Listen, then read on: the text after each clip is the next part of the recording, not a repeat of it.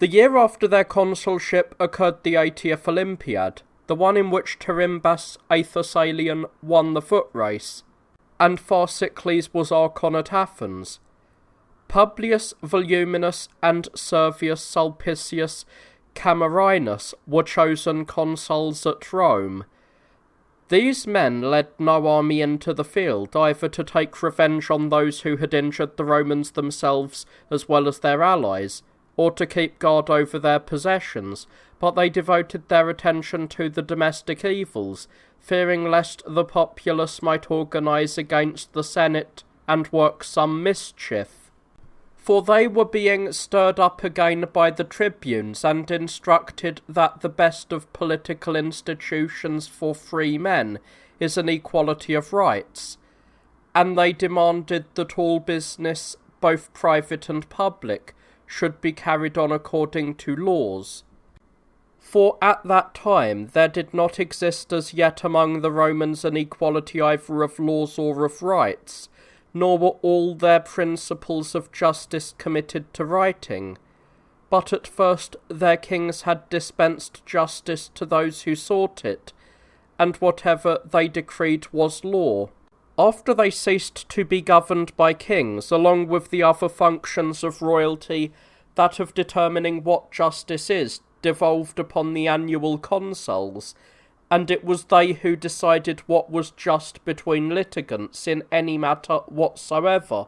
These decisions as a rule conformed to the character of the magistrates, who were appointed to office on the basis of good birth. A very few of them, however, were kept in sacred books,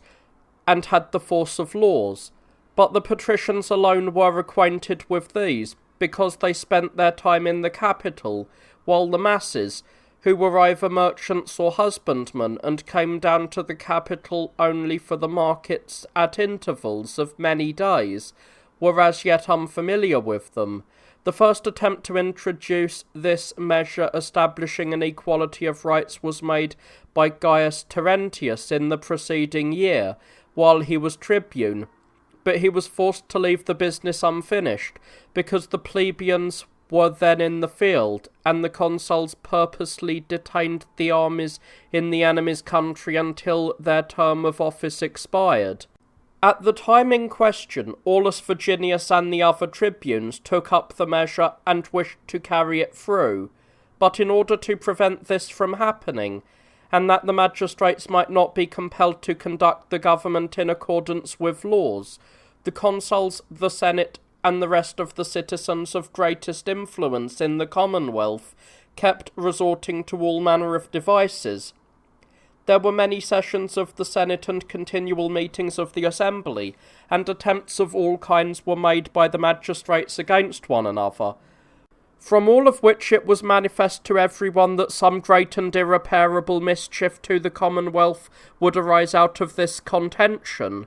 To these human reasonings were added the terrible portents sent by the gods, some of which were neither found recorded in the public archives, nor were the memory of them preserved by any other means. As for all the flashes shooting through the sky and outbursts of fire continuing in one place, the rumblings of the earth and its continual tremblings that occurred, the spectres, now of one shape and now of another, flitting through the air, voices that disturbed men's minds, and everything else of that nature which took place. All these manifestations were found to have occurred in times past as well, to either a greater or lesser degree, but a prodigy which they were unfamiliar with as yet, and had never been heard of,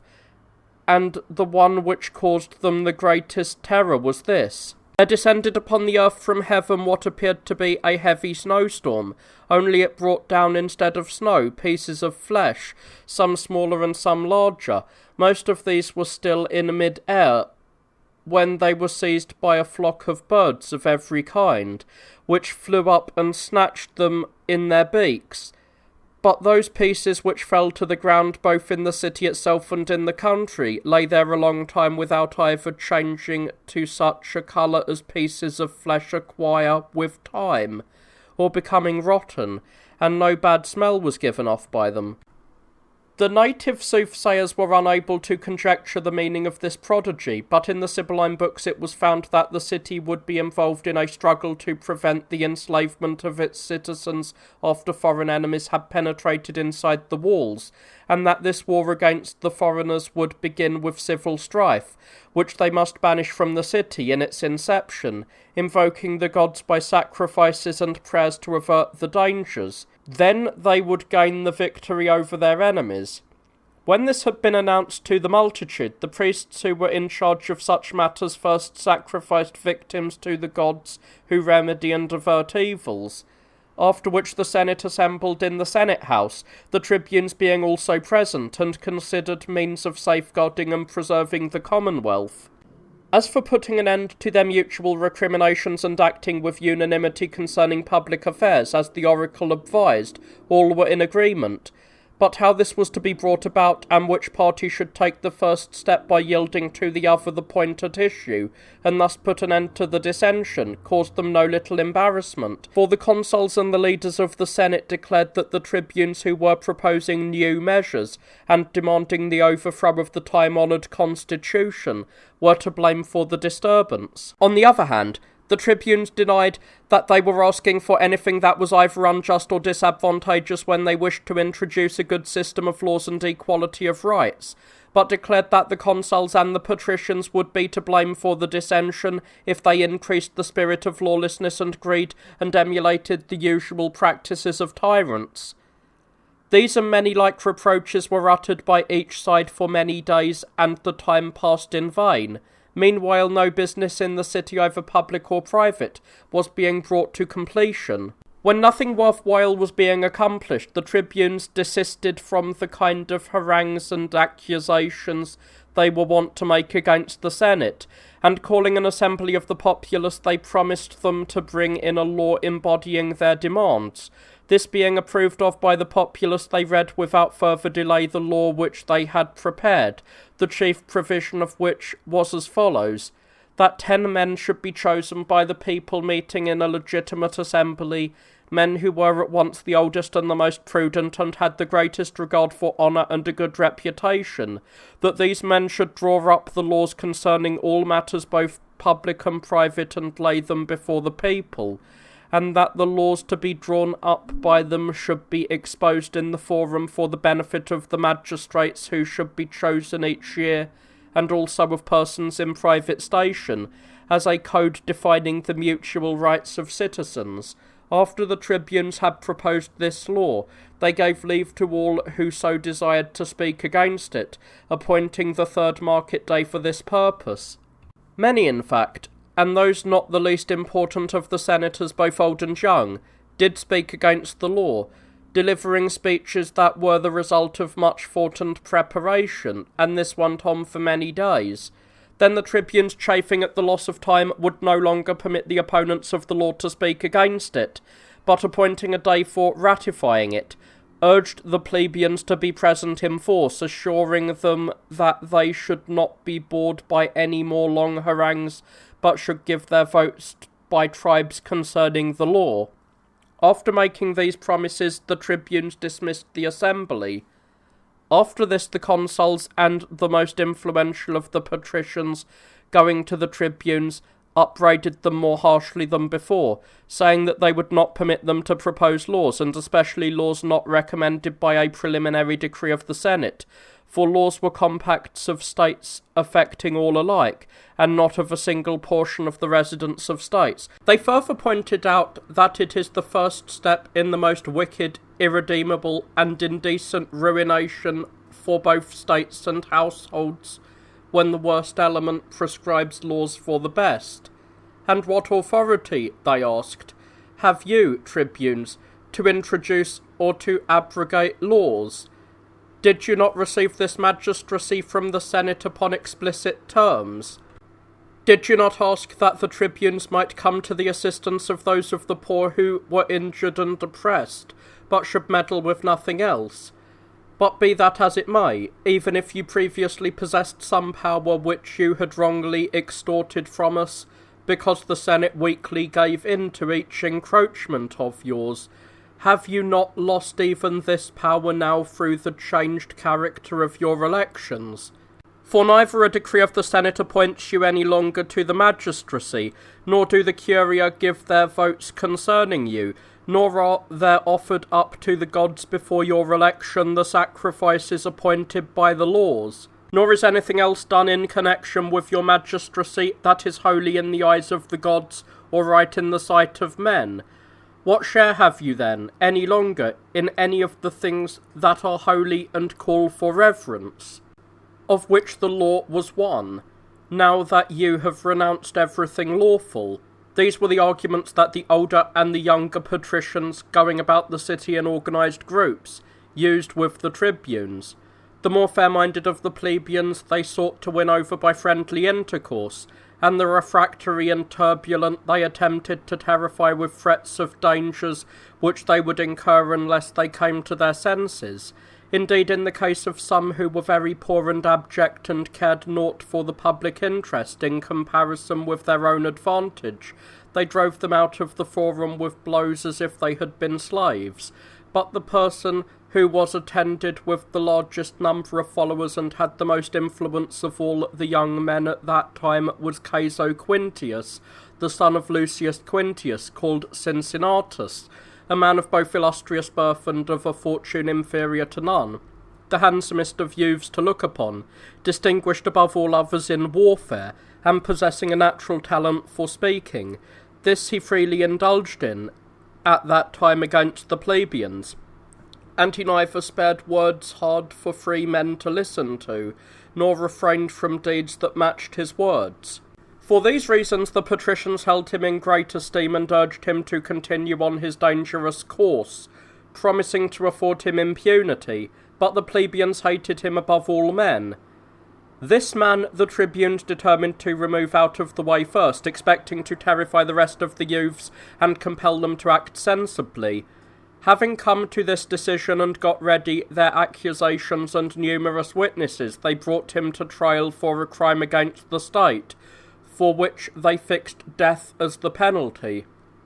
When they had summoned him to appear before the populace, and the day they had appointed for the trial had come, they called an assembly and delivered lengthy speeches against him, enumerating all the acts of violence he had committed against the plebeians, and presenting as witnesses the victims of his acts in person. When they gave him leave to speak, the youth himself, being called upon to make his defence, refused, but asked the right to give satisfaction to the private persons themselves for the injuries of which they accused him, the hearing to take place before the consuls. His father, however, observing that the plebeians were offended by the haughtiness of the youth, endeavoured to excuse him by showing that most of the accusations were false, and deliberately invented against his son, that the instances which he could not deny were slight and trivial and not deserving the resentment of the public, and that not even these had proceeded from design or insolence, but from a youthful ambition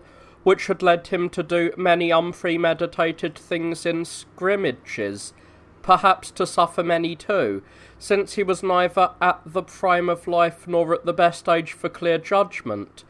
And he asked the plebeians not only to entertain no resentment for the offences which he had committed against a few, but even to feel grateful for the services he had consistently rendered to them in all the wars while trying to secure liberty for his fellow citizens in private life, supremacy for his country and for himself if he should be guilty of any offence, friendly consideration and succour from the people generally. He proceeded to enumerate all the campaigns and all the battles in which he had received from his generals rewards of valour and crowns,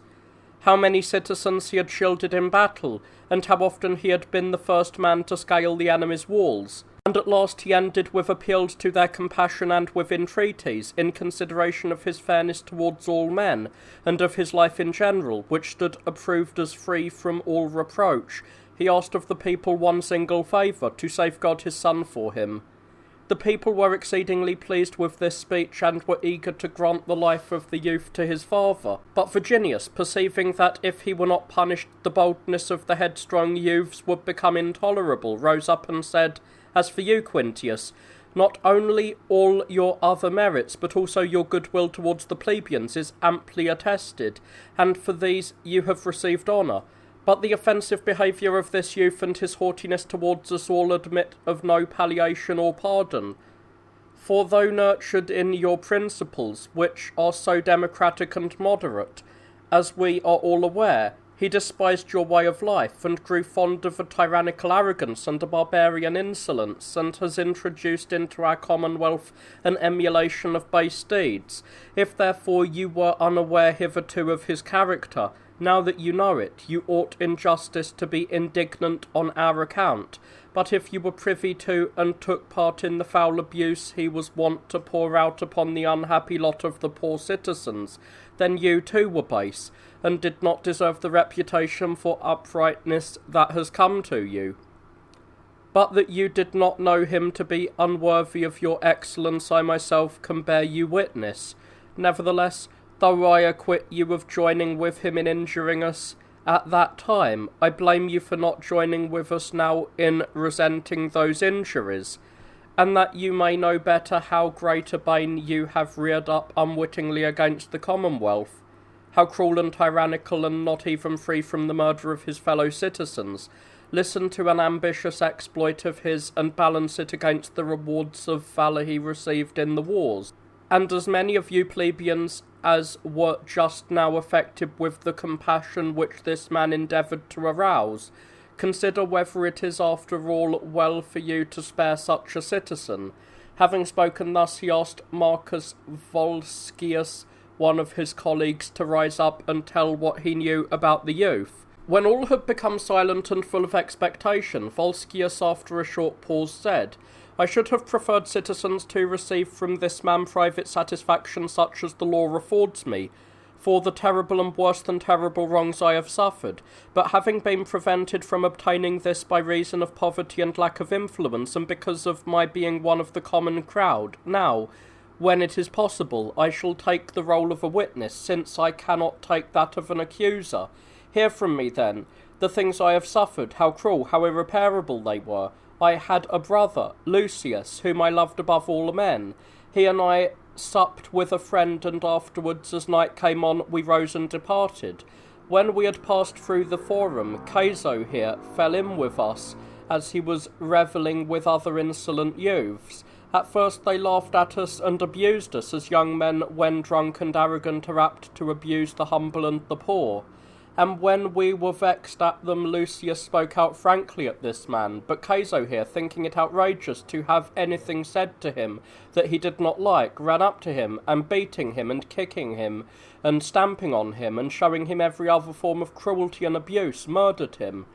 And when I cried out, and was doing all I could to defend him, Caeso, leaving my brother Lucius where he already lay dead, fell to beating me in turn, and ceased not until he saw me cast down upon the ground motionless and speechless, so that to him I looked dead. After that he went away rejoicing, as if over a noble exploit in war. As for us, some person who came along later took us up, covered with blood, and carried us home, my brother being dead, as I said, and I almost dead, and having little hope of survival. This happened in the consulship of Publius Servilius and Lucius Abutius, when the city was attacked by the great pestilence, which both of us caught. At that time, therefore, it was not possible for me to obtain justice against him, since both consuls were dead. Then, when Lucius Lucretius and Titus Veturius had succeeded to the office, I wished to bring him to trial, but was prevented by the war, both consuls having left the city. After they returned from the campaign, I often cited him to appear before those magistrates, but as often as I approached them, as many of the citizens know, I received blows from him. These are the things I have suffered, plebeians, and I have related them to you with complete truthfulness. After he had finished speaking, an outcry arose from those who were present, and many rushed to take vengeance out of hand. But they were prevented both by the consuls and also by the majority of the tribunes, who were unwilling to introduce a pernicious custom into the commonwealth. Indeed, the most honourable element among the plebeians too was unwilling to deprive a defence to those who were in jeopardy of their lives, Upon this occasion, therefore, a regard for justice restrained the impulse of the bolder spirits, and the trial was put off, though no small contest and questioning arose concerning the defendant's person, whether he should be kept in chains in the meantime, or should give sureties for his appearance, as his father requested. The Senate assembling ordered that if bail were offered, his person should be free until the trial.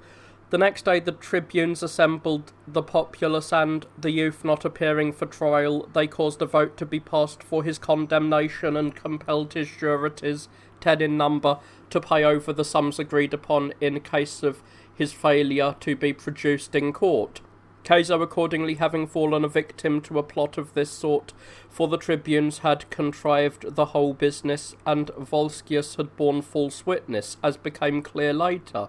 went into exile in Tyrrhenia. His father sold the greater part of his estate and repaid the sureties the sums agreed upon, leaving nothing for himself but one small farm lying on the other side of the river Tiber, on which there was a humble cottage, and there cultivating the farm with the help of a few slaves, he led a laborious and miserable life because of his grief and poverty, neither visiting the city, nor greeting his friends, nor taking part in the festivals, nor allowing himself any other pleasures. The tribunes, however, were greatly disappointed in their expectations, for the contentiousness of the young men, far from being chastened by the unhappy fate of Caeso, grew much more vexatious and excessive as they fought the law with both actions and words. The result was that the tribunes were unable to accomplish anything more, the whole time of their magistracy being taken up with these contests. The populace, however, chose them again as the magistrates for the following year, when Publius Valerius Publicola and Gaius Claudius Sabinus had assumed the consular power. A danger greater than ever before came upon Rome from a foreign war, and it was brought upon her by the civil dissension inside the walls, as both the Sibylline oracles and the portents sent by heaven had foretold the year before. I shall relate not only the cause from which the war arose, but also the action taken by the consuls during that contest. The man who had assumed the tribuneship for the second time in the hope of securing the ratification of the law, observing that one of the consuls, Gaius Claudius, had an inborn hatred of the plebeians, inherent from his ancestors, and was prepared to defeat the plans afoot by every possible means, that the most influential of the youth had reached the point of open desperation, with no possibility of their being subdued by forcible means, and above all, that most of the populace were yielding to the blandishments of the patricians, and no longer exhibiting the same zeal for the law, resolved to take a bolder course towards their goal, by which they expected to dumbfound the populace and unseat the consul. First, then, they caused all manner of rumours to be spread throughout the city. Afterwards they sat in council publicly throughout the whole day, from early morning, without admitting any outsiders to their councils and discussions. Then, when it seemed to them to be the proper time for putting their plans into execution, they forged letters and contrived to have these delivered to them by an unknown person, as they sat in the forum. And as soon as they had perused them, they sprang up, beating their foreheads, and assuming downcast countenances. And when a large crowd had flocked together, and was conjecturing that some dreadful intelligence was contained in the letters, they ordered the herald to proclaim silence, and then said, "Your plebeians are in the gravest peril, citizens, and if some benevolence of the gods had not provided for those who were on the point of suffering injustice, we should have fallen into dire calamities. We ask for you to have a little patience until we acquaint the Senate with the information that we have received, and after consulting with them, take the necessary measures." Having spoken this, they went to the consuls.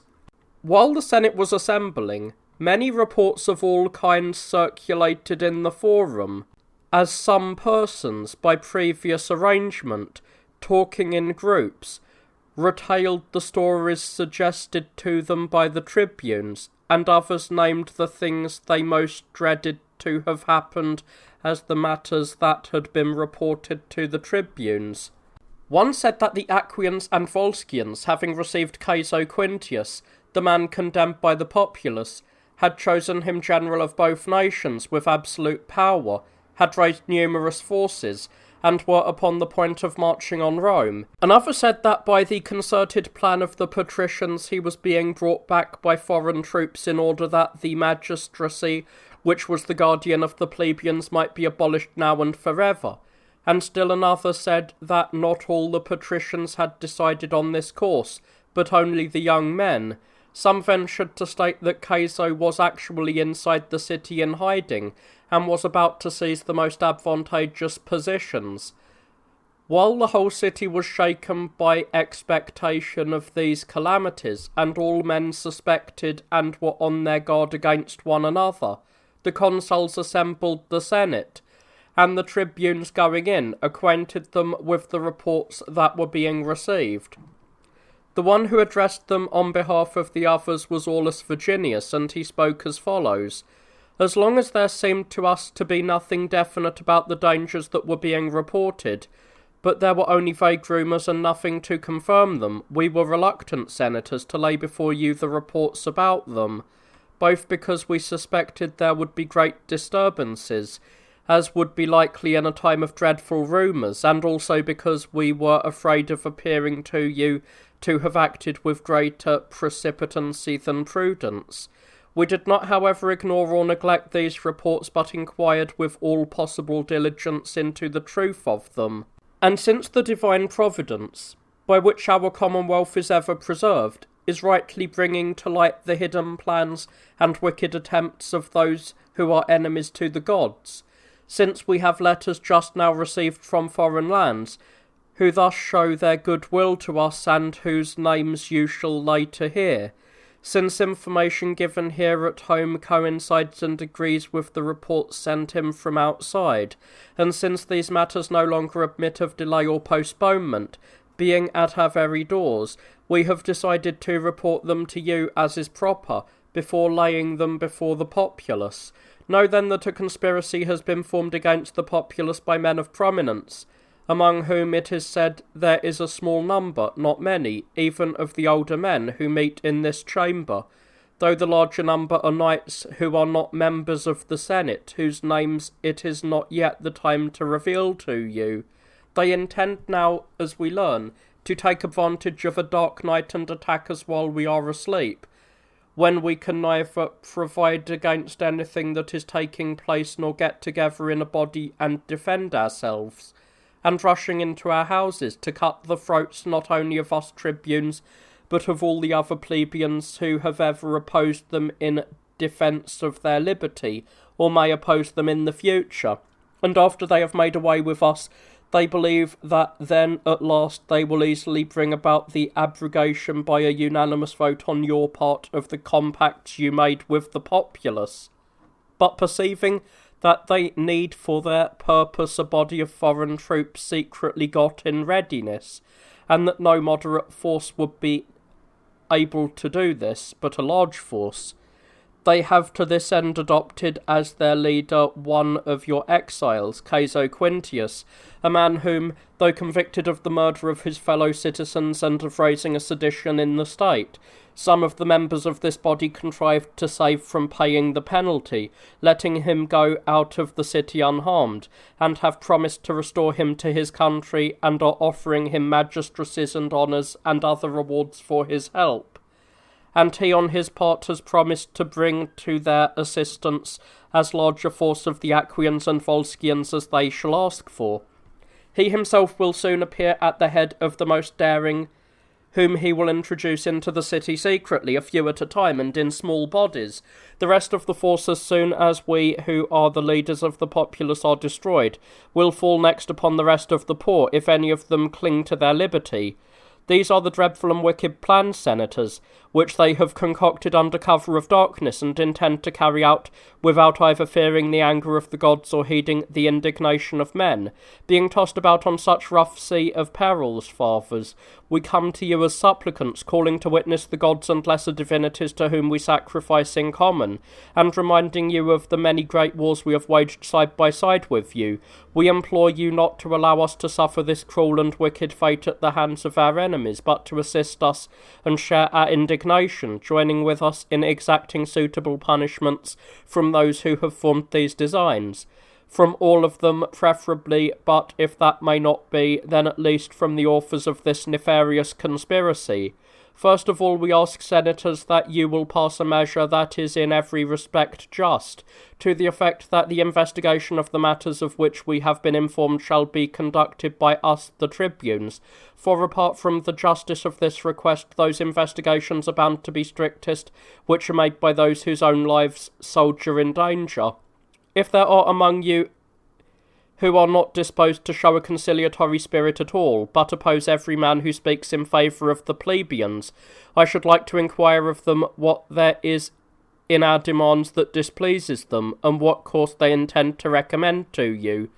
Will it be to mark no investigation whatsoever, but to ignore so awful and abominable a plot that is forming against the populace? Yet who would say that those who take that line are honest, and are not rather tainted with the same corruption and sharers in the conspiracy, and then, because they are afraid they will be discovered, vigorously oppose the inquiry into the truth? To such surely you would not rightly pay any heed, or would they demand that those who are to have authority to determine the truth of those reports shall be not we the tribunes, but the Senate and the consuls?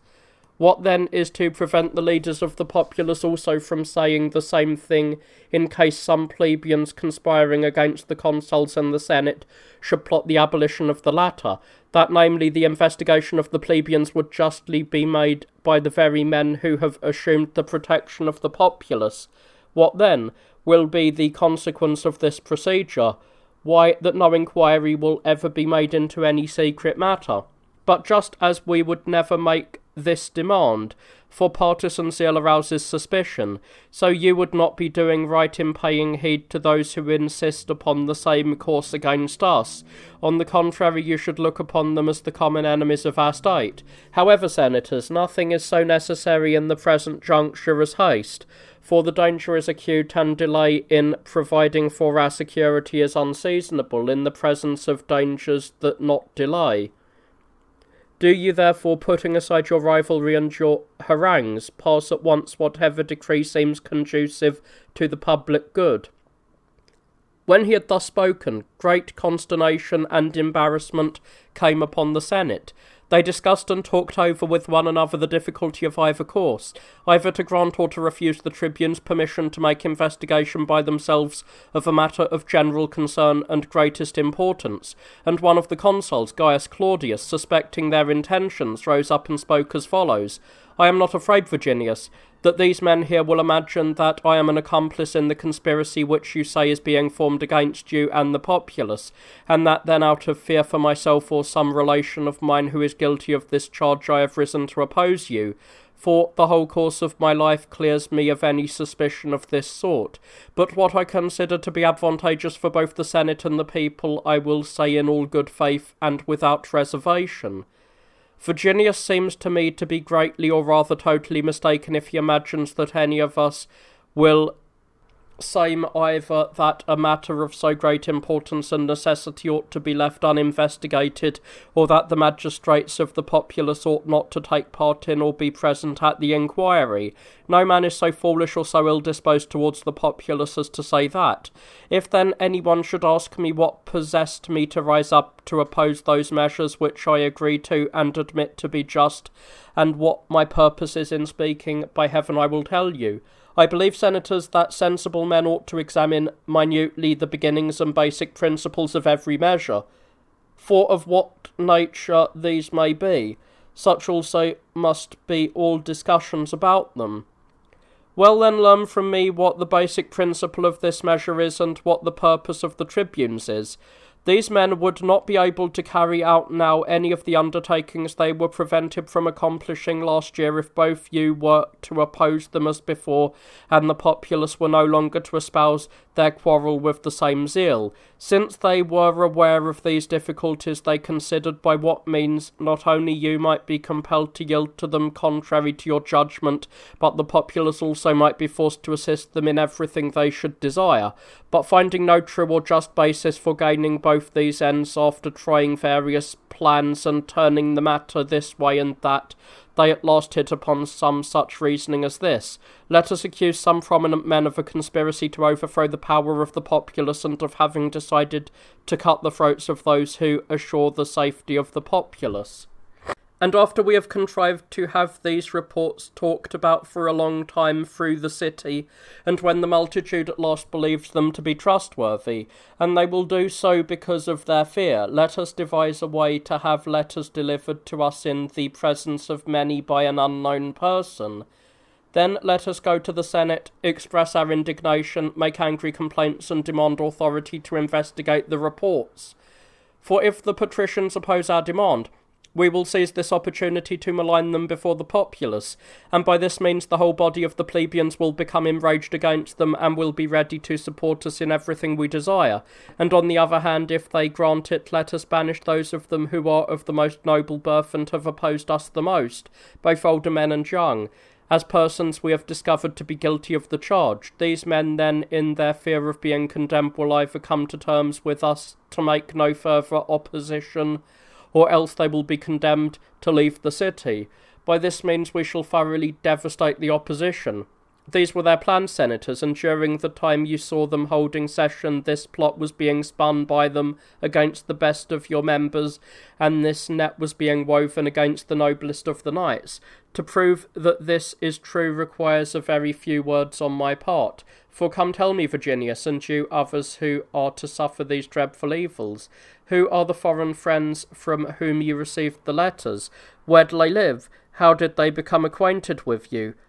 Or by what means do they know what is being discussed here? Why do you defer naming these men and keep promising to do it later on, instead of having named them long since? And who is the man who brought the letters to you? Why do you not bring him before us, that we may begin first of all with him, to peruse the inquiry whether these reports are true or, as I maintain, your own fictions? And the information that came from persons here, which you say agree with the foreign letters, what are they, and by whom given? Why do you conceal the proofs and not bring them to light? But I suspect it is impossible to find proof of such things as neither have happened nor will happen. These are indications, senators, not of a conspiracy against the tribunes here, but of treachery and an evil purpose against you, which these men have been secretly cherishing, for the facts themselves cry aloud. But you, senators, are to blame for this, since you made the first concessions to them, and armed their senseless magistracy with great power, when you permitted Caeso Quintius to be tried by them last year on false charges, and permitted so great a defender of the aristocracy to be destroyed by them. For this reason they no longer show any moderation, nor do they lop off the men of birth one by one, but are already rounding up the good men en masse and expelling them from the city. And in addition to all the other evils, they demand that no one of you even speak in opposition to them, but by exposing him to suspicions and accusations as an accomplice in those secret plots, they try to terrify him and promptly call him an enemy of the populace, and cite him to appear before their assembly to stand trial for what he has said here. But another occasion will be more suitable for discussing this matter. For the present I will curtail my remarks and will cease running on at great length, merely advising you to guard against these men as disturbers of the commonwealth, and as publishing the germs of great evils. And not here alone do I say these things, while intending to conceal them from the populace. On the contrary, I shall there also employ a frankness that is merited, showing them that no mischief hangs over their heads unless it be wicked and deceitful leaders who, under the guise of friendship, are doing the deeds of enemies. When the consul had thus spoken, there was shouting and much applause from all present, and without even permitting the tribunes to reply, they dismissed the session. Then Virginius, calling an assembly of the populace, inveighed against both the Senate and the consuls, and Claudius defended them, repeating the same things he had said in the Senate. The more fair-minded among the plebeians suspected that their fears were unwarranted, while the more simple-minded, giving credence to the reports, thought it real. But all among them who were ill-disposed and were forever craving a change did not have the foresight to examine into the truth or falsehood of the reports, but sought an occasion for sedition and tumult. While the city was in such turmoil, a man of the Sabine race, of no obscure birth and powerful because of his wealth, Appius Herdonius by name, attempted to overthrow the supremacy of the Romans, with a view either of making himself tyrant, or of winning dominion and power for the Sabine nation, or else gaining a great name for himself. Having revealed his purpose to many of his friends and explaining to them his plan for executing it, and having received their approval, he assembled his clients and the most daring of his servants, and in a short time got together a force of about 4,000 men. Then, after supplying them with arms, provisions, and everything else that is needed for war, he embarked them on riverboats, and, sailing down the river Tiber, landed at that part of Rome where the capital stands, not a full stade distant from the river. It was then midnight, and there was profound quiet throughout the entire city. With this to help him, he disembarked his men in haste, and passing through the gate which was open, for there is a certain sacred gate of the capital called the Porta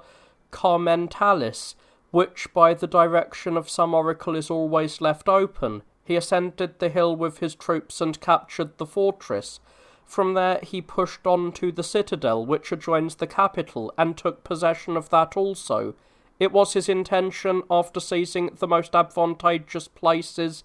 to receive the exiles, to summon the slaves to liberty, to promise the needy an abolition of debts, and to share the spoils with any other citizens who,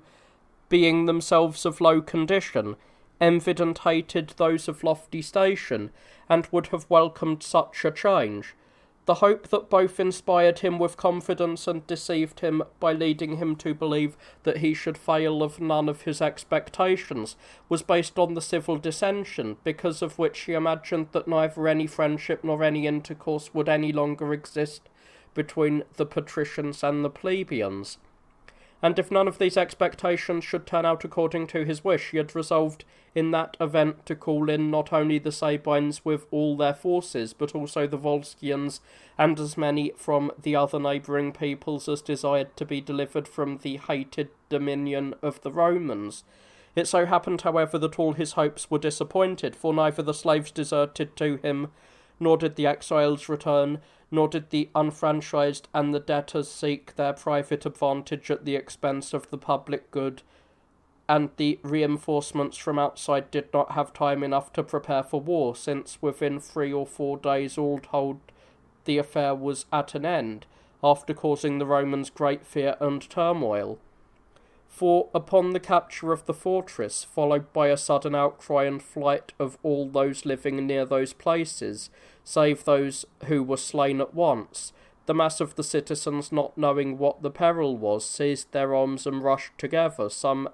hastening to the heights of the city, others to the open places, which were very numerous, and still others to the plains nearby. Those who were past their prime of life and were incapacitated in bodily strength occupied the roofs of the houses together with the women, thinking to fight from there against the invaders, for they imagined that every part of the city was full of fighting. But when it was day, and it came to be known what fortresses of the city were taken, and who the person was who had possessed them, the consuls, going into the forum, called the citizens to arms. The tribunes, however, summoned the populace to an assembly and declared that, while they did not care to do anything opposed to the advantage of the Commonwealth, they thought it just, when the populace were going to undertake so great a struggle, that they should go and meet the danger upon fixed and definite terms, If, therefore, they went on to say, the patricians will promise you, and are willing to give pledges, confirmed by oaths, that as soon as this war is over, they will allow you to appoint lawgivers and for the future to enjoy equal rights in the government, let us assist them in freeing the fatherland. But if they consent to no reasonable conditions, why do we incur danger and give up our lives for them, when we are to reap no advantage? While they were speaking thus, and the people were persuaded and would not listen to even a word from those who offered any other advice, Claudius declared that he had no use for such allies who were not willing to come to the aid of the fatherland voluntarily, but only for a reward, and that no moderate one. But the patricians by themselves, he said, taking up arms in their own persons and in the persons of their clients, who adhered to them, joined also by any of the plebeians who would voluntarily assist them in the war, must with these besiege the fortress. And if even so their force should seem to them inadequate, they must call on the Latins and the Hernicians, and, if necessary, must promise liberty to the slaves and invite all sorts of people, rather than those who harboured a grudge against them in times like these. But the other consul, Valerius, opposed this, believing that they ought not to render the plebeians, who were already exasperated, absolutely implacable against the patricians, and he advised them to yield to the situation and, while arraying against their foreign foes the demands of strict justice,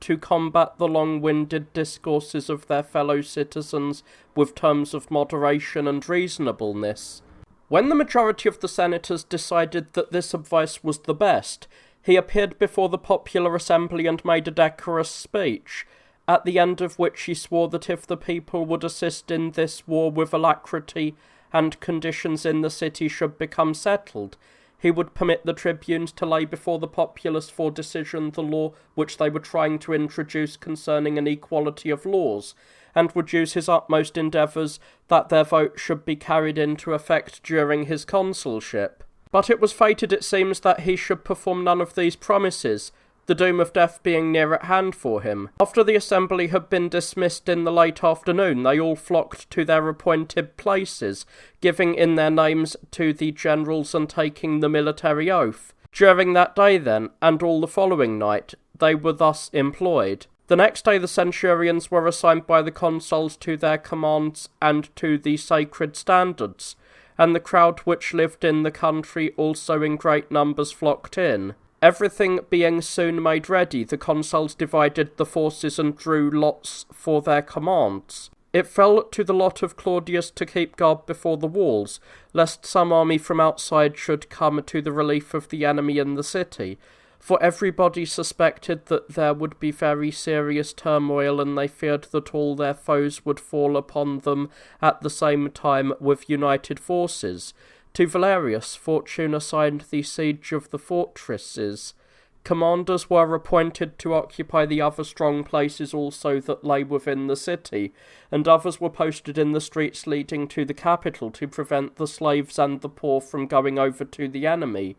the thing of which they were most afraid. No assistance reached them in time from any of their allies save only from the Tusculans, who, the same night they heard of the invasion, had made ready to march, their commander being Lucius Mamilius, a man of action, who held the chief magistracy in their city at the time. These alone shared the danger with Valerius and aided him in capturing the fortress, displaying all goodwill and alacrity. The fortresses were attacked from all sides, some of the attackers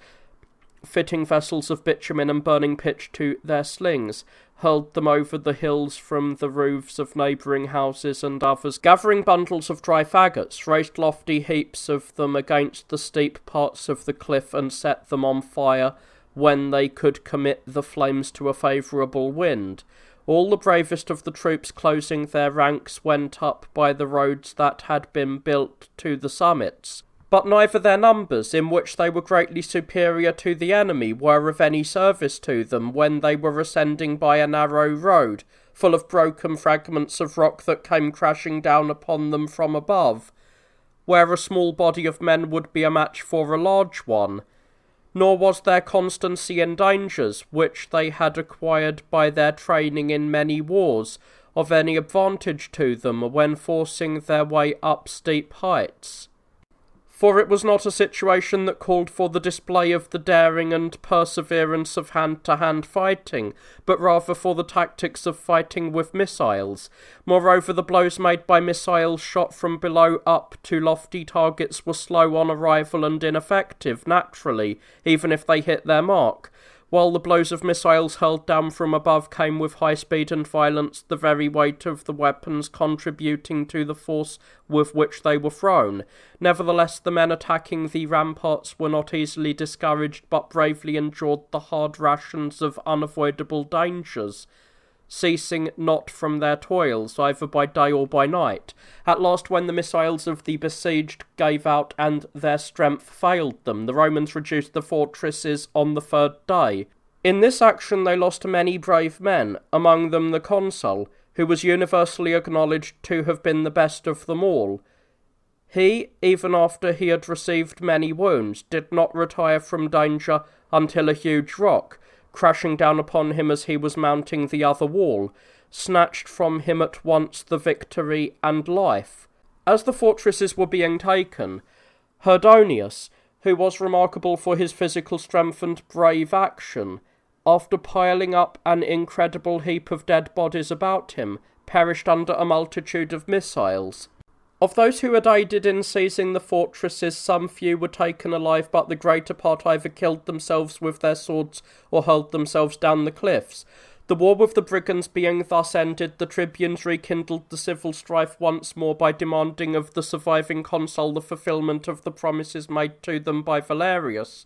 who perished in the fighting, with regard to the introduction of the law. But Claudius for a time kept procrastinating, now by performing lustrations for the city, now by offering sacrifices of thanksgiving to the gods, and again by entertaining the multitude with games and shows. When all his excuses had been exhausted, he finally declared that another consul must be chosen in place of the deceased,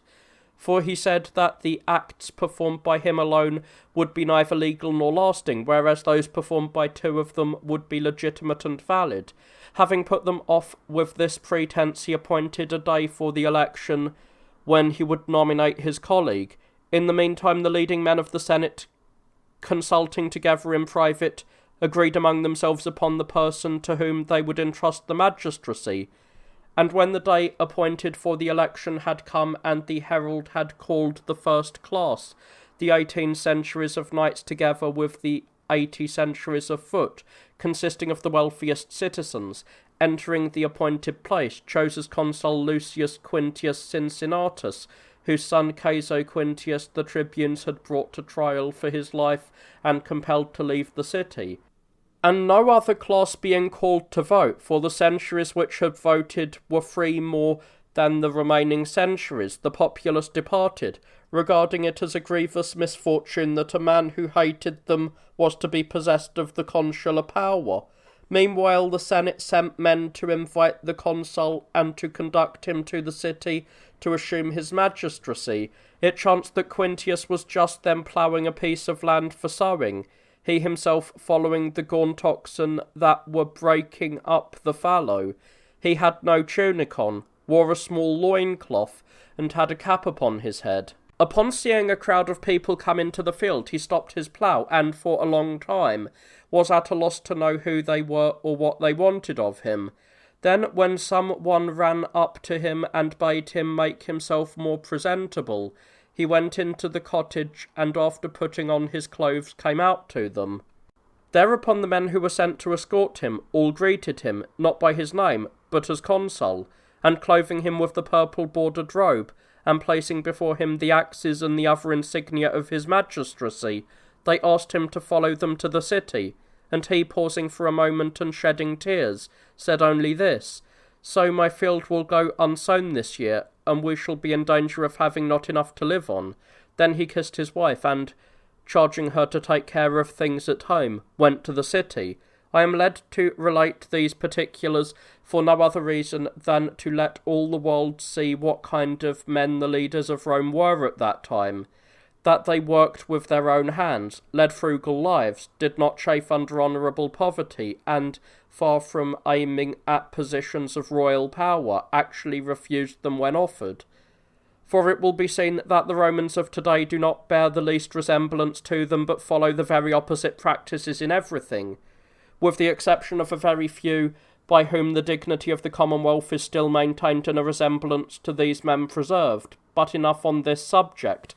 Quintius, having succeeded to the consulship, caused the tribunes to desist from their new measures, and from their insistence upon the proposed law by announcing that if they did not cease disturbing the Commonwealth, he would give notice of an expedition against the Volscians, or would lead all the Romans out of the city. When the tribunes said they would not permit him to enrol an army, he called an assembly of the populace, and declared that since they had all taken the military oath, swearing that they would follow the consuls in any wars to which they would be called, and would neither desert the standards nor do anything else contrary to law, and since he had assumed the consular power, he held them all bound to him by their oaths. Having said this and sworn that he would invoke the law against those who disobeyed, he ordered the standards to be brought out of the temples,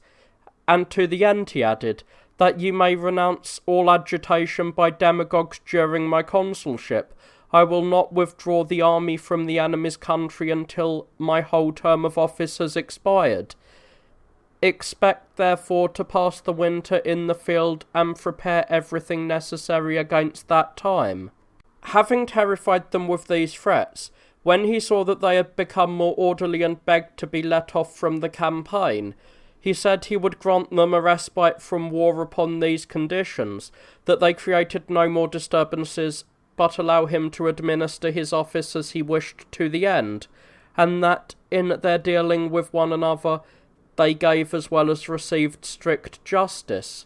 The tumult having been appeased, he restored of all plaintiffs recourse to courts of law, a matter for a long time delayed, and he himself decided most suits, with fairness and justice, sitting on the tribunal the whole day, and showing himself easy of access, mild and humane to all who came to him for judgment.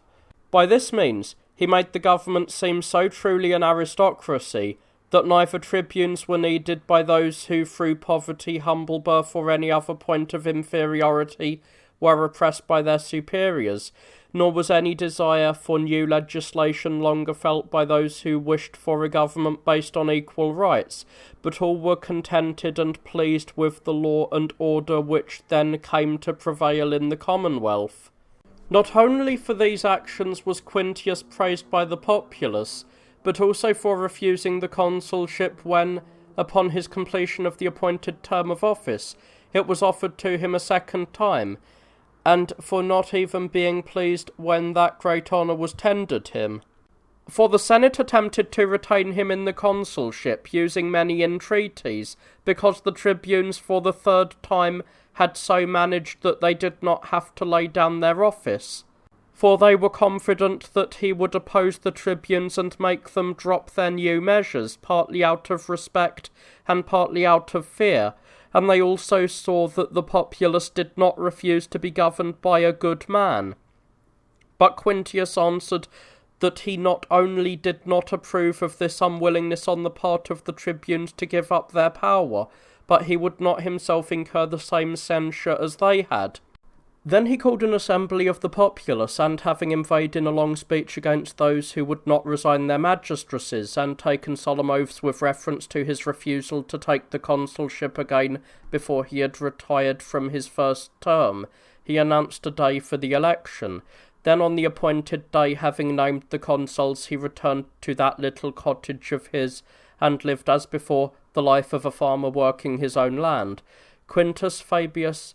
Vibulianus for the third time, and Lucius Cornelius, having succeeded to the consulship and being employed in exhibiting the traditional games, a chosen body of the Aquians, amounting to about 6,000 men and lightly equipped, set out from their confines by night and came, while it was still dark, to the city of Tusculum, which belongs to the Latin race and is not less than 100 stades distant from Rome. And finding the gates not locked and the walls unguarded, it being a time of peace, they took the town by assault to gratify their resentment against the Tusculans, because these were always zealously assisting the Romans, and particularly because they alone had aided them in their struggle when they were besieging the capital. The Aquians did not kill very many men in taking the city, since those inside, except such as were unable to flee because of illness or old age, had forestalled them by crowding out 3 other gates just before the capture of the place. But they made slaves of their wives, children, and domestics, and plundered their effects. As soon as news of the disaster was brought to Rome by those who had escaped capture, the consuls thought they ought to assist the fugitives promptly and restore their city to them.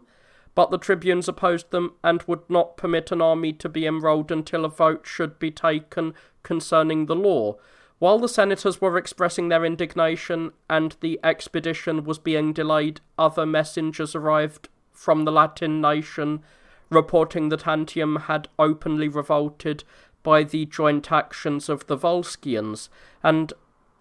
were the original inhabitants of the place.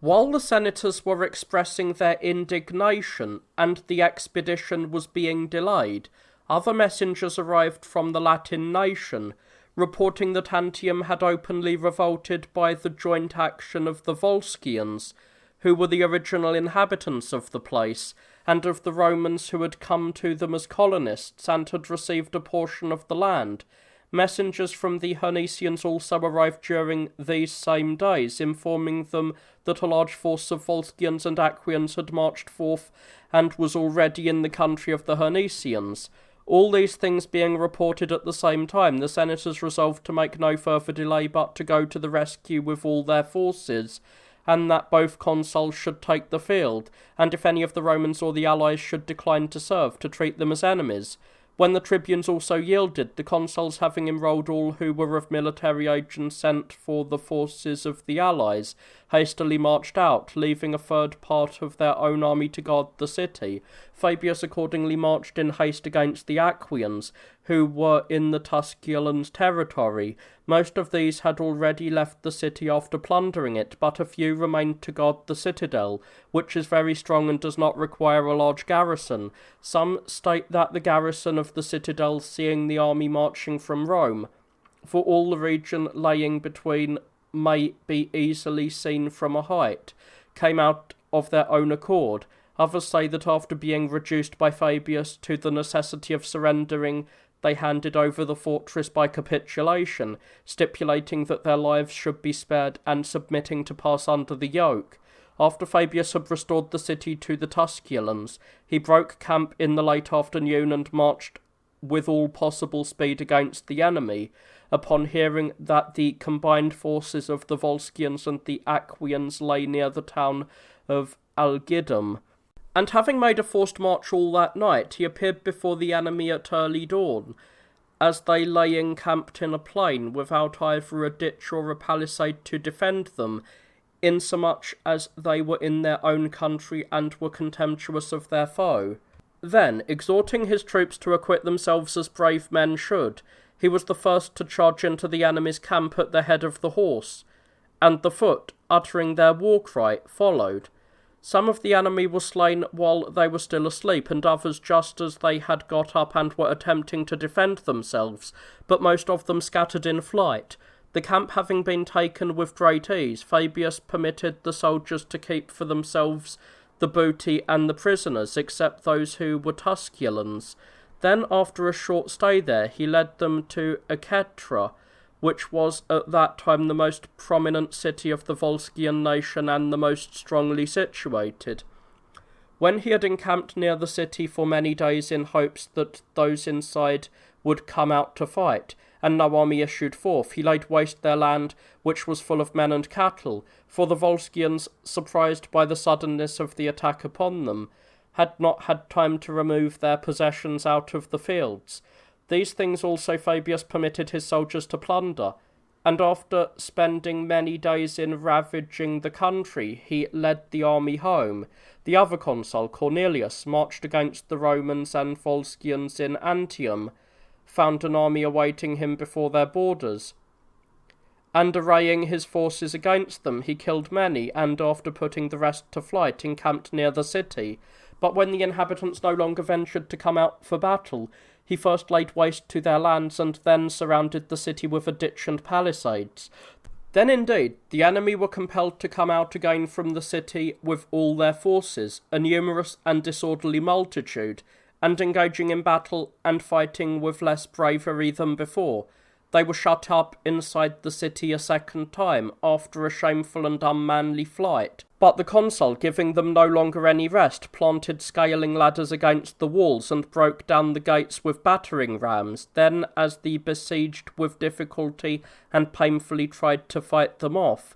he with little trouble took the town by storm. He ordered that such of their effects as consisted of gold, silver, and copper should be turned into the treasury, and that the slaves and the rest of the spoils should be taken over and sold by the quaestors.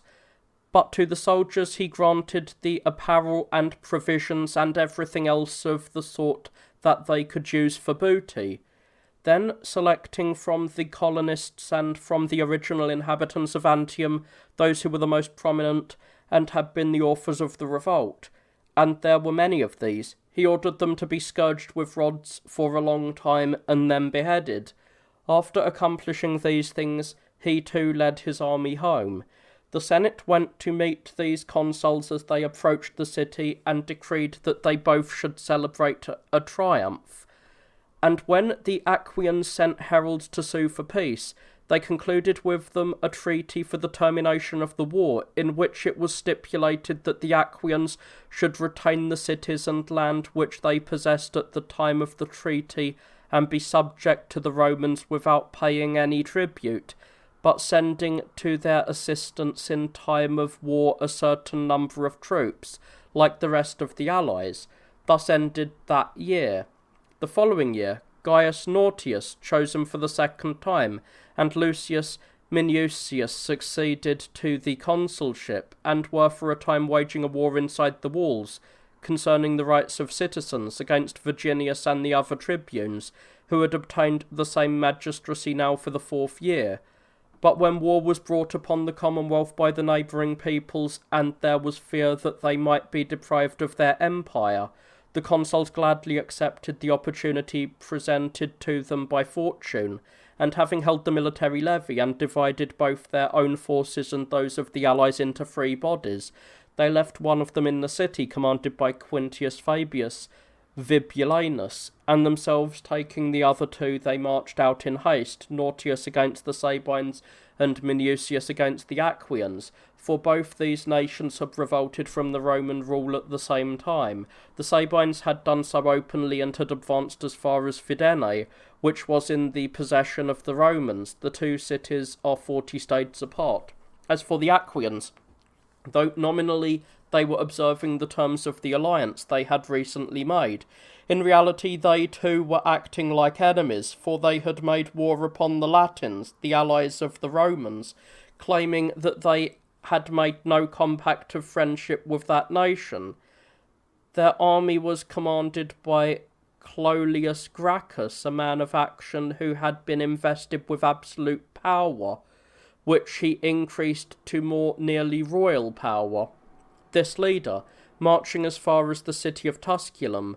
which the Aequians had taken and plundered the year before, only to be driven out of it by the Romans, seized a great number of men and all the cattle he found in the fields, and destroyed the crops, which were then ripe. When an embassy arrived sent by the Roman Senate, which demanded to know what provocation had induced the Aequians to make war upon the allies of the Romans, though they had recently sworn to a treaty of peace with them, and no cause of offence had since arisen between the 2 nations, and the envoys advised Clodius to release the Tusculan prisoners whom he held, to withdraw his forces, and to stand trial for the injuries and damage he had done to the Tusculans. He delayed a long time without even giving audience to them, pretending that he was occupied with some business or other. And when he did see fit to have them introduced and they had delivered the Senate's message, he said, I wonder at you Romans, why in the world, when you yourselves regard all men as enemies, even those from whom you have received no injury, because of your lust for dominion and tyranny, you do not concede to the Aquians the right to take vengeance on these Tusculans here, who are our enemies, insomuch as we made no agreement with regard to them at the time we concluded the treaty with you. Now, if you claim that any interest of your own is suffering injustice or injury at our hands, we will afford you proper indemnity in accordance with the treaty. But if you have come to exact satisfaction on behalf of the Tusculans, you have no reckoning with me on that subject. The Romans, though thus insulted by the man, did not immediately give way to their resentment and lead their army forth, but sent a second embassy to him, and likewise the priests called Fetiales, calling the gods and lesser divinities to witness that if they were unable to obtain satisfaction, they should be obliged to wage a holy war, and after that they sent out the consul. When Gracchus learned that the Romans were approaching, he broke camp and retired with a force to a greater distance, the enemy following close at his heels. His purpose was to lead them on into a region where he would have an advantage over them, and that is what in fact happened. For waiting until he found a valley surrounded by hills, he then, as soon as the Romans had entered it in pursuit of him, faced about and encamped astride the road that led out of the valley. As a consequence, the Romans were unable to choose for their camp the place they preferred, but had to take the one the situation offered, where it was not easy either to get forage for the horses, the place being surrounded by hills that were bare and difficult of access, or to bring in provisions for themselves out of the enemy's country, since what they had brought from home had been consumed, nor yet easy to shift their camp while the enemy lay before them and blocked the exits. Choosing therefore to force their way out, they engaged in battle and were repulsed, and after receiving many wounds were shut up again in the same camp. Cloelius, elated by this success, began to surround the place with a ditch and palisades, and had great hopes of forcing them by famine to deliver up their arms to him. The news of this disaster being brought to Rome, Quintus Fabius, who had been left as prefect in charge of the city, chose out of his own army a body of the fittest and strongest men, and sent them to the assistance of the consul. They were commanded by Titus Quintius, who was quaestor and an ex-consul, and sending a letter to Nautius, the other consul, who commanded the army in the country of the Sabines, he informed him of what had happened in Minucius' case, and asked him to come in haste. Nautius committed the guarding of the camp to the legates, and he himself with a small squadron of cavalry made a forced ride to Rome, and arriving in the city while it was still deep night, he took counsel with Fabius and the oldest of the other citizens concerning the measures that should be taken. When all were of the opinion that the situation required a dictator, he named Lucius Quintius Cincinnatus to that magistracy. Then, having attended to this business, he himself returned to the camp. Fabius, the prefect of the city, sent men to invite Quintius to come and assume his magistracy. It chanced that Quintius was on this occasion also engaged in some work of husbandry, and seeing the approaching throng, and suspecting that they were coming after him, he put on more becoming apparel, and went out to meet them. When he drew near, they brought to him horses decked with magnificent trappings, placed beside him 24 axes with the rods, and presented to him the purple robe and the other insignia with which aforetime the kingly office had been adorned. Quintius, when he learned that he had been appointed dictator, far from being pleased at receiving so great an honour, was actually vexed, and said, "The year's crop too will be ruined then, because of my official duties, and we shall all go dreadfully hungry." After that he went into the city and first encouraged the citizens by delivering a speech before the populace calculated to raise their spirits with good hopes. Then, after assembling all the men in their prime, both of the city and of the country,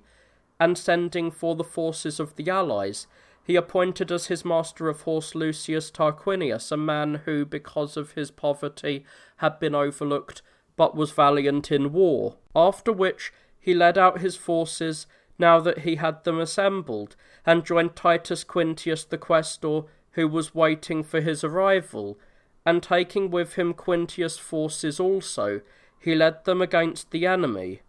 After observing the nature of the places in which the camps lay, he posted a part of his army on the heights, in order that neither another relief force nor any provisions might reach the Aquians, and he himself marched forward with the remainder arrayed as for battle. Clodius, unmoved by fear, for the force he had was no small one, and he himself was looked upon as no craven in spirit when it came to fighting,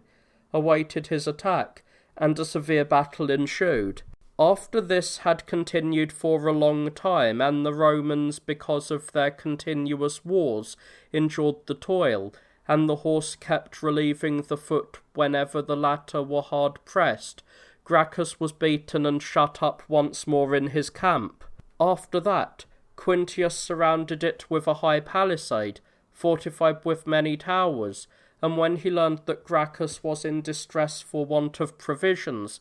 he not only himself made continual attacks upon the camp of the Aquians, but also ordered Minucius to make a sortie on the other side. Consequently, the Aquians, lacking provisions, despairing of aid from any allies, and besieged on many sides, were compelled to send envoys to Quintius with the tokens of supplicants to treat for peace. Quintius said he was ready to make peace with the rest of the Aquians and grant them immunity for their persons, if they would lay down their arms and pass under the yoke one at a time. But as for Gracchus, their commander, and those who had planned the revolt with him, he would treat them as enemies, and he ordered them to be brought to him in chains.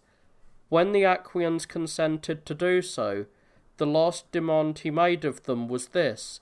that, insomuch as they had enslaved the inhabitants of Tusculum, a city in alliance with the Romans, and plundered it,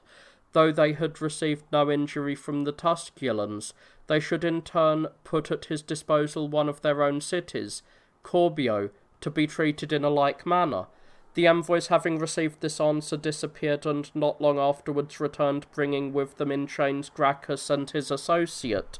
They themselves, laying down their arms, left their camp, and, pursuant to the general's orders, marched through the Roman camp one by one under the yoke, and they delivered up Corbio according to the agreement, merely asking that the inhabitants of free condition might leave the city, in exchange for whom they released the Tusculan captives. Quintius, having taken possession of Corbio, ordered the choicest of the spoils to be carried to Rome, and permitted all the rest to be distributed by centuries, both to the troops that had been with him, and to those that had been sent ahead with Quintius the quaestor. As for the forces which had been shut up in their camp with Minucius the consul, he said that he had already bestowed a great gift upon them in delivering them from death. After doing these things and forcing Minucius to resign his magistracy, he returned to Rome and celebrated a triumph more brilliant than that of any other general, having in the space of 16 days in all from that on which he had received the magistracy, saved an army of his fellow citizens, defeated a first-rate force of the enemy, plundered one of their cities, and left a garrison in it, and brought back the leader of the war and the other prominent men bound in chains. But what most of all was worthy of admiration about him, though he had received so great power for 6 months, he did not take full advantage of the law, but having called the people together in assembly and given them an account of his achievements, he abdicated his magistracy. And when the Senate wanted him to accept as much of the conquered land as he wished, together with slaves and money out of the spoils, and to relieve his poverty with deserved riches, which he had acquired most honourably from the enemy by his own toils, he refused to do so. Also, when his friends and relations offered him magnificent gifts and placed their greatest happiness in assisting such a man, he thanked them for their zeal, but would accept none of their presents. Instead, he retired again to that small farm of his, and resumed his life of a farmer working his own land in preference to the life of a king, glorying more in his poverty than others in their riches. Not long afterwards, Nautius, also the other consul, returned to Rome with his forces after defeating the Sabines in a pitched battle and overrunning a large part of their country. After these consuls came the 81st Olympiad, the one in which Polymnestus of Cyrene won the foot race, and the Archon at Athens was Callias. In this year, Gaius Horatius and Quintus Minucius succeeded to the consulship at Rome. During their term in office, the Sabines made another expedition against the Romans and laid waste much of their territory, and the country people who had fled from their fields arrived in great numbers, reporting that all the country between Crustumerium and Fidenae was in the possession of the enemy. The Aquians also, who had been recently conquered, were once more in arms. The flower of the army, marching by night to the city of Corbio, which they had handed over to the Romans the year before, and finding the garrison there asleep, put all to the sword except a few who chanced to be late to bed. The rest of the Aquians marched in great force to Ortona, a city of the Latin nation, and took it by storm, and the injuries they were unable to inflict on the Romans they inflicted in their resentment on the Romans' allies. For they put to death all the men who were in their prime of life except those who had escaped at once while the city was being taken, and enslaved their wives and children together with the aged. Then, hastily gathering together all the possessions they could carry off, they returned home before all the Latins could come to the rescue. As news of these disasters was brought simultaneously both by the Latins and by those of the garrison who had escaped, the Senate voted to send out an army and that both consuls should take the field. But Virginius and his fellow tribunes, who held the same power for the 5th year, sought to prevent this, as they had also done in the preceding years, opposing the levies announced by the consuls and demanding that the war inside the walls should first be terminated by allowing the populace to decide about the law which the tribunes were trying to introduce regarding an equality of rights, and the populace joined with them in uttering many invidious charges against the Senate. But as the time dragged on, and neither the consuls would consent to a preliminary vote by the Senate or to the laying of the law before the populace, and the tribunes to allow the levies to be made and the army to take the field, and many speeches were made and charges hurled back and forth in the meetings of the Assembly and in the Senate, all in vain. Another measure that was introduced against the Senate and misled its members did indeed appease the dissensions then raging, but proved the source of many other great gains to the plebeians. I shall now give an account of the manner in which the plebeians secured this power. While the territory of both the Romans and their allies was being laid waste and plundered, and the enemy marched through it as through a solitude, in the confidence that no army would come out against them by reason of the dissension then raging in the city, the consuls assembled the Senate with the intention of deliberating finally this time about the whole situation. After many speeches had been made, the person who was first asked his opinion was Lucius Quintius, who had been dictator the year before, a man who had the reputation of being not only the ablest general, but also the wisest statesman of his time. The opinion he expressed was as follows: that they should preferably persuade both the tribunes and the rest of the citizens to postpone to more suitable times their decision regarding the law, which was not at all pressing at the moment, and to undertake with all alacrity the war that was at hand, and all but at their gates, and not to allow their empire, which they had acquired with many toils, to be lost in a shameful and pusillanimous fashion. But if the populace would not be persuaded, he advised that the patricians should arm themselves together with their clients, and associating with themselves such of the other citizens as were willing to take part in this most glorious struggle for the fatherland, to engage in the war with alacrity, taking as leaders of the expedition all the gods who protect the Roman state. For one or the other of two honourable and just destinies would be theirs. They would either win a victory more brilliant than all which they or their ancestors had ever won, or die fighting bravely for the noble prizes that victory brings with it. He added that neither he himself would be wanting in this glorious enterprise, but would be present and fight with a spirit equal to that of the most robust youth, nor would any of the others of the older men be wanting who had any regard for liberty and a good name. All the others approving this advice, and there being no one to speak in opposition, the consuls called an assembly of the people. And when all the people of the city had come together in expectation of hearing something new, Gaius Horatius, one of the consuls, came forward, and attempted to persuade the plebeians to submit willingly to this campaign also. But as the tribunes opposed this, and the populace gave heed to them, the consul again came forward and said, "A fine and wonderful thing indeed have you tribunes accomplished, Virginius, in dividing the populace from the Senate, and so far as it rests with you, we have lost all the advantages which we possessed, whether inherited from our ancestors or acquired from our toils. As for us, however, we shall not part with them without a struggle, but shall take up arms along with all who desire the preservation of the fatherland, and shall enter the struggle holding before our deeds the buckler of fair hopes.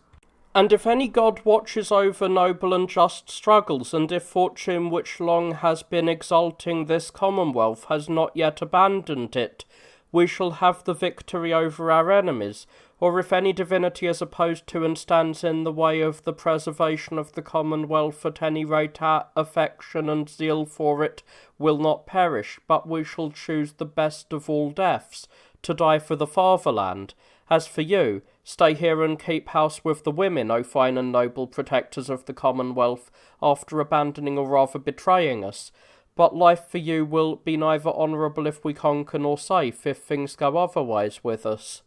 Unless indeed you are buoying yourselves up with the bleak hope that when the patricians are all destroyed, the enemy will spare you in consideration of the service, and will allow you to enjoy your country, your liberty, your empire, and all the other blessings you now have, notwithstanding that you, when you displayed the noblest spirit, deprived these very enemies of much land, razed many of their cities and enslaved their inhabitants, and erected many great trophies and monuments of your enmity against them,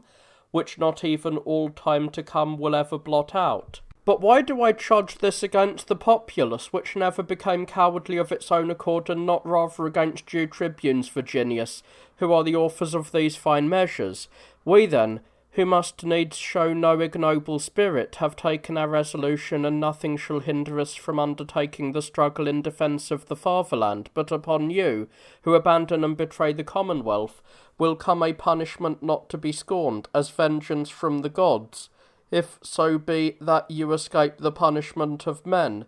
yet you will not escape that either.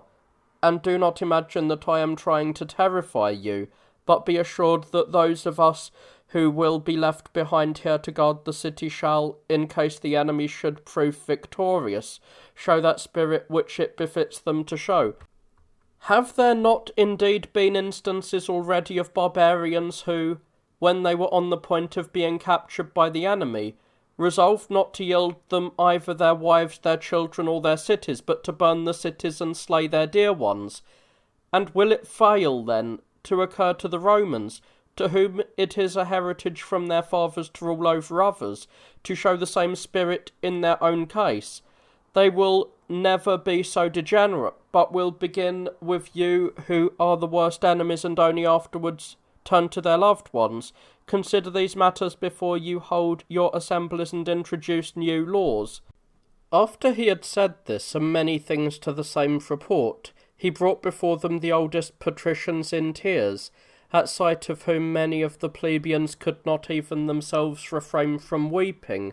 When great compassion had been aroused both by the age and the dignity of these men, the consul, after a short pause, said,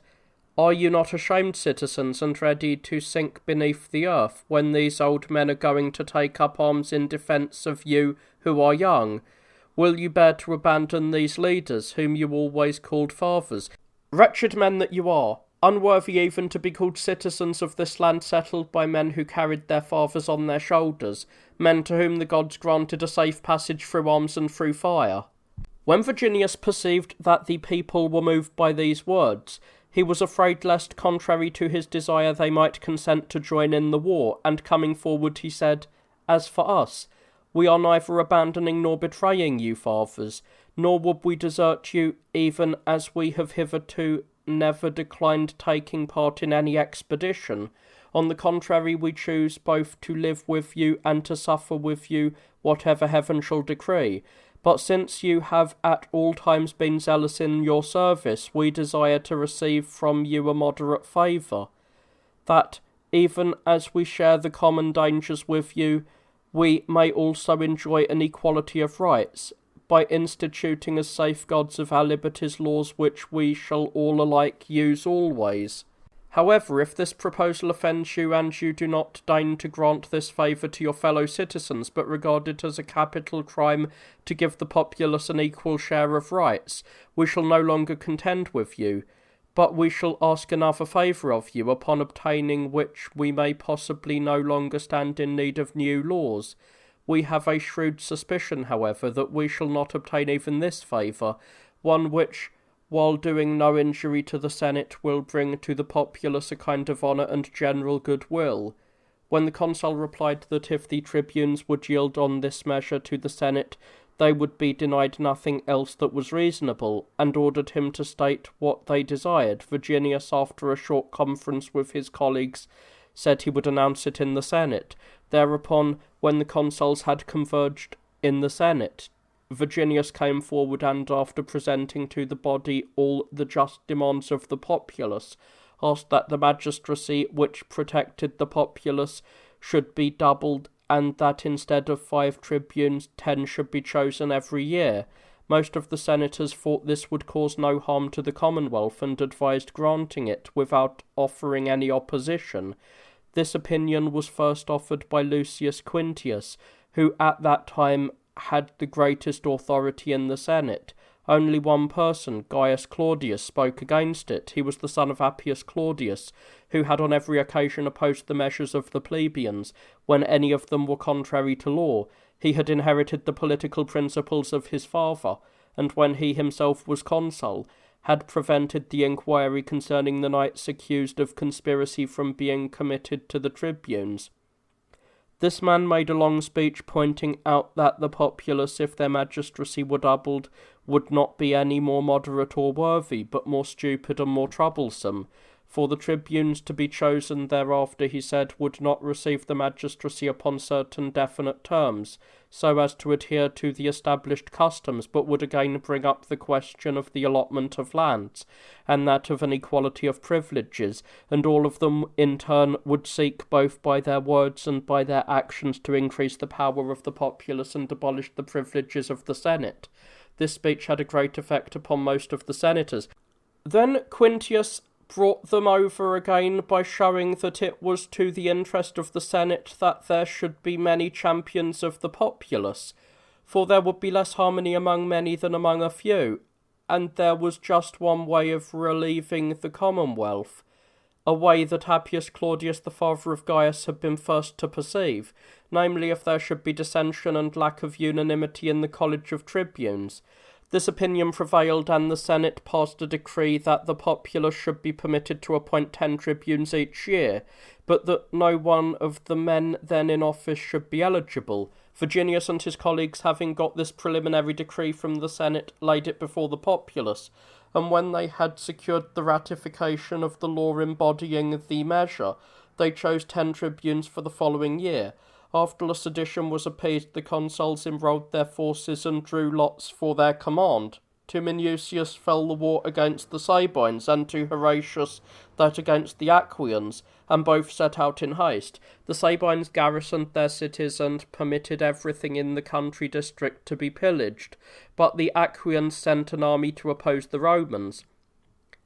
Though they fought brilliantly, they were unable to overcome the Roman army, and were compelled to retire to their cities after the loss of the small town in defence of which they were fighting. Horatius, after putting the enemy to flight, ravaged a large part of their country, razed the walls of Corbio, and demolished the houses to their foundations, then led his army home. The following year, when Marcus Valerius and Spurius Virginius were consuls, no army of the Romans went out of their borders, but there was fresh outbreak of civil strife between the tribunes and the consuls, as a result of which the former wrested away some part of the consular power. Before this time, the power of the tribunes was limited to the popular assembly, and they had no authority either to convene the Senate or to express an opinion there,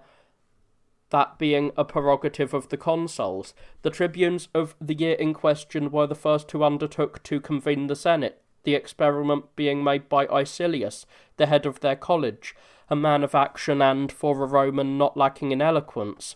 For he too was at that time proposing a new measure, asking that the region called the Aventine be divided among the plebeians for the building of houses. This is a hill of moderate height, not less than 12 states in circuit, and is included within the city. Not all of it was then inhabited, but it was public land and thickly wooded. In order to get this measure introduced, the tribune went to the consuls of the year and to the Senate, asking them to pass the preliminary vote for the law embodying the measure and to submit it to the populace. But when the consuls kept putting it off and protracting the time, he sent his attendant to them with orders that they should follow him to the office of the tribunes and call together the Senate. And when one of the lictors, at the order of the consul, drove away the attendant, Caecilius and his colleagues, in their resentment, seized the lictor and led him away with the intention of hurling him down from the Tarpeian rock. The consuls, though they looked upon this as a great insult, were unable to use force or to rescue the man who was being led away, but invoked the assistance of the other tribunes. For no one but another tribune has a right to stop or hinder any of the actions of those magistrates. Now the tribunes had all come to this decision at the outset, that no one of their number should either introduce any new measure on his own initiative unless they all concurred in it, or oppose any proceedings which met with the approval of the majority. And just as soon as they had assumed their magistracy, they had confirmed this agreement by sacrifices and mutual oaths, believing that the power of the tribunes would be most effectively rendered impregnable if dissension were banished from it. It was in pursuance then of this sworn compact that they ordered the consul's guardian to be led away, declaring this to be the unanimous decision of their body. Nevertheless, they did not persist in their resentment, but released the man at the intercession of the oldest senators. For they were not only concerned about the odium that would attend such a procedure, if they should be the first to punish a man by death for disobeying an order of the magistrates, but also feared that, with this provocation, the patricians might be driven to take desperate measures. After this action, the Senate was assembled, and the consuls indulged in many accusations against the tribunes. Then Icilius took the floor and attempted to justify the tribunes' resentment against the lictor, citing the sacred laws which did not permit either a magistrate or a private citizen to offer any opposition to a tribune. And as for his attempt to convene the Senate, he showed them that he had done nothing out of the way, using for this purpose many arguments of every sort which he had prepared beforehand. After answering these accusations, he proceeded to introduce his law concerning the hill.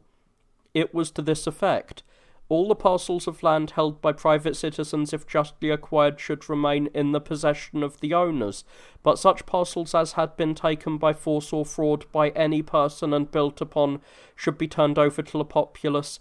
and the present occupants reimbursed for their expenditures according to the appraisal of the arbitrators. All the remainder belonging to the public, the populace should receive free of cost and divide up among themselves. He also pointed out that this measure would be advantageous to the Commonwealth, not only in many other ways, but particularly in this, that it would put an end to the disturbances raised by the poor concerning the public land that was held by the patricians. For he said they would be contented with receiving a portion of the city, insomuch as they could have no part of the land lying in the country, because of the number and power of those who had stolen it. After he had spoken thus, Gaius Claudius was the only person who opposed the law, while many gave their assent, and it was voted to give this district to the populace. Later, at a centuriate assembly called by the consuls, the pontiffs being present together with the augurs and 2 sacrifices and offering the customary vows and improcessions, the law was ratified. It is inscribed on a column of bronze, which they set up on the Aventine after taking it into the sanctuary of Diana. When the law had been ratified, the plebeians assembled, and after drawing lots for the plots of ground, began to build, each man taking as large an area as he could, and sometimes 2, 3, or even more joined together to build one house, and drawing lots. Some had the lower and others the upper stories. That year then was employed in building houses. The following year, when Titus Romilius and Gaius Veturius had succeeded to the consulship, and Lucius Icilius and his colleagues were tribunes, chosen to hold the office for the 2nd time in succession, was not all of one tenor, but varied and fraught with great events. For the civil strife, which seemed to have died down at last, was again stirred up by the tribunes, and some foreign wars arose which, without being able to do the Commonwealth any harm, did her a great service by banishing the dissension.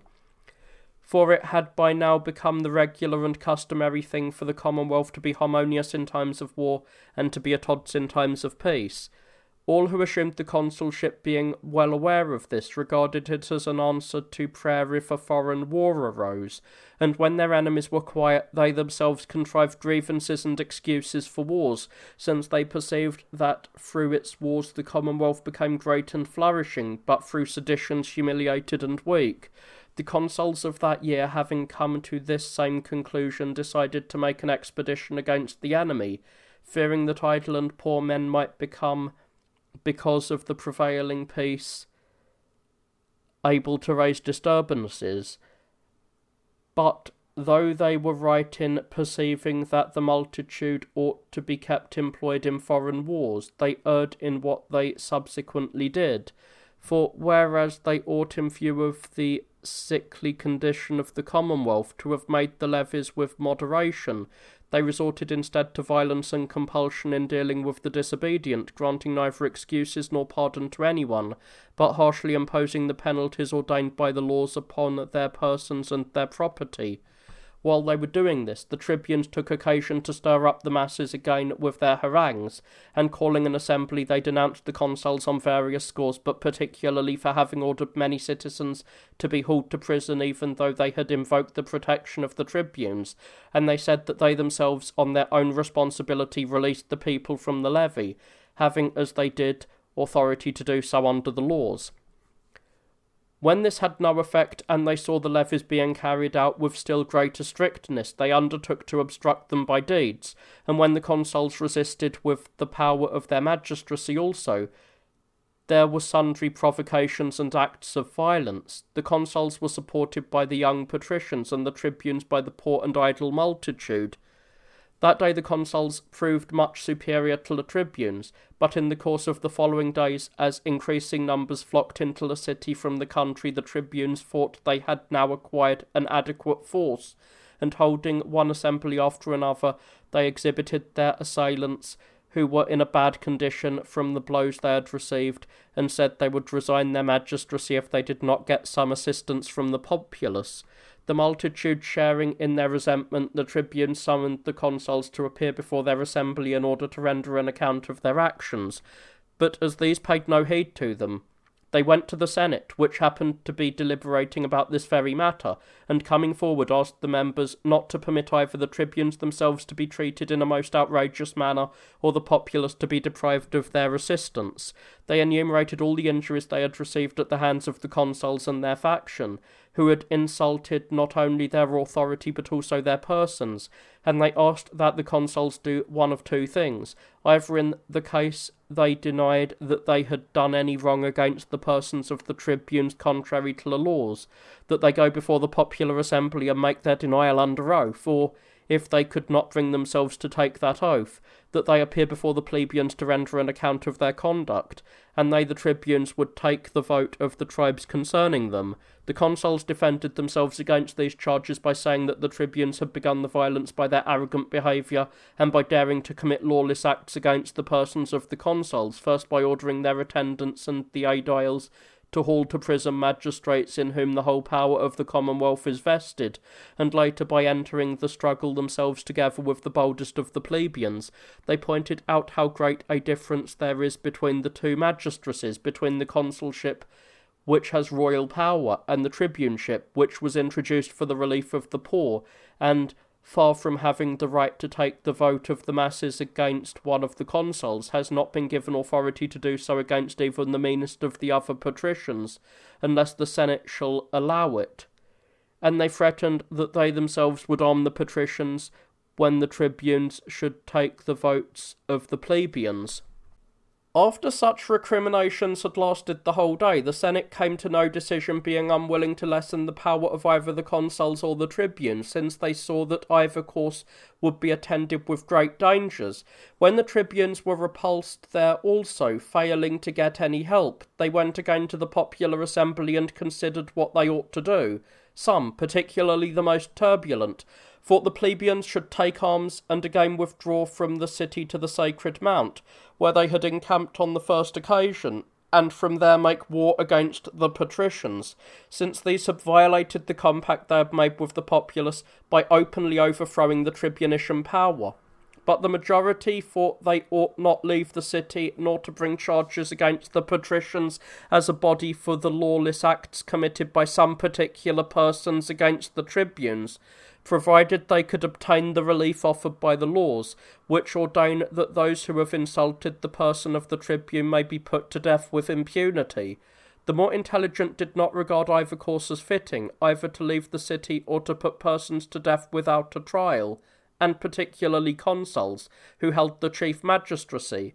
But they advised them to transfer their resentment to those who were assisting the consuls, and to exact from these the punishment ordained by the laws. Now, if the tribunes had been carried away by their passion that day to do anything against the consuls or the Senate, nothing would have prevented the Commonwealth from being destroyed by its own hands. So ready were all to rush to arms and engage in civil war.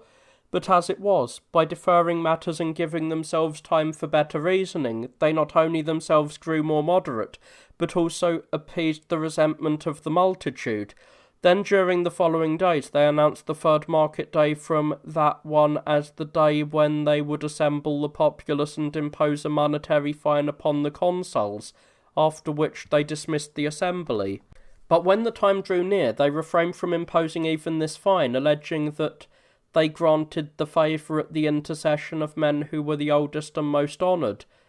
After that they assembled the populace and told them that they had pardoned the insults to themselves, doing this at the request of many worthy men whom it was not right to refuse, but that, as for the wrongs done to the populace, they would both avenge them and prevent their recurrence.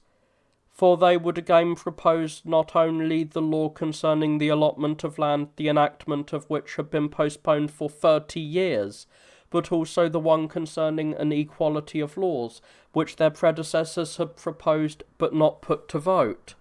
Having made these promises, and confirmed them by oaths, they appointed days on which they would hold an assembly of the populace, and take their votes concerning the laws. When the time came, they first proposed the agrarian law, and after discussing it at great length, called upon any of the plebeians who so desired to speak in favour of the law. Many came forward, and enumerating the exploits they had performed in the wars, expressed their indignation that they who had taken so much land from their enemies had received no part of it themselves, while they saw those who were powerful by reason of their riches and their friends had appropriated and now enjoyed by the most violent means the possession that belonged to all, and they demanded that the populace should share not only in the dangers that were undertaken for the common good, but also in the pleasures and profits that resulted from those dangers, and the multitude listened to them with pleasure. But the one who encouraged them the most and refused to tolerate even a word from the opponents of the law was Lucius Cicius, surnamed Dentatus, who related very many great exploits of his own. He was a man of remarkable appearance, was in the very prime of life, being 58 years old, capable of conceiving practical measures and also, for a soldier, eloquent in expressing them. This man then came forward and said, "If I, plebeians, should choose to relate my exploits one by one, a day's time would not suffice me, hence I shall give a mere summary in as few words as I can. This is the 40th year that I have been making campaigns for my country, and the 30th that I have continued to hold some military command, sometimes over a cohort and sometimes over a whole legion, beginning with the consulship of Gaius Aquilius and Titus Cicius, to whom the Senate committed the conduct of the war against the Volscians. I was then 27 years of age, and in rank I was still under a centurion. When a severe battle occurred and a rout, the commander of the cohort had fallen, and the standards were in the hands of the enemy, I alone, exposing myself in behalf of all, recovered the standards for the cohort, repulsed the enemy, and was clearly the one who saved the centurions from incurring everlasting disgrace, which would have rendered the rest of their lives more bitter than death, as both they themselves acknowledged by crowning me with a golden crown, and Cicius the consul bore witness by appointing me commander of the cohort. And in another battle that we had, in which it happened that the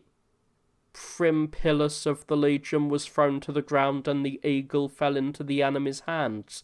I fought in the same manner in defence of the whole legion, recovered the eagle and saved the prim pilus. In return for the assistance I then gave him, he wished to resign his command of the legion in my favour,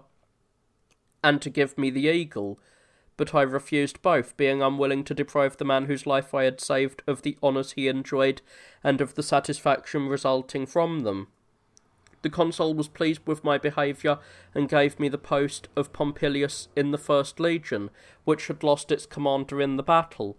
These plebeians are the most noble actions which brought me distinction and preferment, and I had already gained an illustrious name and was famous. I submitted to the hardships of all the other engagements, being ashamed to blot out the memory of the honours and favours that I had received for my former actions, and all the time since then I have continued to take part in campaigns and undergo the hardships without fearing or even considering my danger. From all these campaigns I received prizes for valour, spoils, crowns, and the other honours from the consuls. In a word, during the 40 years I have continued to serve, I have fought about 120 battles and received 45 wounds, all in front and not one behind. 12 of these I happened to receive in one day, when Herdonius the Sabine seized the citadel and the capital. As to rewards for valour, I have brought out of these contests 14 civic crowns bestowed upon me by those I saved in battle, 3 mural crowns for having been the first to mount the enemy's wall and hold them, and 8 others for my exploits on the battlefield, with which I was honoured by the generals, and in addition to these, 83 gold collars, 160 gold bracelets, 18 spears, 25 splendid decorations. Here there is a gap in the text. 9 of whom I voluntarily encountered and overcame when they challenged someone of our men to fight in single combat. Nevertheless, citizens, this Sicinius, who has served so many years in your defence, fought so many battles, been honoured with so many prizes for valour, who never shirked or declined any danger, but, here there is another gap in the text, in pitched battles and assaults upon walled towns, among the foot and among the horse, with all, with a few, and alone, whose body is covered with wounds, and who has a share in winning this country much fertile land, both that which you have taken from the Tyrrhenians and the Sabines, and that which you possess after conquering the Aquians, the Volscians, and the Pometini. This Sicinius, I say, has not received even the least portion of this land as his to possess, nor has any one of you plebeians who have shared in the same hardships. But the most violent and shameless men of the city hold the finest part of it, and have had the enjoyment of it for many years, without having either received it from you as a gift, or purchased it, or being able to show any other just title to it, if indeed they had borne an equal share of the hardships with the rest of us when we were acquiring this land, and had then demanded to have a larger share of it than we, while it would not even so have been either a just or democratic thing that a few should appropriate what belongs to all in common, yet there would at least be some excuse for the greed of these men. But when, though they cannot point to any great or daring deed of theirs in payment for which they seized by force the possessions that belonged to us, they act in this shameless manner, and even when convicted do not give them up, who can bear it? Come now, if aught of what I have said is false, in heaven's name let one of these grand men come forward and show what illustrious and noble achievement he relies on to claim a larger share of the land than I. Has he served more years, fought in more battles, received more wounds, or excelled me in the number of crowns, decorations, spoils, and other ornaments of victory? In fact, show himself a man by whom our enemies have been weakened and our country rendered more illustrious and powerful. Nay, let him show the 10th part of what I have cited to you. But of these men the majority could not produce even the smallest fraction of my exploits, and some would be found not to have undergone as many hardships as the meanest plebeian. For their brilliancy does not lie in arms but in words, nor is their power exerted against their enemies but against their countrymen, and they do not regard the commonwealth in which they dwell as belonging to all alike, but as their own private property, as if they had not been aided by us in gaining their freedom from tyranny, but had received it as an inheritance from the tyrants. I say nothing of the other insults, small and great, which they continue to heap upon us, as you all know, but they have gone so far in their arrogance that they forbid any one of us even to utter a free word in behalf of our country, or even to open our mouths. Nay, they accuse Spurius Cassius, who first proposed the allotment of land, a man who had been honoured with 3 consulships and 2 most brilliant triumphs, and had shown great ability in both military undertakings and political councils, greater than anyone else of that age. This man, I say, they accused of aiming at tyranny, and defeated him by means of false testimony, for no other reason than because he was a lover of his people, and they destroyed him by shoving him from the Tarpeian rock. And again, when Gnaeus Genicius, one of the tribunes, revived the same measure after a lapse of 11 years, and summoned the consuls of the preceding year to trial for having neglected to carry out the decree which the Senate had passed respecting the appointment of the commissioners to divide the land, since they could not destroy him openly, they made away with him secretly the day before the trial. In consequence, great fear came upon the seceding tribunes, and not one of them would therefore expose himself to this danger. But for now the 30th year we endure this treatment, as if we had lost our power under a tyranny. The other things I pass over, but your present magistrates, because they thought it their duty to help those of the plebeians who were oppressed, though by law you had made these magistrates sacred and inviolable, what dreadful treatment have they not suffered? Were they not driven out of the forum with blows, kicks, and every form of outrage? And you, do you endure to suffer such treatment, and not seek means of taking revenge on the perpetrators, at least by your votes, in which alone you can show your freedom? But even now, plebeians, pluck up the courage of free men, and now that the tribunes propose it, ratify the agrarian law, not tolerating even a word from those who oppose your opinion. As for you, tribunes, you need no exhortation to do this task, since you began it, and in not yielding do well. And if the self-willed and shameless young men obstruct you by overturning the voting urns, snatching away the ballots, or committing any other disorders in connection with the voting, show them what power your college possesses, and since you cannot dispose the consuls from power, bring to trial the private persons whom they use as the agents of their violence, and take the votes of the populace concerning them, after charging them with attempting to violate and overthrow your magistracy contrary to the sacred laws. When he had spoken to this effect, the plebeians were so won over by his words and showed so great indignation against their adversaries that, as I say at the outset, they were unwilling to tolerate even another word from those who were intending to speak against the law. Icilius the tribune, however, rose and said that everything else Cicius had said was excellent, and he praised the man at length. But as to not permit those who wished to oppose the measure to speak, that he declared was neither just nor democratic, especially as the debate was about a law which would make justice superior to violence, for such an opportunity would be used by those who entertained no sentiments of equality and justice towards the masses to disturb them again and cause factious divisions about the interests of the Commonwealth. Having spoken thus and assigned the following day for his opponents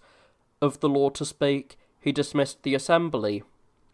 The consuls on their side called a private meeting of those patricians who were the bravest and in the highest repute in the city at the time, and showed them that they must hinder the law from passing first by their words, and if they could not persuade the populace, then by their deeds. They bade them all come early in the morning to the forum with as many friends and clients as each of them could get together. Then some of them should take their stand around the tribunal itself and the comitium and remain there, while others, forming in groups, took up positions in many different places in the forum, in order to keep the plebeians divided and hinder them from uniting in one body. This seemed to be the best plan, and before it was broad daylight the greater part of the forum was occupied by the patricians. After that the tribunes and the consuls appeared, and the herald bade everyone who so desired to speak against the law. But though many good men came forward, the words of none of them could be heard by reason of the tumult and disorderly behaviour of the assembly, for some cheered and encouraged the speakers, while others were for throwing them out or for shouting them down. But neither the applause or the supporters nor the clamour of the opponents prevailed.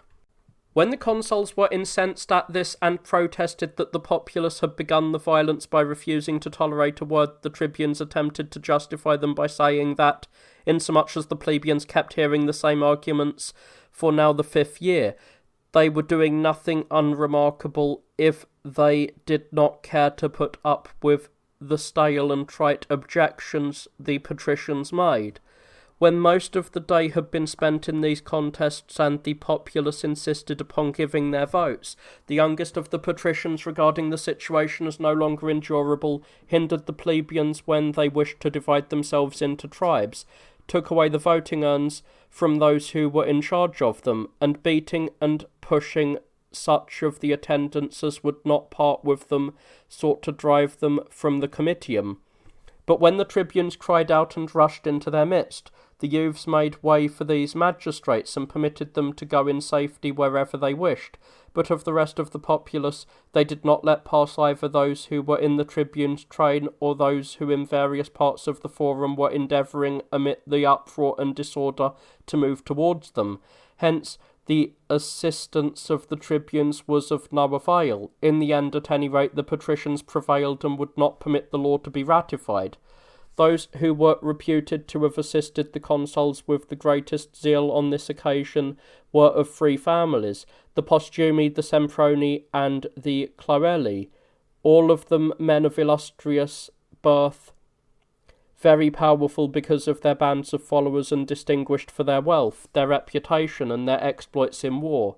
These, it was agreed, were the chief agents in preventing the law from being ratified. The next day the tribunes, having associated with themselves the most prominent plebeians, considered how they should deal with the situation, after adopting the general principle accepted by all, not to bring the consuls themselves to trial, but only their attendants, who held no office, since their punishment would be made of less concern to most citizens, as Cicius suggested. But the number of the persons to be indicted, the names that should be given to the offence and the amount of the fine were matters to which they gave careful consideration.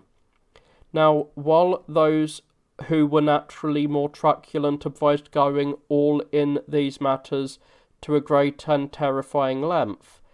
and the more reasonable, on the contrary, to a more moderate and humane extent, the man who took the lead for the latter opinion and won the assent of the others was Cisseus, who had made the speech in the popular assembly in favour of the land allotment. They resolved then to let the rest of the patricians alone, but to bring the Cloelli, the Postumi, and the Semproni before the popular assembly to stand trial for their acts, and to make the charge against them that, whereas the sacred laws which the Senate and the Assembly had enacted concerning the tribunes had given no one authority to compel the tribunes to submit, like the other citizens, to anything against their will, these men had restrained them and prevented them from carrying through the deliberations concerning the law. As for the penalty in these trials, they decided to fix neither death, banishment, nor any other invidious punishment, lest the very thing should become the cause of their salvation,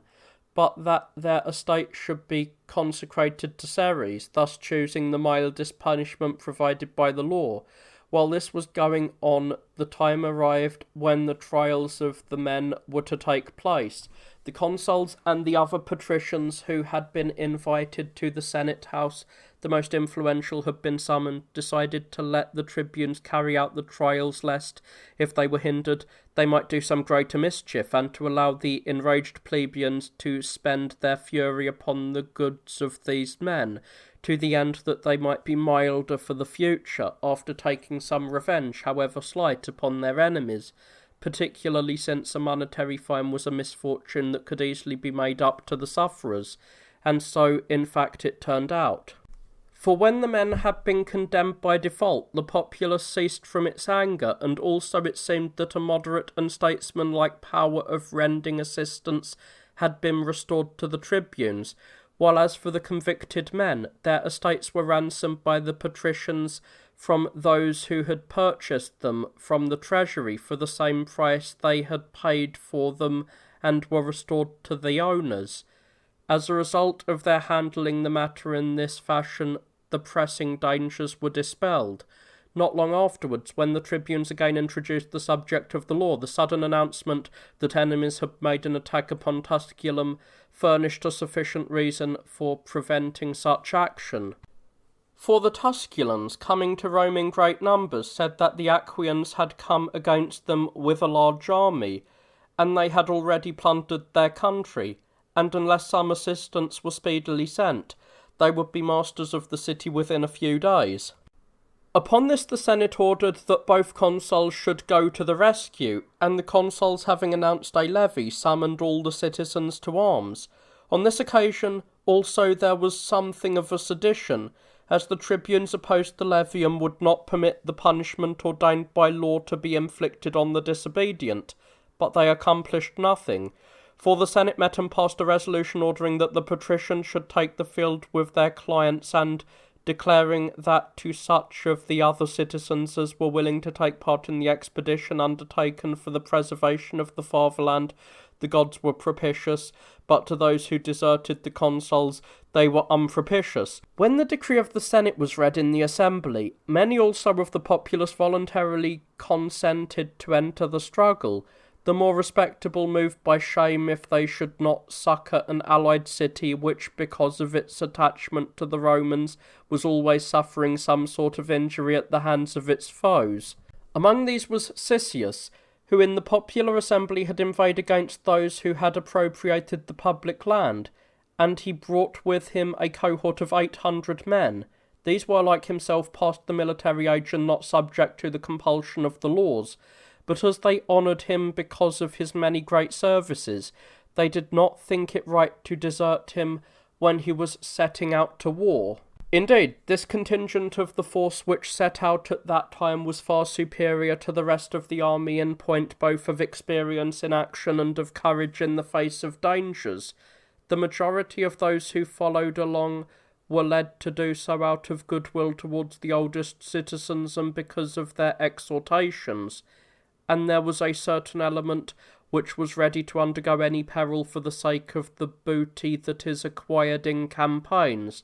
Thus in a short time an army took the field that was sufficient in numbers and most splendidly equipped. The enemy, who had learned in advance that the Romans intended to lead out an army against them, were returning homeward with their forces, but the consuls, making a forced march, came up with them while they lay encamped on a high and steep hill near the city of Antium, and placed their camp not far from that of the foe.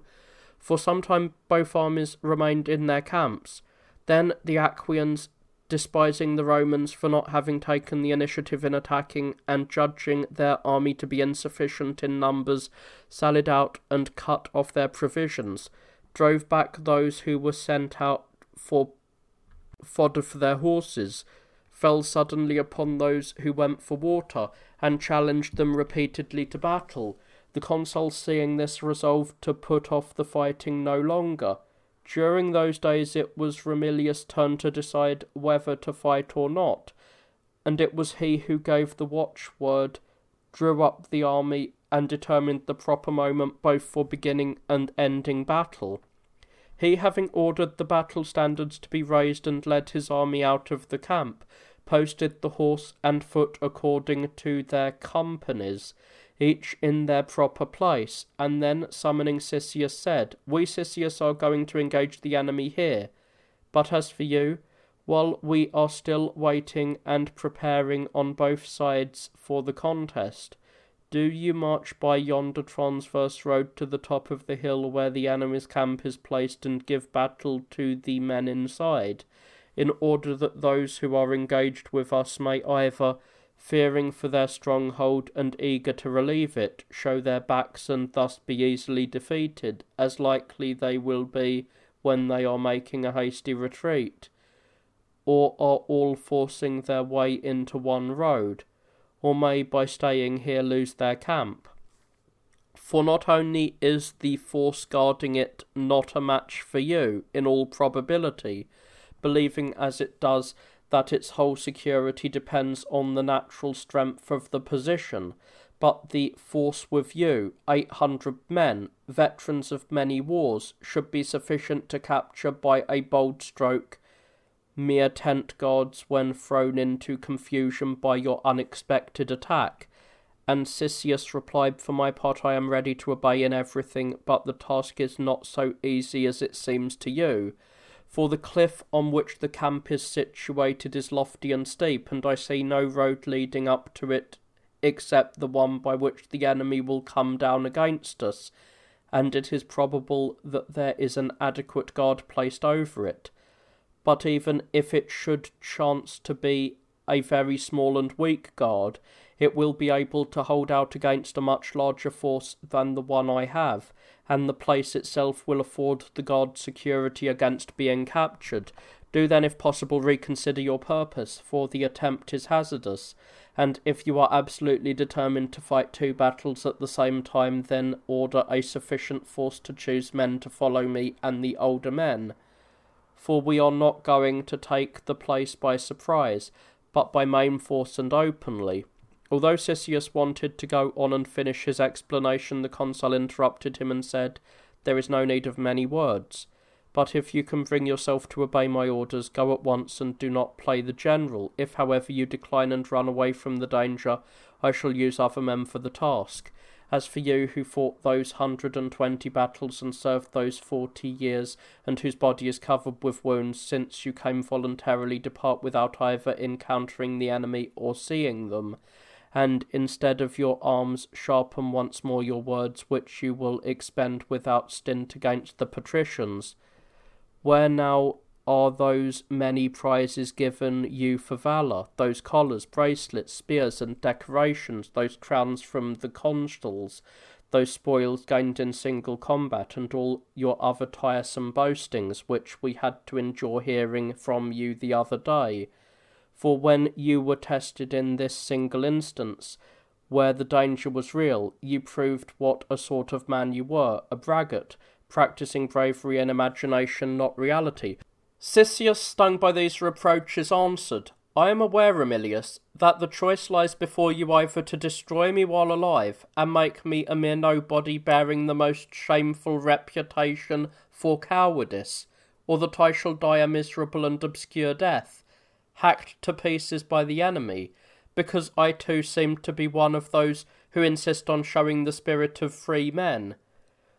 For you are sending me not to a doubtful but to a predetermined death. Yet I will undertake even this task and endeavour, showing myself no coward, either to capture the camp or, failing in that, gallantly to die. And I ask you, my fellow soldiers, if you hear of my death, to bear witness for me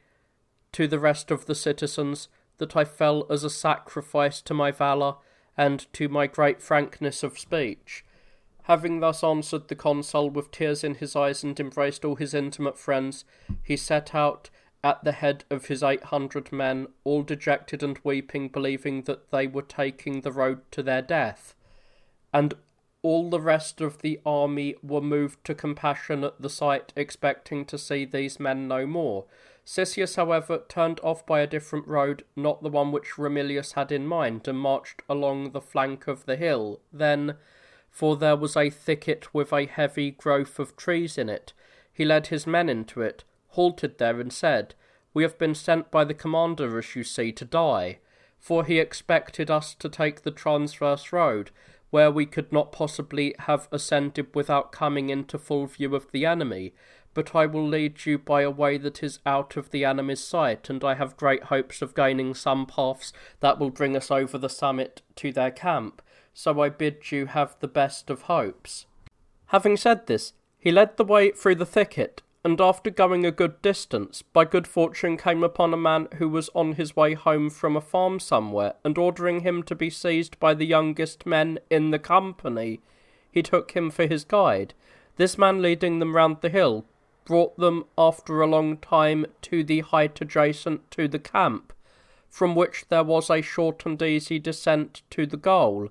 While this was happening, the forces of the Romans and of the Aquians engaged and fought steadfastly, since they were equally matched and displayed the same ardour. For a long time they continued to be evenly balanced, as they now attacked one another and now withdrew, horse against horse, and foot against foot, and prominent men fell on both sides. Then the battle took a definite turn, for Cisseus and his men, when they came near the camp of the Aquians, found that part of it was unguarded, since the entire force appointed to guard it had gone to the other side that faced the field of battle, in order to witness the conflict, and bursting into the camp with great ease, they found themselves immediately overhead in relation to the guards. Then, uttering their war cry, they attacked them on the run. The garrison, confounded by this unexpected danger, and not imagining that their assailants were so few in number, but supposing that the other consul had arrived with his army, hurled themselves out of the camp, most of them not even holding on to their arms. Cisseus and his men slew all of them they overtook, and after possessing themselves of the camp, marched against those who were in the plain. The Aquians, perceiving from the flight and outcries of their men that their camp had been taken, and then, not long afterwards, seeing the enemy falling upon their rear, no longer displayed any valour, but broke their ranks and endeavoured to save themselves, some by one way and some by another. And here they met with the greatest loss of life, for the Romans did not give over the pursuit until night, killing all whom they captured.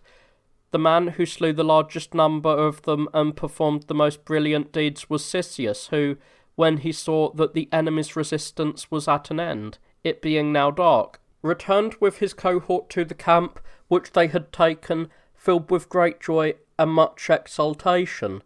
All his men, safe and uninjured, having not only suffered none of the calamities they had expected, but also won the greatest glory, called him their father, their preserver, their god, and every other honourable appellation, and could not sate themselves with embracing him and showing every other mark of affection. In the meantime the rest of the Roman army, with the consuls, was returning from the pursuit to the camp.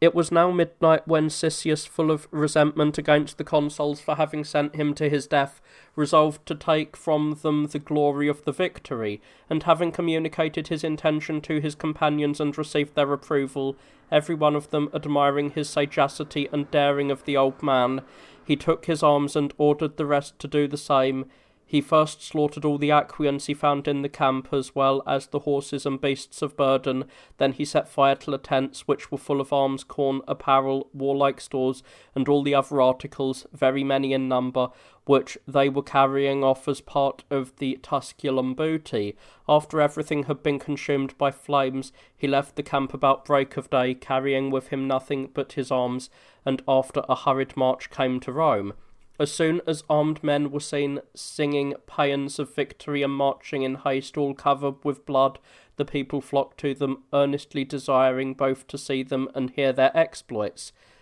When they had come as far as the forum, they gave an account to the tribunes of what had passed, and those magistrates, calling an assembly, ordered them to tell their story to all. When a large crowd had gathered, Cisseus came forward and not only announced to them the victory, but also described the nature of the battle, showing that by his own valour and that of the 800 veterans with him, whom the consul had sent to be killed, the camp of the Aequians had been taken and the army arrayed against the consul had been put to flight.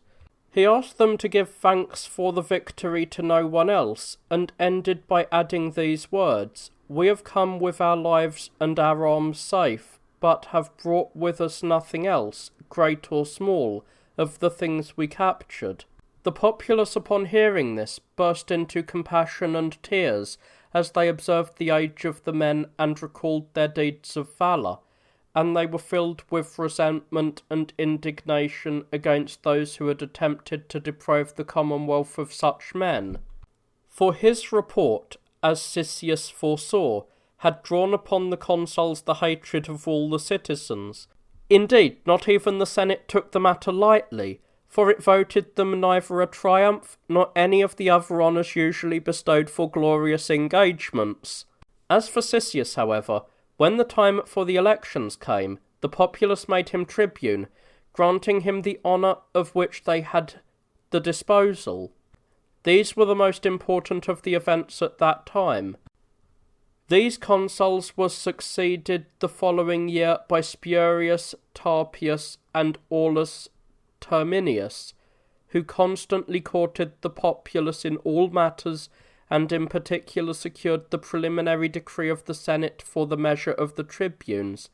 for they saw that the patricians reaped no advantage from their opposition, but on the contrary, that the most zealous champions of their cause drew upon themselves envy and hatred, as well as private losses and calamities. But they were chiefly alarmed by the recent misfortune of the consuls of the preceding year,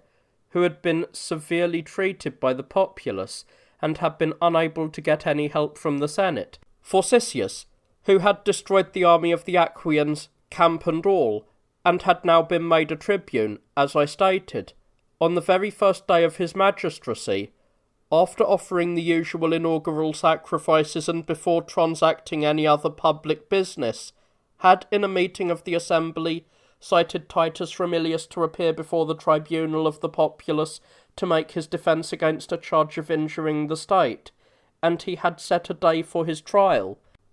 And Lucius, who was then aedile, and had been tribune the year before, had summoned Gaius Veturius, the other consul of the preceding year, to a similar trial. During the interval before the trial, much partisan zeal and encouragement was shown to both of the accused, and they accordingly placed great hopes in the Senate and made light of the danger, as both the older and younger senators promised them that they would not allow the trial to be carried out. But the tribunes, who had long been providing against all contingencies and paid no heed to either entreaties, threats, or any danger, when the time for the trial came, called a meeting of the popular assembly.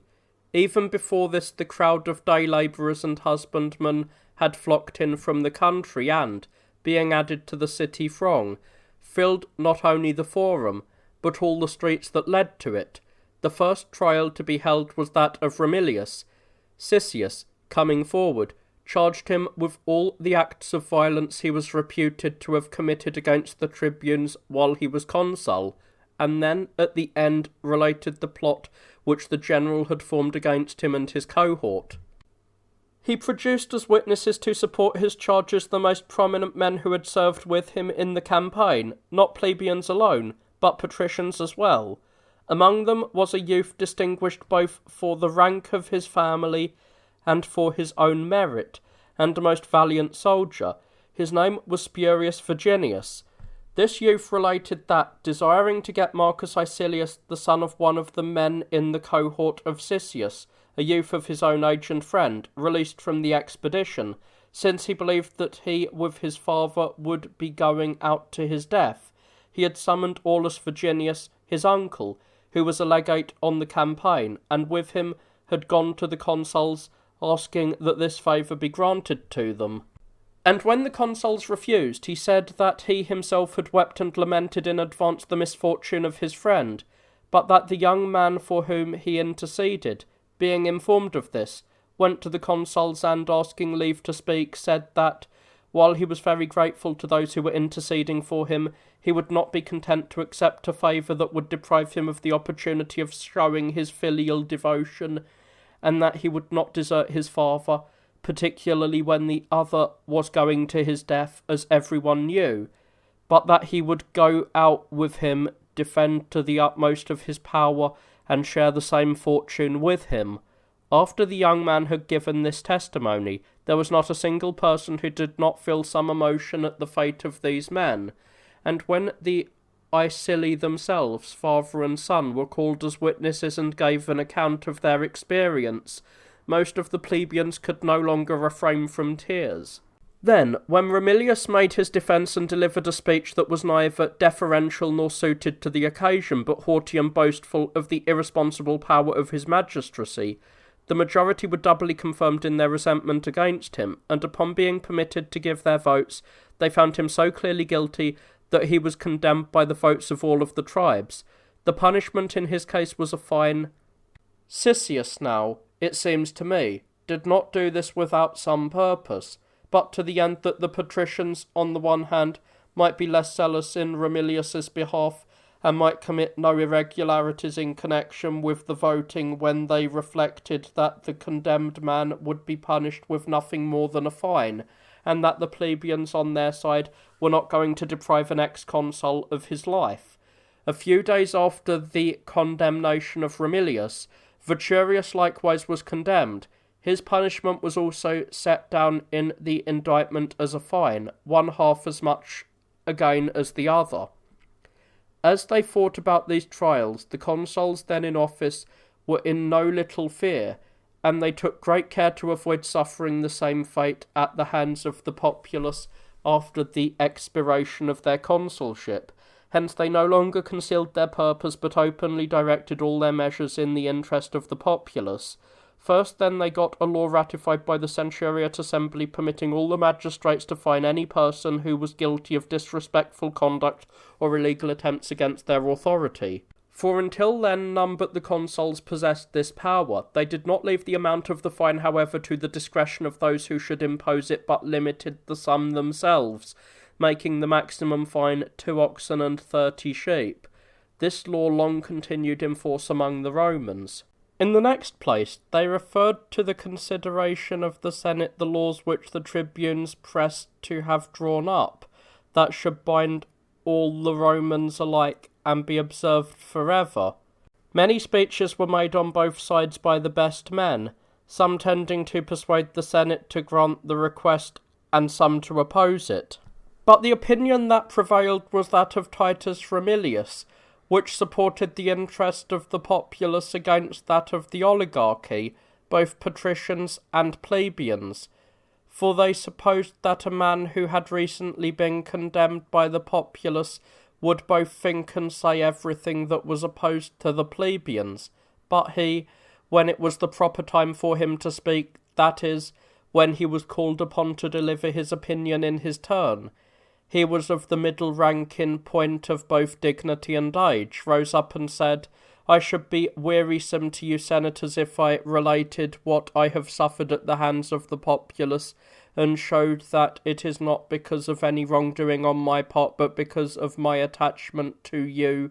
when you yourselves know the facts so well. I am forced, however, to mention these matters in order that you may know that in what I am going to say I am not condescending to flattery of the populace, which is hostile to me, but stating from the best of motives what is to the advantage of the Commonwealth. Let no one wonder if I, who was of a different opinion both earlier upon many occasions and when I was consul, have now suddenly changed, and do not imagine either that my sentiments were then ill-grounded, or that I am now altering them without good reason. For so long as I thought your party strong, senators, I exalted the aristocracy, as was my duty, and despised the plebeians, but having been chastised by my own misfortunes, and having learned at great cost that your power is less than your will, and that, yielding to necessity, you have already permitted many who undertook the struggle in your behalf to be snatched away to destruction by the populace, I no longer entertain the same sentiments.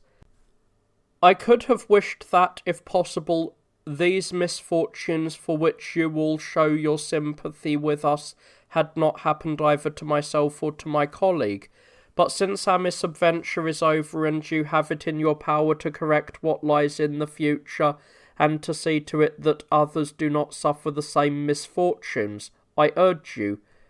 both all in common and each one by himself, to make good use of the present situation. For that state is best governed which adapts itself to circumstances, and that man is the best counsellor who expresses his opinion without regard to personal enmity or favour, but with a view to the public advantage. And those persons deliberate best concerning the future, who take past events as examples of those that are to come. As for you, senators, it has happened that whenever a dispute or contention has arisen with the populace, you have always come off at a disadvantage, sometimes having evil spoken of you, and sometimes being punished by the death, the abuse, and the banishment of illustrious men. And yet, what greater misfortune could happen to a state than to have its best men lopped off, and that undeservedly? I advise you to spare these men, and not to have to repent of first exposing to manifest danger, and then deserting in the moment of peril, either the present magistrates or anyone else who is of the slightest value to the Commonwealth. The substance of my advice is that you choose ambassadors and send some of them to the Greek cities in Italy, and others to Athens, to ask the Greeks for their best laws, and such as are most suited to our way of life, and then to bring these laws here. And when they return, that the consuls then in office shall propose for the consideration of the Senate what men to choose as lawgivers, what magistracy they shall hold, and for how long a time, and to determine everything else in such a manner as they shall think expedient, and that you contend no longer with the plebeians, nor add calamities to your calamities, particularly by quarrelling over laws which, if nothing else, have at least a respectable reputation for dignity. After Romilius had spoken to this effect, both consuls supported his opinion in long and carefully prepared speeches, and so did many other senators, and those who espoused this opinion were in the majority. When the preliminary decree was about to be drawn up, the tribune Cicius, who had brought Romilius to trial, rising up, made a long speech in his behalf, praising him for changing his opinion and for not preferring his private grudges to the public good, but delivering with sincerity the advice that was advantageous, in consideration of which, he said, I offer him this honour and this favour. I remit the fine imposed on him at the trial, and reconcile myself with him for the future. for he has overcome us by his probity." The rest of the tribunes came forward and made the same agreement. Remilius, however, would not consent to accept this favour, but having thanked the tribunes for their goodwill, he said he would pay the fine, because it was already consecrated to the gods, and he should be doing something unjust and unholy if he deprived the gods of what the law gives them. And he acted accordingly. The preliminary decree having been drawn up and afterwards confirmed by the populace, the ambassadors who were to get the laws from the Greeks were chosen, namely Spurius Postumius, Severus Sulpicius, and Aulus Manlius, and they were furnished with triremes at the public expense, and with such other appointments as were sufficient to display the dignity of the Roman Empire, and thus the year ended. In the 82nd Olympiad, the one in which Lycus of Larissa in Thessaly won the foot race, and Chirephanes was Archon at Athens,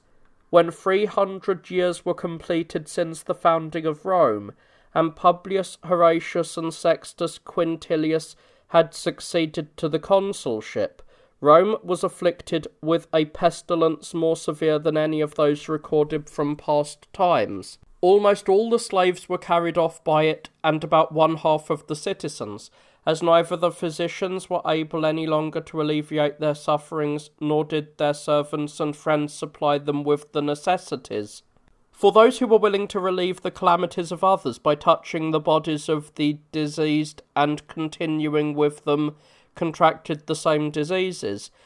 with the result that many entire households perished for want of people to attend the sick. Not the least of the evils the city suffered, and the reason why the pestilence did not quickly abate, was the way in which they cast out the dead bodies. For, though at first, both from a sense of shame and because of the plenty they had of everything necessary for burials, they burnt the bodies and committed them to the earth, at the last, either through a disregard of decency or from a lack of the necessary equipment, they threw many of the dead into the sewers under the streets and cast far more of them into the river, and from these they received the most harm. For when the bodies were cast up by the waves upon the banks and beaches, a grievous and terrible stench, carried by the wind, smote all who were still in health and produced a quick change in their bodies, and the water brought from the river was no longer fit to drink, partly because of its vile odour, and partly by causing indigestion. These calamities occurred not only in the city, but in the country as well. In particular, the husbandmen were infected with the contagion, since they were constantly with the sheep and the other animals. As long as most people had any hope that heaven would assist them, they all had recourse to sacrifices and expiations, and many innovations were then made by the Romans, and unseemly practices not customary with them were introduced into the worship of the gods.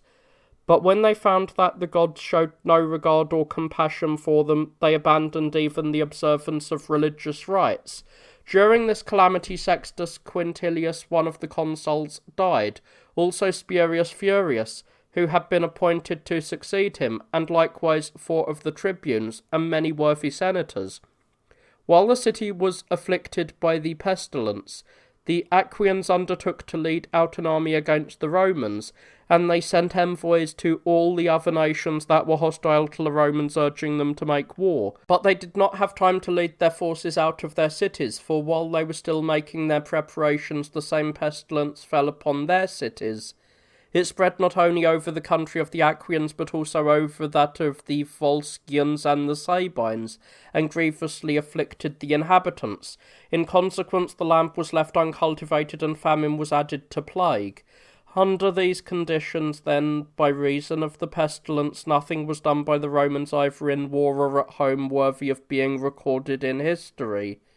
For the following year, Lucius Menenius and Publius Cestius were chosen consuls, and the pestilence finally ceased. After that, public sacrifices of thanksgiving were performed to the gods and magnificent games celebrated at great expense, and the people were engaged in rejoicing and in festivals, as may be imagined. Indeed, the whole winter season was thus spent. In the beginning of spring, a large quantity of corn was brought in from many places. Most of it was purchased with the public money, but some was imported by private merchants. For not least of the people's hardships was the dearth of provisions, the land having laid uncultivated by reason of the pestilence and the death of the husbandman. At the same time the ambassadors arrived from Athens and the Greek cities in Italy, bringing with them the laws. Thereupon the tribunes went to the consuls and asked them to appoint the lawgivers pursuant to the Senate's decree. The consuls did not know how to get rid of the solicitations and importunities, but as they disliked the business and were unwilling for the aristocracy to be overthrown during their consulship,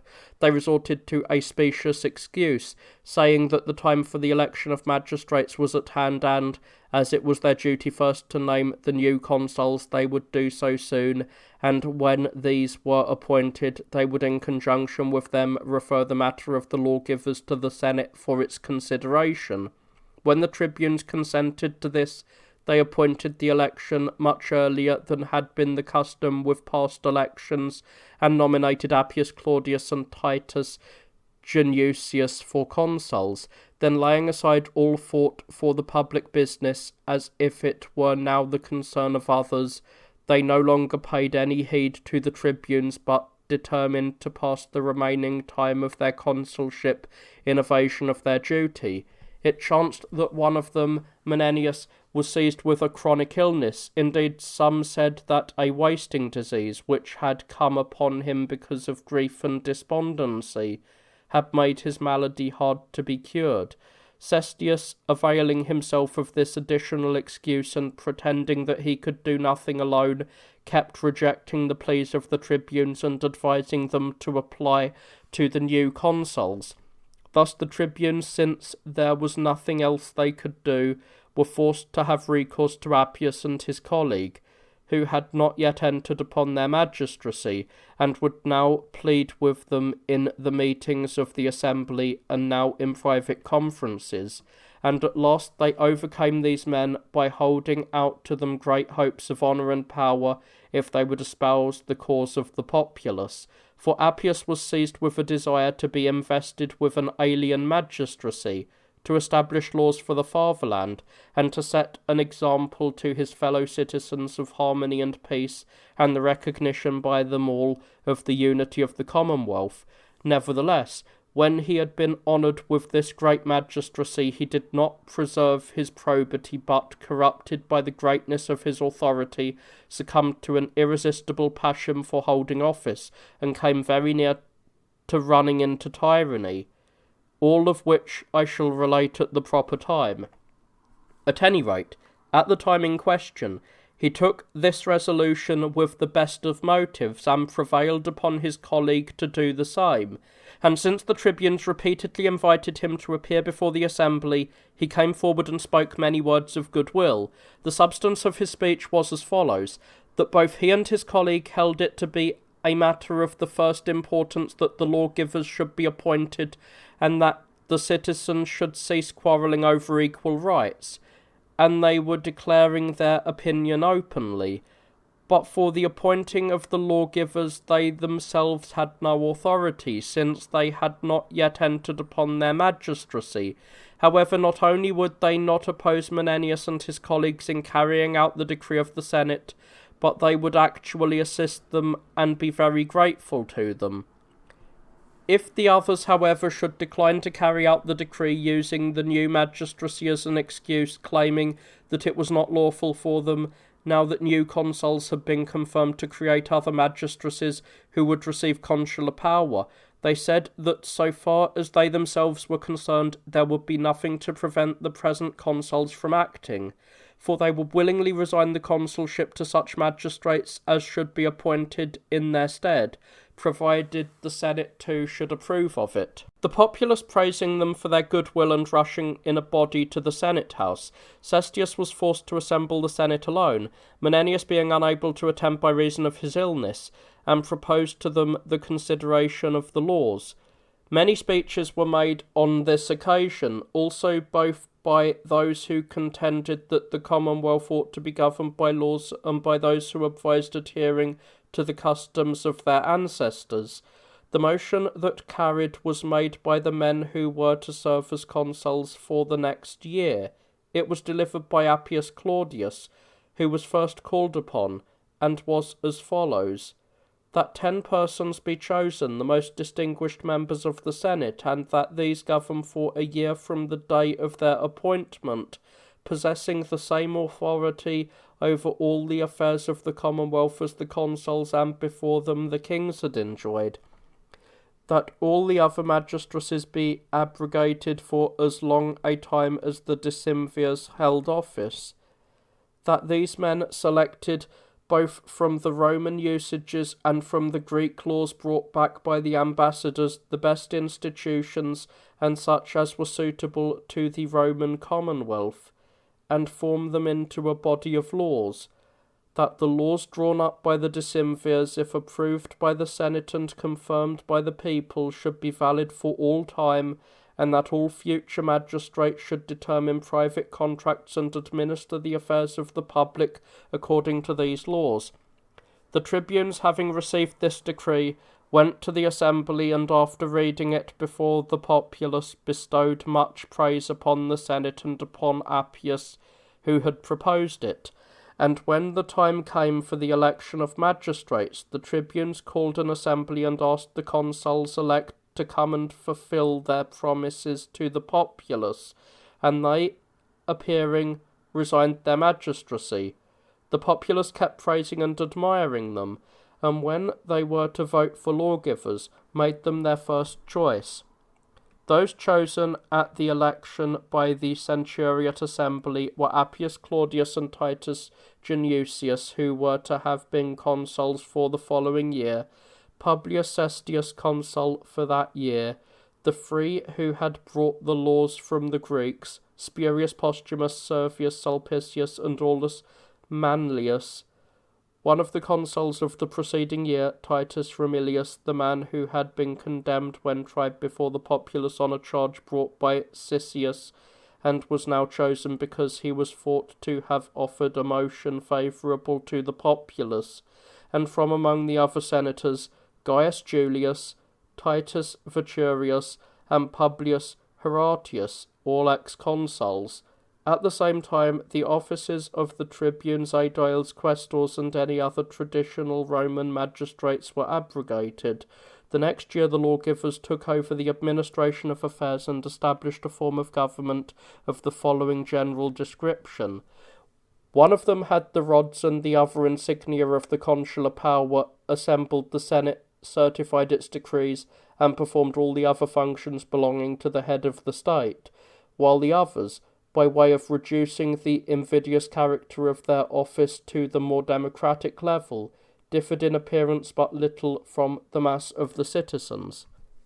Then another of them in turn was vested with the authority, and thus it went on in rotation for a year, each one in succession receiving the command for a certain number of days as agreed upon. But all of them sat from early morning, arbitrating cases involving private and public contracts in which complaints might arise between citizens and the subjects and allies of the Romans and peoples of doubtful allegiance to Rome, examining each case with complete fairness and justice. That year the Roman Commonwealth seemed to be exceedingly well governed by the decemvirs. Above all, they were commended for their care of the plebeians and for opposing in defence of the weaker parties every kind of violence, and it was said by many that the Commonwealth would have no further need of champions of the populace or any of the other magistracies so long as a single wise leadership was directing all of the affairs of the state. Of this regime Appius was looked upon as the head, and all the praise that belonged to the whole decemvirate was given by the population to him. for he gained a reputation for probity not only by those things which he did in concert with his colleagues from the best motives, but much more by the manner in which he conducted himself personally, as in the matter of greetings, friendly conversations, and other kindly courtesies towards the poor. These decemvirs, having formed a body of laws both from those of the Greeks and from their own unwritten usages, set them forth on 10 tables to be examined by any who wished, welcoming every amendment suggested by private persons and endeavouring to correct them in such a manner as to give general satisfaction. For a long time they continued to consult the public with the best men and to make the strictest scrutiny of their code of laws. When they were satisfied with what was written, they first convened the Senate, and, no fresh objection being made to the laws, they got a preliminary decree passed concerning them. Then, having summoned the people to the centuriate assembly, the pontiffs, the augurs, and the other priests being present, and having directed the performance of the religious rites according to custom, they gave the centuries the ballots.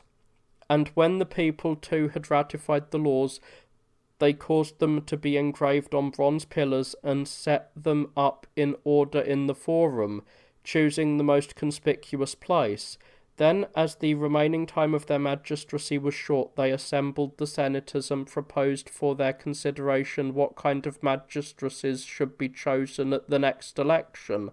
After a long debate, the opinion of these prevailed, who favoured choosing a decemvirate again to be the supreme power in the state. For not only was the code of laws manifestly incomplete in view of the short time in which it had been compiled, but in the case of the laws already ratified, some magistracy absolute in power seemed necessary in order that, willingly or unwillingly, people might abide by them. But the chief motive that induced the Senate to give the preference to the decemvirate was the suppression of the tribunician power, which they desired above everything.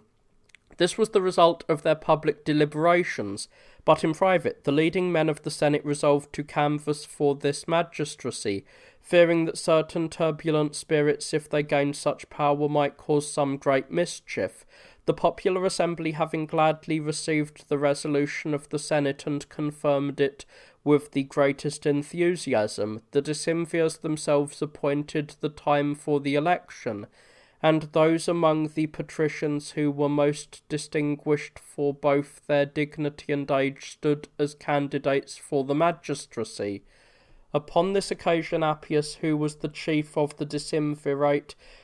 received great praise from everybody, and the whole crowd of the plebeians desired to continue him in the magistracy, believing that no one else would govern better. He at first pretended to refuse it, and asked them to excuse him from a service that was both troublesome and invidious, but at last, when they all pressed him, he not only consented to seek the office himself, but also, accusing the best of the rival candidates of being ill-disposed towards him through envy, openly espoused the candidacy of his friends. Thus, he was again chosen in the centuriate assembly as a lawgiver for the second time, and with him Quintus Fabius, surnamed Vibulanus, who had been thrice consul, a man adorned with every virtue and without reproach up to that time. From among the other patricians, those favoured by Appius and chosen were Marcus Cornelius, Marcus Sergius, Lucius Minucius, Titus Antonius, and Manius Rebulius, men of no great distinction, and from among the plebeians Quintius Potellius, Caeso Julius, and Spurius Oppius. For these also were taken in by Appius in order to flatter the plebeians. He pointed out that, as only one magistracy was appointed to govern all the citizens, it was just that the populace also should be represented in it. Thus Appius, who was in great repute for all these actions, and was looked upon as superior to both the kings and the annual magistrates who had governed the state before, assumed the magistracy again for the following year. These were the things done by the Romans during that decemvirate, and there was nothing else worth relating. The following year, Appius Claudius and the other decemvirs, having received the consular power on the Ides of May, for the Romans reckoned their months by the course of the moon, and the full moon fell on the Ides, first of all took a solemn oath, without the knowledge of the populace, and made a compact among themselves not to oppose one another in anything, but that whatever was approved by any one of them should be ratified by all the others, and they agreed that they would hold their magistracy for life and admit no other person into the government, that they would all enjoy the same honours and possess the same powers, and that they would rarely make use of the votes of the Senate or populace, and then only in absolute necessity, but would do almost everything on their own authority. When the day came on which they were to enter upon their magistracy, after they had offered the usual initial sacrifices to the gods, for the Romans look upon this day as holy, and particularly make it a point of religion neither to hear nor see anything disagreeable during its course, the decemvirs set out early in the morning, each one accompanied by the insignia of royalty. When the people saw that they no longer preserved the same democratic and modest form of leadership, or passed on the insignia of royalty from one another as before, they fell into great despair and dejection. They were terrified by the axes attached to the bundles of rods which were borne by the lictors, 12 of whom preceded each of the decemvirs, and with blows forced the throng back from the streets, as had been the practice formerly under the kings. This custom, however, had been abolished immediately after the expulsion of the kings by Publius Valerius, a friend of the populace, who succeeded to the power, and all the consuls after him, following the good example he was felt to have set, no longer attached the axe to the bundles of rods except when they went out of the city, either upon military expeditions or upon other occasions, but when they set out on foreign wars or inspected the affairs of their subjects, they then added the axes to the rods. This was in order that the terrifying sight, as one employed against their enemies or slaves, might give as little offence as possible to the citizens. When therefore they all saw this token, which was considered to be a mark of the kingly power, they were in great fear, as I said, believing that they had lost their liberty and chosen 10 kings instead of one. The decemvirs, having by this means struck terror into the masses and made up their minds that they must rule them by fear thereafter, each of them formed a faction, choosing from among the youth those who were most daring and most attached to their persons.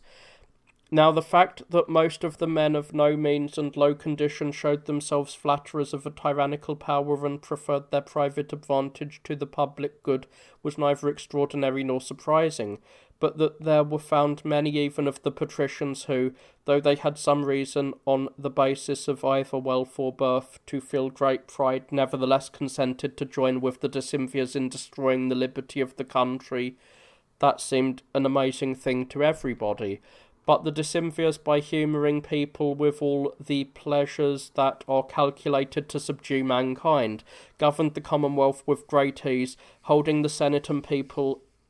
in no account, but becoming themselves both the lawgivers and the judges in all matters, putting many of the citizens to death and stripping others of their estates unjustly, in order, however, that their acts, illegal and cruel as they were, might have a specious appearance and seem to be carried out in accordance with justice. They appointed courts to try every matter, but the accusers chosen from among the instruments of their tyranny were suborned by the decemvirs themselves, and the courts filled with men of their faction, who gratified one another by turns in rendering their decisions. Many complaints, and those not the ones of least importance, the decemvirs decided by themselves. Hence the litigants who had less right on their side were under the necessity of attaching themselves to the factions, since they could not otherwise be sure of success, and in time the corrupted and infected elements in the city became more numerous than the sound elements.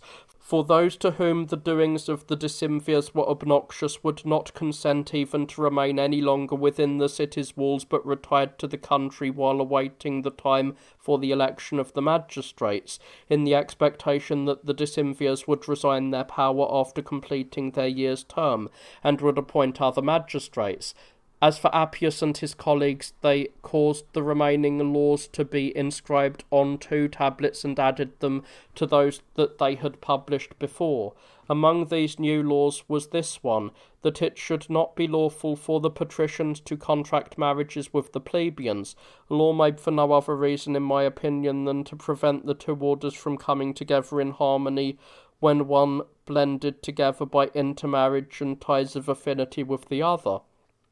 And when the time for the election of magistrates was at hand, the decemvirs bade a hearty farewell to both the ancestral customs and the newly written laws, and without asking for a vote of either the Senate or the people, they continued in the same magistracy. In the 83rd Olympiad, the one in which Chryso of Hymeria gained the prize,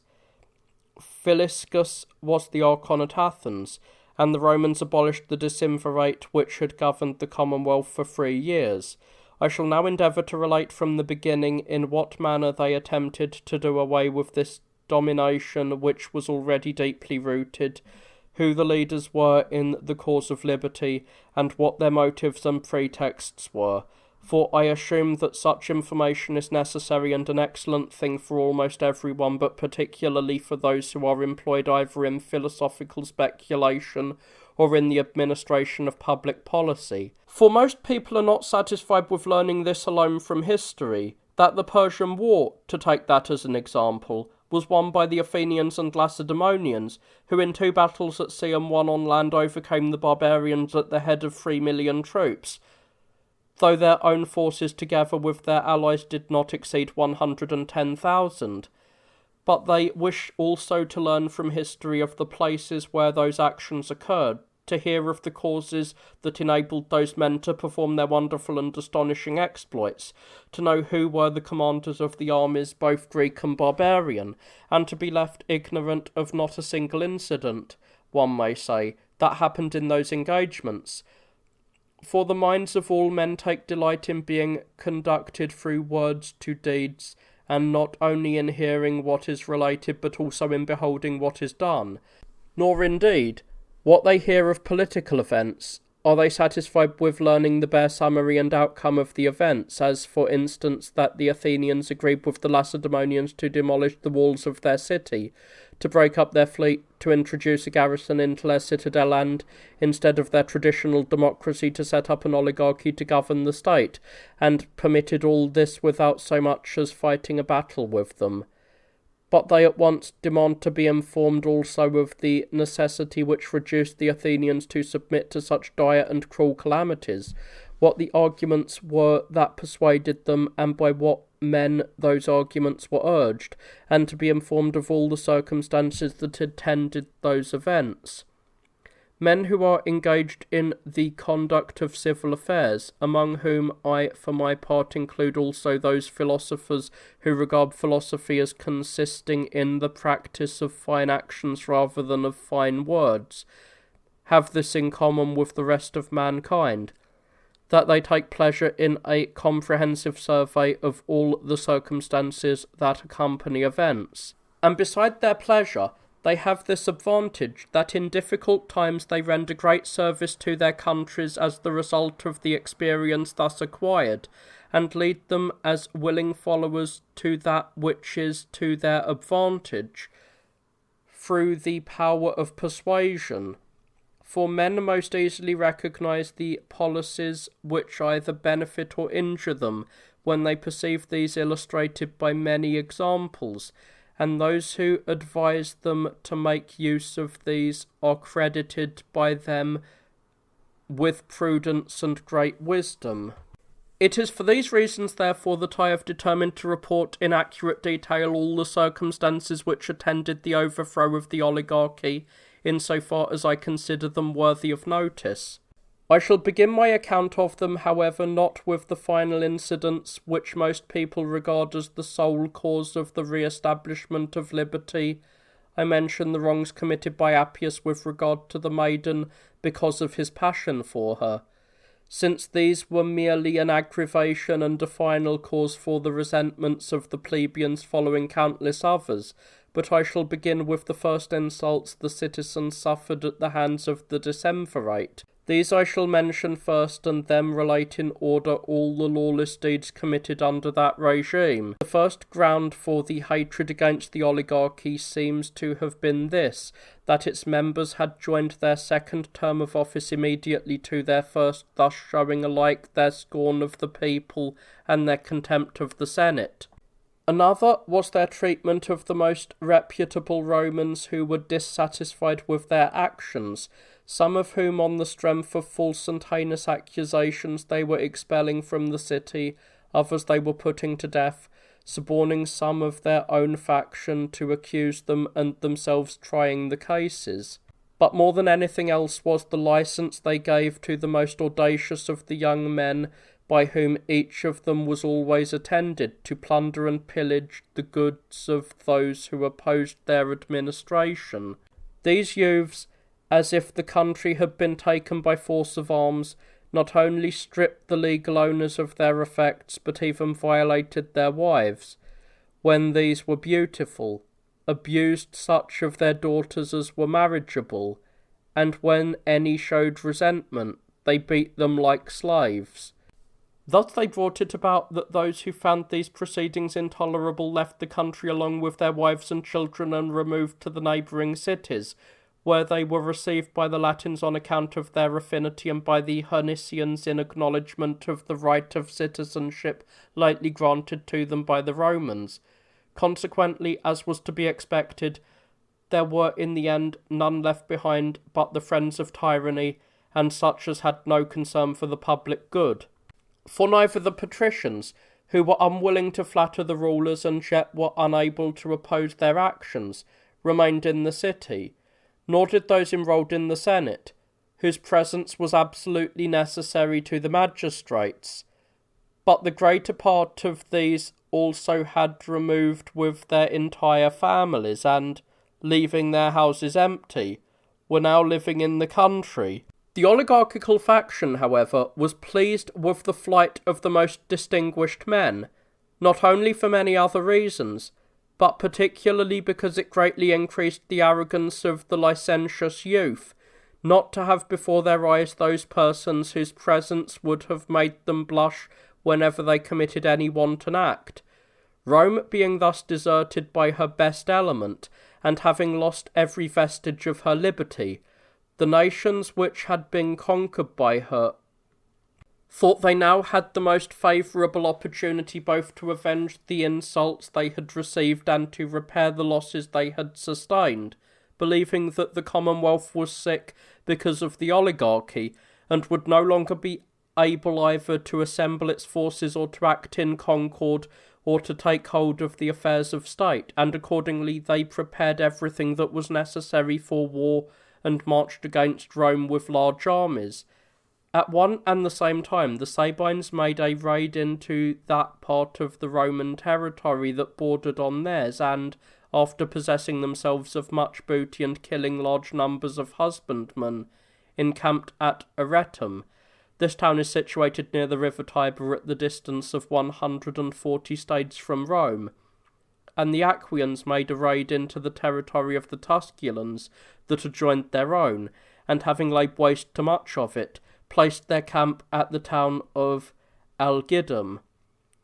When the Decimvirs were informed of the attack of their enemies, they were confounded, and assembling their organised bands, they consulted with them what measures they ought to take. That they ought to send an army outside their borders and not wait until the enemy's forces advanced on Rome itself was the opinion of all, but they were in great perplexity first, whether they should call to arms all the Romans, even those who hated their administration, and secondly, in what sort of way they should make the levy, whether in an arbitrary and uncompromising manner, as had been the practice of both the kings and the consuls, or with indulgence and moderation, They thought that another point also deserved no small consideration, namely, who were to ratify their decisions regarding war and to vote for the levy, whether the Senate or the plebeians or neither, since they were suspicious of both, but instead the decemvirs should confirm their own decisions. At last, after long consultation, they concluded to assemble the Senate and prevail on that body to vote for war and to allow them to make the levy. For if both these measures were ratified by the Senate, they imagined first that all would yield ready obedience, particularly since the tribunician power had been suppressed, which alone could legally oppose the orders of those in power, and, in the next place,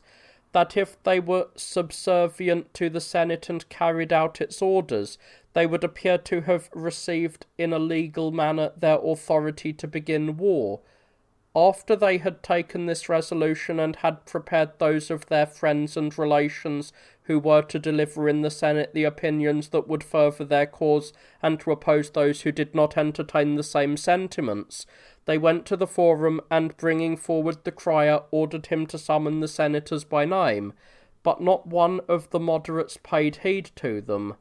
When the crier shouted repeatedly and no one appeared but the flatterers of the oligarchy, among whom was to be found the most profligate elements of the city, everyone who happened to be in the forum at the time marvelled that the decemvirs, who had never assembled the Senate on any account, recognized them for the first time that there was also among the Romans a council of worthy men whose duty it was to consult about the public interests. The decemvirs, observing that the senators did not answer to their names, attempted to have them brought from their houses, but learning that the greater part of these had been left empty, they deferred the matter until the next day. In the meantime they sent into the country and summoned them from thence. When the Senate chamber was full, Appius, the chief of the decemvirate, came forward and informed them that war was being made upon Rome from two sides, by the Aquians and by the Sabines, and he delivered a very carefully prepared speech, the upshot of which was to get them to vote for the levying of an army and sending it out speedily, since the crisis admitted of no delay. While he was thus speaking, Lucius Valerius, surnamed Potitius, rose up, a man who thought very highly of himself because of his ancestry, for his father was that Valerius who took the Capitol by siege, when it was occupied by Herdonius the Sabine, and recovered the fortress, though he himself lost his life in the action, and his grandfather on his father's side was Publicola, who expelled the kings and established the aristocracy. Appius, observing him as he was still coming forward, and expecting he would say something against him, said, "This is not your term, Valerius, and it is not fitting for you to speak now. But when these senators who are older and more honoured than you have delivered their opinions, then you also will be called upon and will say what you think proper. For the present be silent and sit down." "But it is not about these matters that I must rise to speak," Valerius said, "but about others of greater moment, and more urgent, of which I think the Senate ought to be first to hear. And from what they shall hear, they will know whether these matters for which you decemvirs have assembled them are more necessary to the Commonwealth than those which I shall speak about. Well then, do not refuse the floor to me, who am a senator and a Valerius, and who desires to speak in the interest of the safety of the Commonwealth. But if you persist in your usual arrogance towards everybody, what tribunes shall I call upon to assist me? For this relief to oppressed citizens has been abolished by you decemvirs, and yet what greater wrong is there than this, that I, a Valerius, like a man of the lowest rank, do not enjoy equality, but stand in need of the tribunician power. However, since we have been deprived of that magistracy, I call for assistance upon all of you who together with this man have assumed the power of that magistracy also, and exercise dominion over the Commonwealth. I am not unaware, to be sure, that I do this in vain, but I desire to make your conspiracy manifest to all, and show that you have thrown the affairs of the Commonwealth into a confusion, and that you all have the same purpose. Rather I call upon you alone, Quintus Fabius Vibulanus, you who have been honoured with 3 consulships, in case you still preserve the same sentiments. Rise up, therefore, and relieve the oppressed, for the eyes of the Senate are fixed upon you. When Valerius had spoken thus, Fabius sat still through shame and made no answer, but Appius and all the other decemvirs, leaping up, sought to hinder Valerius from going on. Upon this, a great tumult filled the Senate chamber, and the greater part of the senators expressing their resentment, while those who belonged to the decemvirs faction justified what they said. Then Marcus Horatius, surnamed Barbatus, a descendant of that Horatius who had been consul with Publius Valerius Publicola after the expulsion of the kings, rose up, a man of great ability in warfare and not lacking in eloquence, and long a friend to Valerius. This man, unable to contain his resentment, said, "You decemvirs will very soon force me, Appius, to break through all restraint by your want of moderation and by acting the part of the haughty Tarquin. You, who do not even grant a hearing to those who desire to speak in the interest of the safety of the Commonwealth. Has it slipped your mind that there still survive the descendants of that Valerius who banished the tyranny, and that there are left successors to the house of the Horatii, in whom it is hereditary to oppose both with others and alone those who would enslave their country? Or have you decided that both we and the rest of the Romans have so mean a spirit that we shall be content to be permitted to enjoy life on any terms whatsoever, and will never say or do anything in favour of liberty and freedom of speech if it puts us in danger? Or are you intoxicated with the greatness of your power? Who are you, men? Of what legal magistracy do you hold, that you are going to deprive Valerius and other senators of the privilege of speaking? Were you not appointed leaders of the Commonwealth for a year? Has not the term of your magistracy expired? Have you not become private citizens by law? Plan to lay these matters before the people. For what is going to hinder any of us from assembling them and from challenging the authority which you are exercising contrary to the laws? Permit the citizens to vote upon this point, whether your decemvirate shall continue or the traditional magistracies be re-established, and if the people are so mad as to submit to the former course, then enjoy once more the same regime, and prevent anyone from saying what he wishes in defence of his country. For we should deserve to suffer not only this, but even a worse fate, if we let ourselves get into your power and sully by a disgraceful life both our own virtues and those of our ancestors." While he was still speaking, the decemvirs surrounded him, crying out, menacing him with the tribunician power, and threatening to throw him down from the Tarpeian rock if he would not be silent, upon which all cried out, feeling that their liberty was being taken away, and the Senate chamber was full of indignation and turmoil. However, the decemvirs, when they saw that the senators were exasperated at their behaviour, repented promptly both of their having refused permission to speak and of their threat. Then Appius, coming forward, asked those who were creating a disturbance to have patience a moment, and having quieted their disorder, he said, "Not one of you senators do we deprive of the privilege of speaking, provided he speaks at the proper time, but we do restrain those who are too forward and rise up before they are called upon. Be not therefore offended. For we shall give leave not only to Horatius and Valerius, but to every other senator also to deliver his opinion in his turn, according to the ancient custom and decorum, provided they speak about the matters which you have assembled to consider, and about no extraneous subject.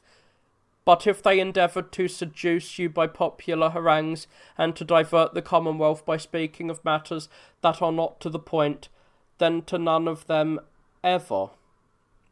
As for the power to restrain the disorderly, Marcus Horatius, we do possess it, having received it from the people when they voted to us both the magistracy of the consuls and that of the tribunes. and the term of it has not yet expired, as you think. For we were not appointed for a year or for any other definite period, but until we should have instituted the whole body of the laws. When therefore we have completed what we propose and have got the remaining laws ratified, we shall then resign our magistracy and give an account of our actions to any of you who desire it. In the meantime we shall relax nothing either of the consular or the tribunician power. As to the war now, in what manner may we repulse our enemies most quickly and gloriously? I ask you to come forward and deliver your opinions. First the oldest members, as is customary and fitting for you, next those of a middle age, and last the youngest. Having said this, he proceeded to call first upon his uncle Gaius Claudius, who, rising up, delivered a speech about as follows: Since Appius desires me to deliver my opinion first, senators, showing me this honour because of our relationship as becomes him, and since I must say what I think concerning the war with the Aquians and the Sabines, I should like, before declaring my own sentiments, to have you inquire what hopes have encouraged the Aquians and Sabines to venture to make war upon us, and to invade and lay waste our country, nations which until now were quite satisfied and most grateful to heaven if they were permitted to enjoy their own lands in security. For if you once know what those hopes are, you will also know what means of deliverance from war with these nations will be most effectual. Well then, when they heard that our time-honoured constitution has for a long time been shaken and is diseased, and that neither the populace nor the patricians are well disposed towards those who are at the head of the commonwealth. For this they heard not without reason, since it is the truth, though I have no need to state the causes to you who are well acquainted with them. They assumed that if any foreign war should come upon us in addition to these domestic evils, and the magistrate should resolve to march out with an army in defence of the country, neither the citizens would be present themselves cheerfully as before to take the military oath, because of their hostility to the magistrates, nor would these inflict the punishments ordained by law upon those who did not present themselves, lest they should occasion some greater mischief to themselves, and that those who did obey and take up arms would either desert the standards, or, if they remained, would deliberately play the coward in battle. And none of these hopes was ill-grounded, for when a harmonious state undertakes a war, and all, both rulers and ruled, look upon their interests as identical, all go to meet the perils with alacrity, and decline no toil or danger. But when a state which suffers from sickness within itself engages with its enemies outside before composing its internal disorders, and the rank and file stop to consider that they are undergoing hardships not for their own advantage, but to strengthen the domination of others over them, and the generals reflect that their own army is no less hostile to them than is the foe, everything is diseased, and any force is sufficient to defeat and destroy such armies. These senators are the reasons for both the Sabines and the Aquians, and because they believe them to be valid, they have invaded our territory. So if we, showing our resentment at being scorned by them in their exalted state of mind, vote in our present wrathful state to lead out an army against them, I fear that all they anticipate may happen to us, or rather, I know full well that it will come to pass. But if we establish the conditions that are of primary importance and most necessary, and these are good order on the part of the multitude, and the recognition by all citizens that their interests are identical, by banishing from the state the insolence and greed which are now the fashion, and by restoring the constitution to its ancient form, these enemies who are now so bold will cower, and, hurling their weapons from their hands, will soon come to us to make amends for the injuries they have caused, and to treat for peace, and we shall have it in our power, a thing which all men of sense would wish, to have put an end to the war without resorting to arms. In view of these considerations, I believe we ought to defer the consideration of the war for the present, since our affairs within the city's walls are in a turbulent state, and instead give leave to everyone who so desires to speak in favour of harmony and good order among our citizens. For we never had the opportunity until the war brought us to this pass of deciding in a meeting called by the government about the business of the Commonwealth whether any of the measures being taken were satisfactory. For had there been such an opportunity, great censure would be deserved by anyone who had neglected that occasion and only at this time saw fit to talk about these matters. Nor could anyone say for certain that, if we let this opportunity pass as unsuitable, we shall be able to find one that is more suitable. For if one cares to judge the future by the past, it will be a long time before we meet again to consider any matter of the public interest. I ask this, Appius, of you men who are at the head of the Commonwealth, and are in duty bound to consult the common interest of all rather than your private advantage, that if I speak some truths with frankness instead of trying to please you, you will not be offended on that account, when you consider that I shall not make my remarks with any intent to abuse and insult your magistracy, but in order to show in how great a sea the affairs of the Commonwealth are tossed, and to point out what will be both their safety and their reformation. It is perhaps incumbent upon all who, here there is a gap in the text, for the fatherland to speak of the matters that are for the public interest, and this is true particularly in my case. First, because I have been asked as an honour due to me to take the lead in expressing my opinion, and it would be a shame, yes, a great folly, for the man who rises up first not to mention the things that need to be reformed first. In the next place, because it has fallen to me, as the paternal uncle of Appius, the chief of the decemvirs, both to be pleased more than all others when the Commonwealth is well governed by them, and to be grieved above everyone else when it is not so well governed. Beside these motives, I have inherited it as a political principle from my ancestors, to prefer the interest of the public to my own private advantages, and to take thought for no personal danger, a principle that I would not willingly betray, and thus dishonour the virtues of those men. As to the present form of government, that it is in a bad state, and that almost everyone is dissatisfied with it, let this be the strongest proof for you.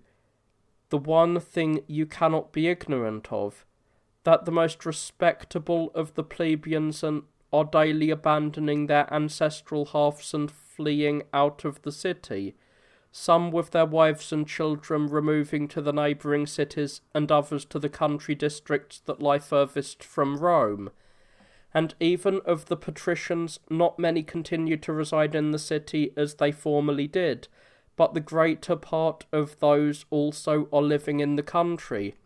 Yet why should I speak of the others when only a few even of the senators, and those such as are attached to you either by relationship or friendship, remain within the walls, while the rest regard solitude as more desirable than their native city?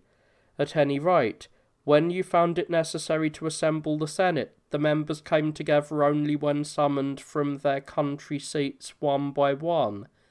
These men, with whom it was a time-honoured custom to keep watch over the fatherland in conjunction with the magistrates, and to shirk none of the public business, do you imagine, then, that it is to flee from their blessings, or rather from their evils, that men abandon their native lands? For my part, I think it is from their evils. And yet, what greater evil do you think there is for a commonwealth, particularly for that of the Romans, which needs many troops of its own nationals if it is to maintain firmly its sovereignty over its neighbours, than to be abandoned by the plebeians and deserted by the patricians, when oppressed neither by war, pestilence, nor any other calamity inflicted by the hand of heaven? Do you wish then to hear the reasons that are compelling these men to abandon temples and sepulchres of their ancestors, to desert half-some possessions of their fathers, and to look upon every land as dearer to them than their own? For these things are not taking place without reason. Well then, I will inform you and conceal nothing. Many charges are being brought against the magistracy of Eudicimvius Appius, and by many people. Whether they are true or false I do not care to inquire at present, but at any rate they are being brought. And not a man, I say, outside of your own partisans is well disposed towards the present state of government. For the men of worth descended from men of worth, who ought to hold the priesthoods and the magistracies, and to enjoy the other honours which were enjoyed by their fathers, are indignant when they are excluded from these by you, and thus have lost the dignities of their ancestors. The men of middle rank in the state, who pursue a life of tranquillity free from public duties, accuse you of snatching away their property unjustly, and lament the insults you offered to their wedded wives, your drunken licentiousness towards their marriageable daughters, and many other grievous abuses. And the poorest part of the populace, who have no longer the power either of choosing magistrates or of giving their votes upon other occasions, who are not summoned to assemblies and do not share in any other political courtesy, hate you upon all these accounts, and call your government a tyranny. How then shall you reform these matters, and cease being the object of accusations among your fellow citizens? For this remains to be discussed. You can do so if you will procure a preliminary decree of the Senate, and restore to the people the right of deciding whether they prefer to appoint consuls, tribunes, and the other traditional magistrates once more, or to continue under the same form of government as at present. For if all the Romans are content to be governed by an oligarchy and vote that you shall continue in possession of the same power, you will hold your magistracy in accordance with law and not by force.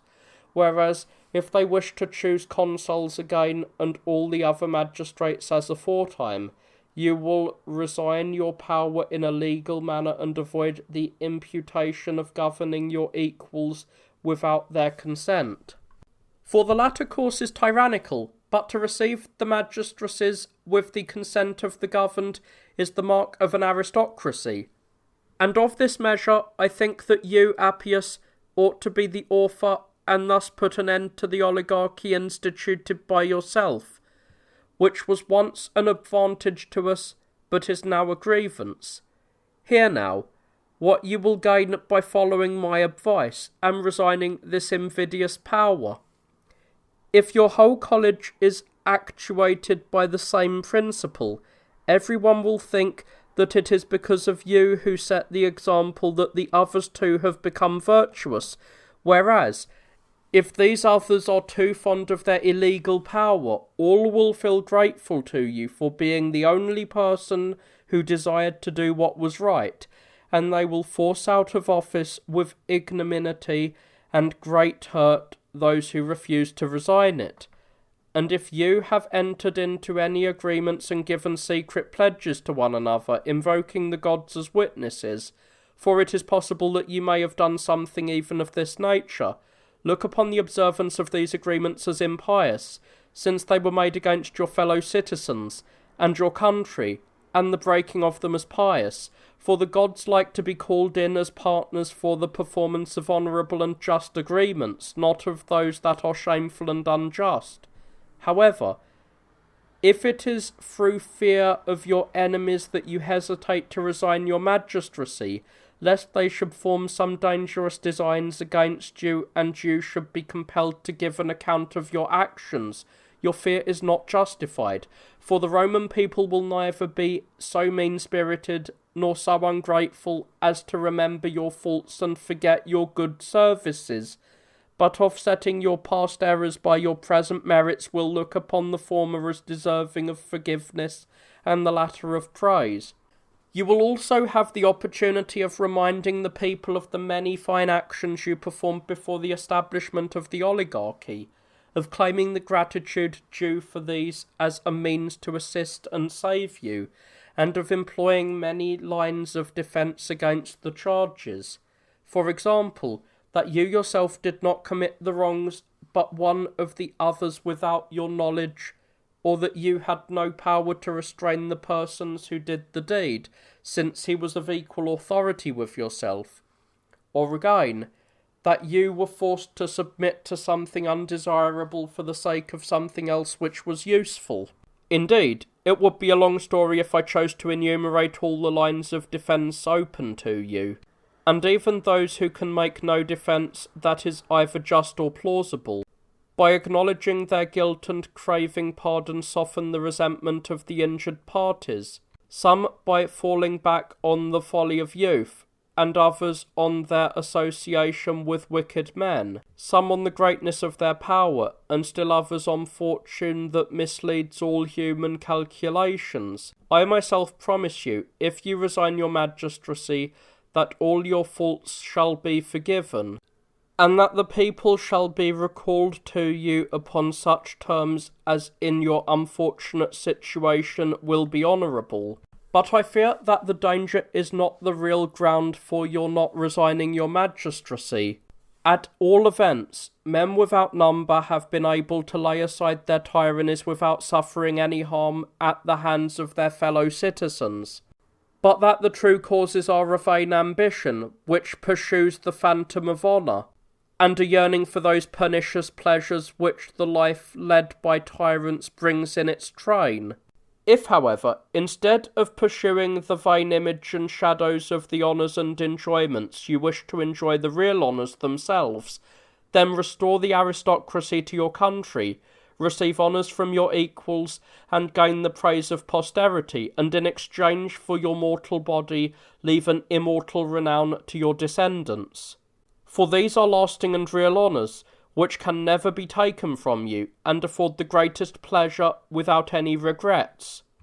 Nourish your soul by finding pleasure in your country's welfare, of which you will be regarded as the chief author by delivering her from a grievous dominion. In doing this, take your ancestors as your examples, bearing in mind that not one of those men aimed at despotic power or became a slave to the shameful pleasures of the body. For these reasons it was their fortune not only to be honoured while they lived, but after their death to be praised by those who came after them. For all bear witness that they were the stoutest guardians of the aristocracy which our state established after banishing the kings,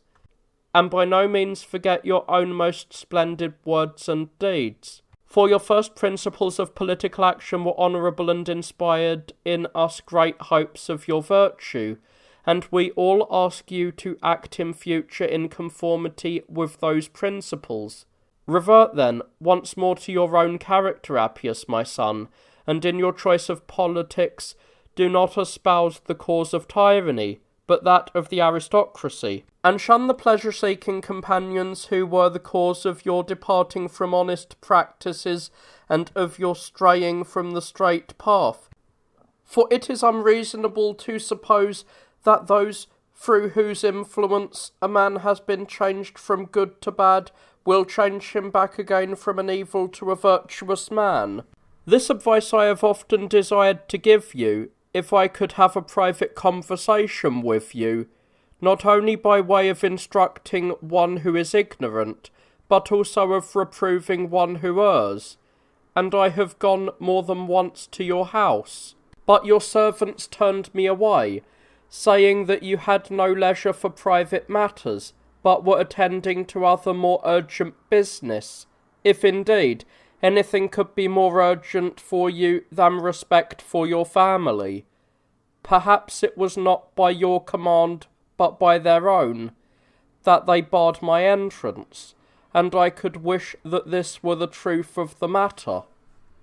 This experience, then, has forced me to talk to you in the Senate about the matters I wish to discuss with you in private, since I got no opportunity of doing so by ourselves alone, and things that are honourable and advantageous, Appius, may be mentioned seasonably anywhere in public rather than nowhere. Having now performed for you the duty I owe to our family, I protest by the gods whose temples and altars we who carry on the succession of the Appian family honour with common sacrifices, and by the genii of our ancestors, to whom after the gods we pay the next honours and gratitudes in common, and above all these to the earth, which holds your father and my brother, and I have put at your disposal both my mind and my voice to give you the best advice. And now, desiring to correct your ignorance as best I may, I ask you not to attempt to cure the evils by evils, nor by aiming at too much to lose even what you already have, nor regain by attempting to rule over your equals and your superiors, to be ruled yourself by those who are inferior and baser. I should like to say much more to you upon many subjects, but hesitate to do so. For if God is leading you to better resolutions, even this that I have said is more than sufficient. But if to worse, then what I have still to say will also be said in vain. You now have my opinion, senators, and you who are at the head of the Commonwealth, concerning the means both of putting an end to the war and of reforming the civil disorders. If anyone, however, shall offer better advice than this, let the best prevail. After Claudius had spoken thus, and given the Senate great reasons to hope that the decemvirs would resign their power, Appius did not see fit to make any answer to his advice. But Marcus Cornelius, one of the other members of the oligarchy, advanced and said, "We, Claudius, shall ourselves decide about our own interests without any need of your advice. For we are of the age best qualified for prudence, so that we are ignorant of nothing that concerns us, and we do not lack for friends whom we may take as advisers if necessary. Cease then doing an unseasonable thing in expressing your opinion as an older man to those who do not need advice. As for Appius, if you wish to give him any admonition or abuse, for this is the truer form of it, when you have left the Senate chamber you may abuse him. For the present, state what you think about the war with the Aquians and Sabines, the matter regarding which you have been called upon to deliver your opinion, and cease talking idly of things that are beside the point." After him Claudius rose up again with downcast countenance and with tears in his eyes, and said, "Appius does not think me, his uncle, worthy even of an answer, senators, in your presence, but just as he shuts his own house against me, so he does everything in his power to render the Senate chamber here inaccessible to me likewise, and if I must speak the truth, I am even driven out of the city, for I could no longer bear the sight of him, now that he has become unworthy of his ancestors and has emulated the lawlessness of tyrants. But removing all my effects and my household to the Sabines, I shall live at Regalium, the city from which our family originally comes, and shall remain there for the future as long as these men continue in possession of this fine magistracy. But when the fate I foresee shall have overtaken the decemvirate, and it will overtake them soon, I shall then return. So much concerning myself. As to the war, I give you this advice, senators, to pass no vote concerning anything whatever until new magistrates are appointed." After he had thus spoken and received great applause from the Senate, for the noble spirit and the love of liberty that his words breathed, he sat down. And after him Lucius Quintius, surnamed Cincinnatus, Titus Quinctius Capitolinus, Lucius Lucretius, and all the leading men of the Senate rose up, one after another, and supported the motion of Claudius. Appius and his colleagues, being disturbed at this, resolved no longer to call upon others for advice according to their age or senatorial rank, but according to their friendship and attachment to themselves. And Marcus Cornelius, coming forward, asked Lucius Cornelius to rise. his brother, who had been colleague to Quintus Fabius Vibulanus in his third consulship, a man of action and not without eloquence in political debates. This man, rising up, spoke as follows: "This also was surprising, senators, that men of the age of those who preceded me in declaring their opinions and claim to be the foremost men of the Senate think fit to maintain unrelenting their enmity, derived from political clashes, towards those who are at the head of the Commonwealth, when they ought to be exhorting the young men also to engage from the highest motive in competition for noble rewards, and to regard not as enemies but as friends those who are their rivals in striving for the public good. And much more surprising still than this is that they transfer their private animosities to the affairs of the Commonwealth, and choose rather to perish with their enemies than to be saved with all their friends.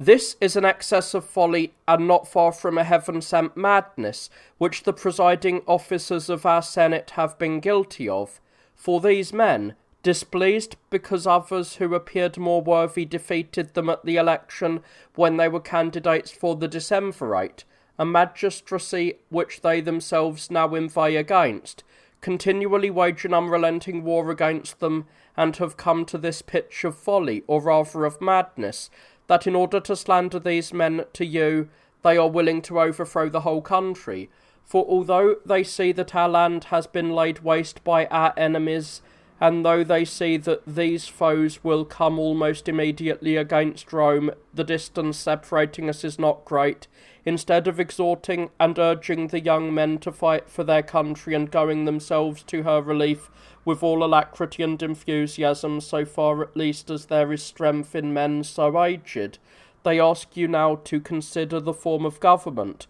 to create new magistrates, and to do everything rather than injure the enemy, and they cannot see even this itself, that they are introducing inopportune motions, or rather uttering impracticable wishes. For consider the matter in this light. There will be a preliminary vote of the Senate for the election of magistrates. Then the decemvirs will lay this resolution before the people after appointing the third market day thereafter for its consideration. For how can anything that is voted by the people become really valid if it is not done in accordance with the laws? Then, after the tribes have given their votes, the new magistrates will take over the administration of the Commonwealth and propose to you the consideration of the war. During the interval before the election, which will be such a long one, if our enemies march up to the city and approach the walls, what are we going to do, Claudius? We shall say to them, by heaven, wait until we have appointed other magistrates. For Claudius persuaded us neither to pass a preliminary decree concerning any other matter, nor to lay anything else before the people, nor to enroll forces, until we have settled everything relating to the magistracies as we wish. Depart therefore, and when you hear that the consuls and the other magistrates have been appointed, and that we have all the necessary preparations made for war, then come and make your pleas for peace, since you injured us first without any provocation on our part, and for whatever damage you have caused us in your raids, so far as property is concerned, pay us in full in accordance with justice. But the slaying of our husbandmen, and any insults and drunken abuses offered by your soldiers to women of free condition, or any other irreparable mischief, we shall not include in your account. And they doubtless in response to this invitation of ours will show moderation, and after permitting us to choose new magistrates and to make our preparations for war, will then come with olive branches in their hands instead of arms and deliver themselves up to us. Oh, the great folly of these men who can think of uttering such nonsense, and our own great stupidity if, when they say such things, we show no displeasure but submit to hearing them, as if we were consulting in the interest of our enemies, and not that of ourselves and our country. Shall we not remove these triflers from our midst, not vote speedily to relieve the land that is being ravished, not arm all the youth of Rome, not march ourselves against the cities of our enemies?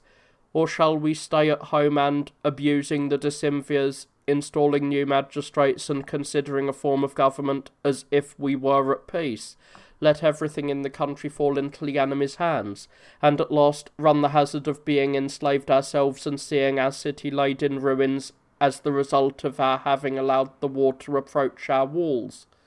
Such counsels, fathers, are not those of men in their senses, nor do they spring from the political foresight which regards the public advantage as more essential than private animosities, but rather from an unseasonable contentiousness, an ill-starred enmity, and an unfortunate envy, which does not permit those who are under its influence to show sound judgment. Dismiss, however, from your minds the rivalries of these men, but the measures which you should pass if your counsels are to prove salutary to the Commonwealth, becoming to yourselves, and formidable to our foes, I shall now attempt to indicate. For the present, vote your approval of the war against the Aquians and Sabines, and enrol with the greatest alacrity and expedition the forces that are to set out against both. And after the war is terminated in the happiest manner for us and our forces return to the city upon the conclusion of peace, then not only consider the form of government, but also call the decemvirs to account for all their actions during their administration. Vote for new magistrates and establish courts, and honour with both these offices those who are worthy of them when both are in your power. For you must know that opportunities do not wait upon events, but events upon opportunities. When Cornelius had delivered this opinion, those who rose up after him were, with few exceptions, of the same advice, some looking upon these measures as necessary and suited to the present juncture, and others yielding to the times, and paying court to the decemvirs through dread of their magistracy, for no small part of the senators actually stood in awe of their power. After most of the senators had delivered their opinions, and those who declared for war appeared to be much more numerous than the others, the decemvirs then called upon Lucius Valerius among the last. He was the one, as I have related, who had wished to say something at the very beginning of the debate, but had been prevented by them. And now rising, he delivered a speech of the following tenor. You see, fathers, the plot of the decemvirs, who not only at first would not allow me to say to you all that I had proposed, but now have assigned to my turn to speak among the last. With this in mind, as we may reasonably assume that, if I concur in the opinion of Claudius, I shall render no service to the Commonwealth, since few have supported it, and again if I deliver an opinion different from those they themselves have expressed, however excellent my advice may be, I shall have recited my piece in vain. For those are easily counted who are to rise up after me, and even if I shall have them all agreeing with me, what advantage will it give me when I shall not have the smallest fraction of those who sided with Cornelius? However, in spite of those misgivings, I shall not hesitate to express my opinion, for when you have heard everybody, you will have it in your power to choose what is best. Concerning the decemvirs, therefore, and the manner in which they look after the Commonwealth, consider that everything the most excellent Claudius has said has been said by me also, and that new magistrates ought to be chosen before any decree is passed concerning the war,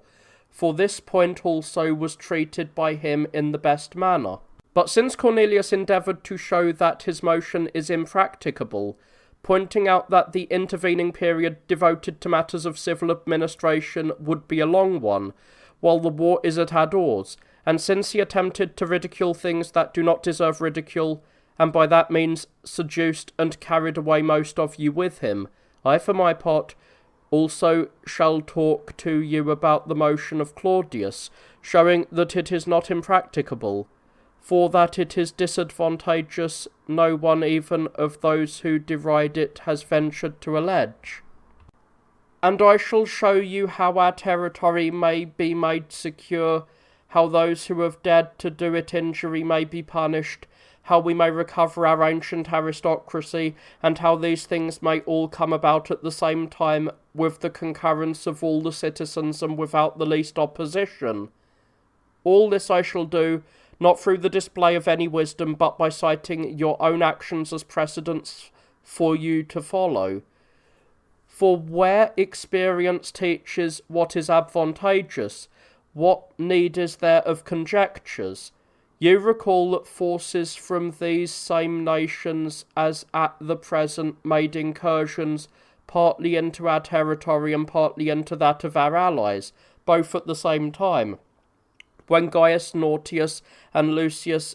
Minucius were consuls, some 8 or 9 years ago, I believe it was. When on that occasion you had sent out numerous and brave youths against both these nations, it chanced that one of the consuls, being obliged to encamp in a difficult position, was unable to accomplish anything, but was besieged in his camp and in danger of being captured for want of provisions, while Nautius, who was encamped against the Sabines, was under the necessity of fighting battles with the same foes continually, and could not even go to the aid of his fellow Romans who were in distress.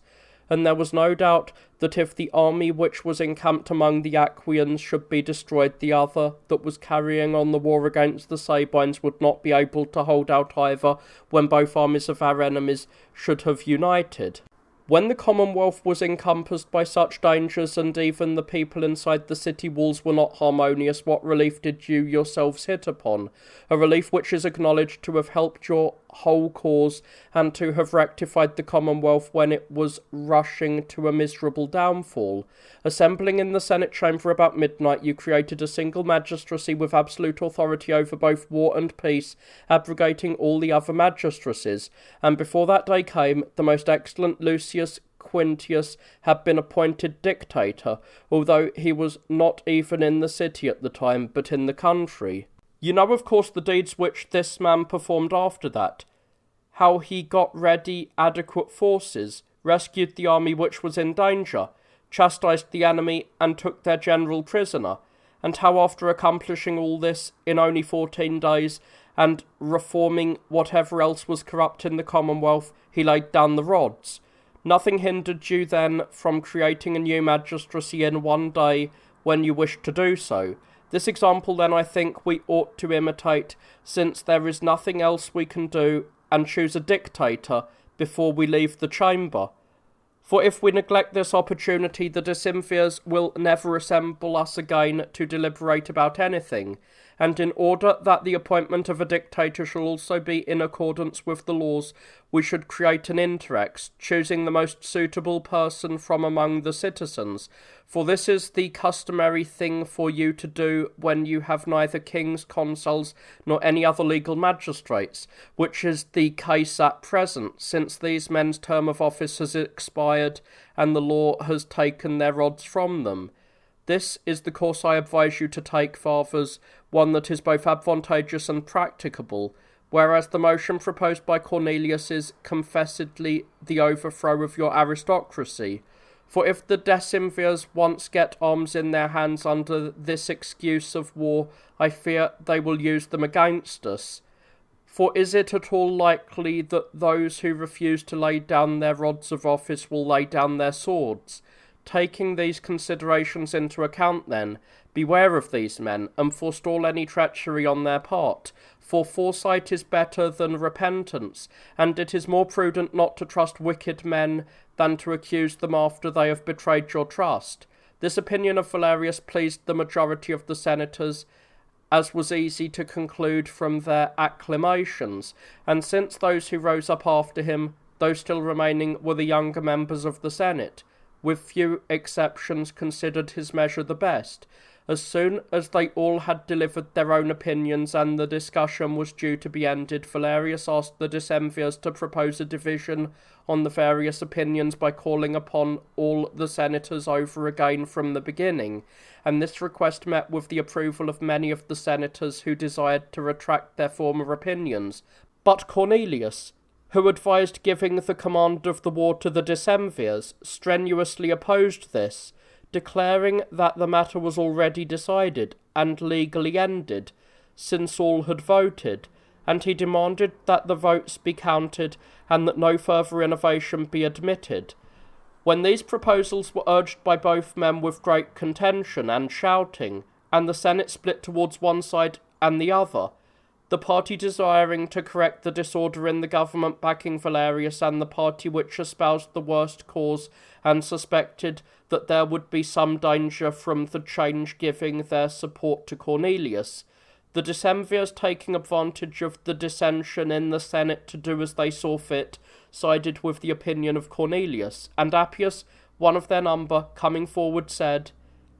"It was the war with the Aquians and Sabine senators which we called you together to deliberate about, and we have given all of you who so desired leave to speak, calling upon each one from the foremost down to the youngest in the proper order. And 3 senators having given different opinions, namely Claudius, Cornelius, and last of all Valerius, the rest of you have come to your decision concerning them, and each one has come forward and declared in the hearing of all which opinion he supported. Everything therefore having been done according to the law, since the majority of you thought that Cornelius gave the best advice, we declare that he prevails, and we are engrossing and publishing the motion he made. Let Valerius and those who are leagued with him, when they shall obtain the consular power themselves, grant a rehearing if they like, to causes already determined, and annul resolutions passed by you all." Having said this, and ordered the clerk to read the preliminary decree, in which it had been ordered that the enrolling of the army and the command of the war should be assumed by the Decemvirs, he dismissed the meeting. After that, those of the oligarchical faction went about swaggering and insolent, as if they had gained a victory over their adversaries, and had contrived that their power could no longer be overthrown when once they should be in control of the arms and an army. But the men who had the best interests of the Commonwealth at heart were in great distress and consternation, imagining that they should never again have any share in the government. These split into many groups, those of less noble disposition feeling obliged to yield all to the victors and join the oligarchical bands, and such as were less timorous abandoning their concern for the public interest in exchange for a carefree life. But those who had great nobility of character employed themselves in organising bands of their own and planning together for their mutual defence and for a change in the form of government. The leaders of these groups were the men who had first dared to speak in the Senate in favour of abolishing the decemvirate, namely Lucius Valerius and Marcus Horatius, and they had surrounded their houses with armed men, and had about their persons a strong guard of their servants and clients, so as to suffer no harm from either violence or treachery. These persons again, who were unwilling either to court the power of the victors or to pay no attention to any of the business of the Commonwealth, and to lead a quiet, carefree life,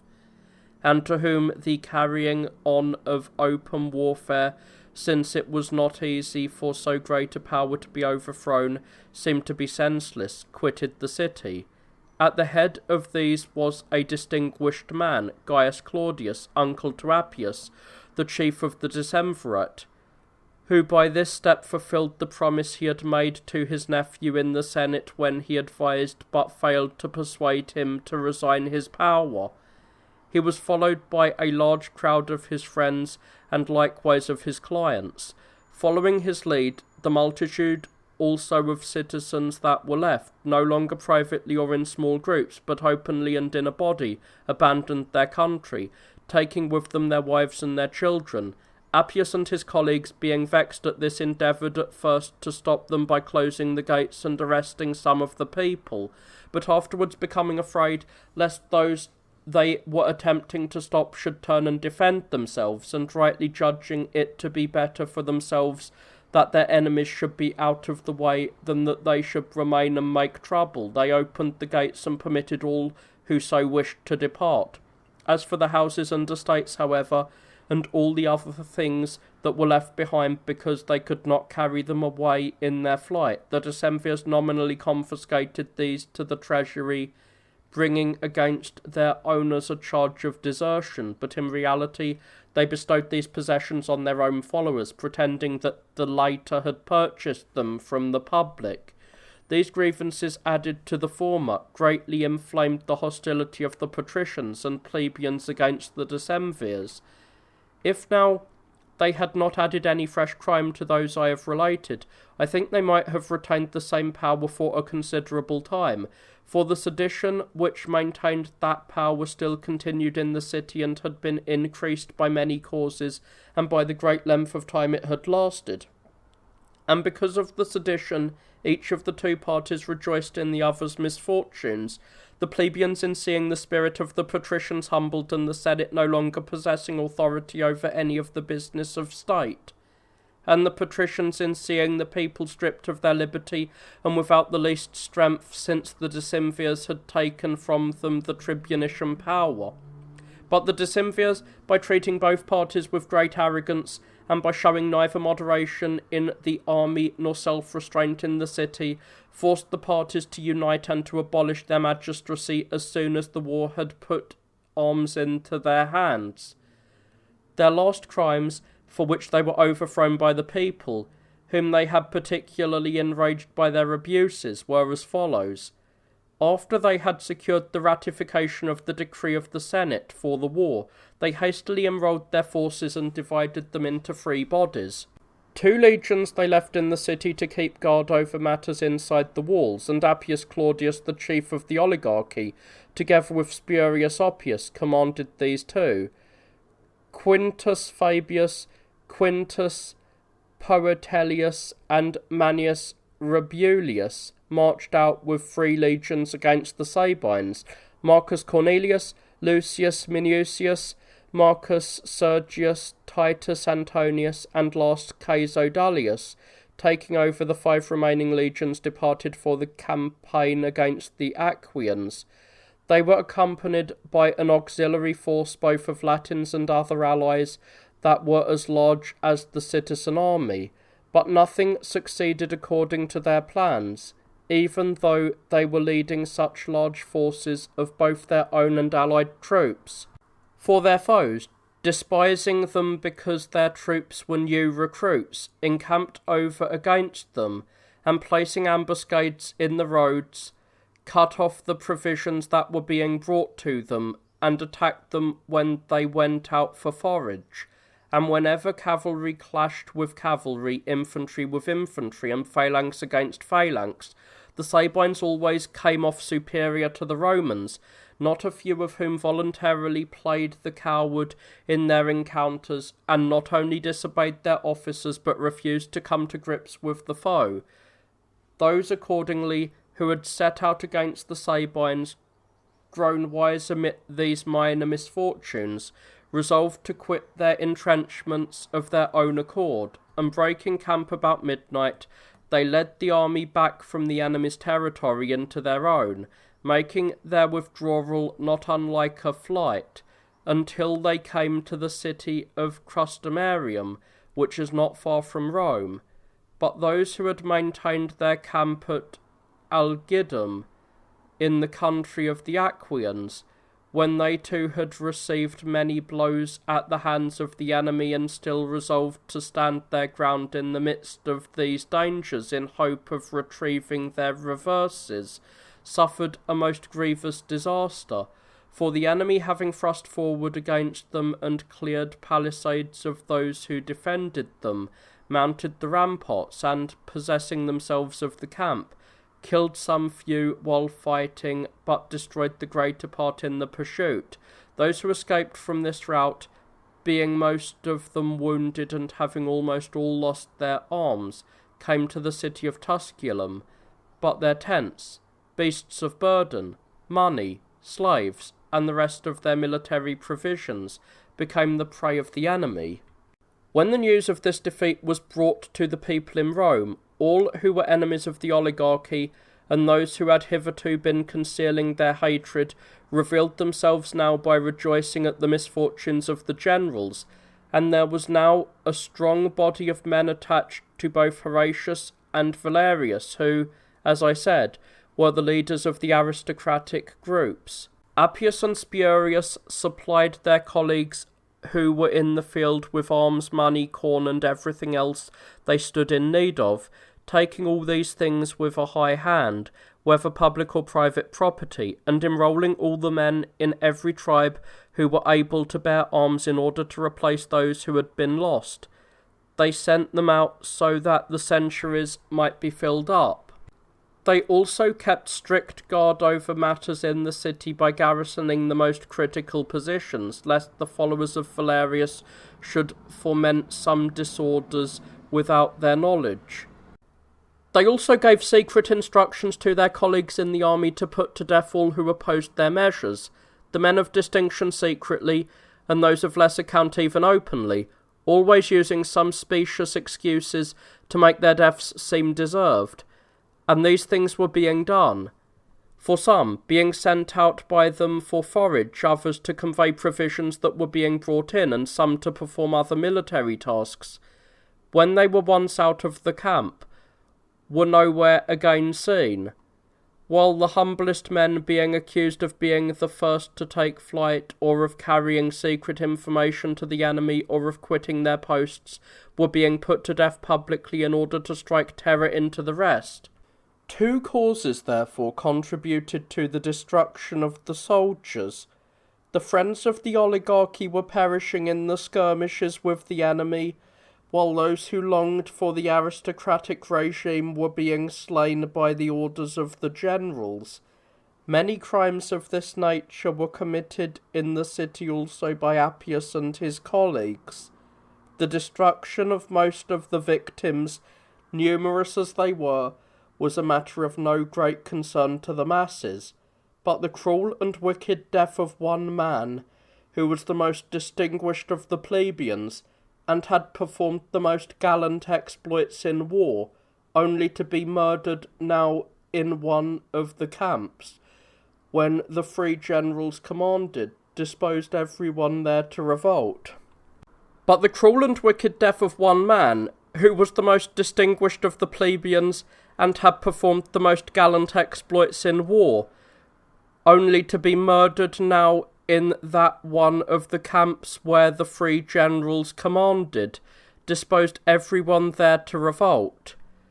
The man assassinated was that Cisseus who had fought the 120 battles, and had received prizes for valour in all of them, a man of whom I have said that, when he was exempt from military service by reason of his age, had volunteered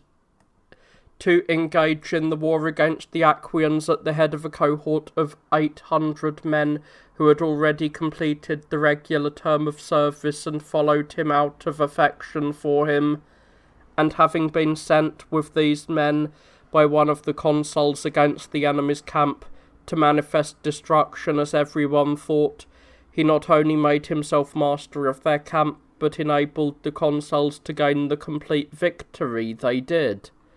This man, who kept making many speeches in the city against the generals in the field, accusing them of both cowardice and inexperience in warfare, Appius and his colleagues were eager to remove out of the way, and to that end they invited him to friendly conversations and asked him to consult with them concerning affairs in camp, urging him to tell how the mistakes of the generals might be corrected, and at last they prevailed upon him to go out to the camp at Crustumerium, invested with the authority of a legate. The position of legate is the most honourable and the most sacred of all dignities among the Romans, possessing as it does the power and authority of a magistrate and the inviolable and holy character of a priest. When he arrived at the camp, and the generals there gave him a friendly greeting and asked him to remain and command in conjunction with them, and offering him some presents on the spot and promising others, Cisseus, deceived by these wicked men and not conscious that the charm of their conversation was due to an evil plot, he being a military man and of a simple nature, not only made other recommendations such as he thought advantageous, but first of all advised them to move their camp from their own territory to that of the enemy, recounting the losses they were then suffering and also estimating the advantages they would gain by shifting their camp. The generals, professing that they were glad to accept his advice, said, "Why then, do you not take charge yourself of the army's removal, after first looking out for a suitable position for it. You are sufficiently acquainted with the region because of the many campaigns you have made, and we will give you a company of picked youths fitted out with light equipment. For yourself there shall be a horse on account of your old age, and armour suitable for such an expedition." Cisseus, having accepted the commission and asked for 100 picked light-armed men, they sent him without delay while it was still light, and with him they sent the 100 men, whom they had picked out as the most daring of their own faction, with orders to murder the man, promising them great rewards. When they had advanced a long distance from the camp, and had come to a hilly region, where the road was narrow and difficult for a horse to traverse at any other pace than a walk as it climbed, by reason of the ruggedness of the hills, they gave the signal to one another, and formed in a compact mass, with the intention of falling upon him all together in a body. But a servant of Cisseus, who was his shield-bearer and a brave warrior, guessed their intention and informed his master of it. Cisseus, seeing himself confined in a difficult position where it was not possible to drive his horse at full speed, leapt down, and taking his stand upon the hill in order to avoid being surrounded by his assailants, with only his shield-bearer to aid him, awaited their attack. When they fell upon him all at once, many in number, he killed some 15 of them and wounded twice as many, and it seemed as if he might have slain all the others in combat if they had come to close quarters with him.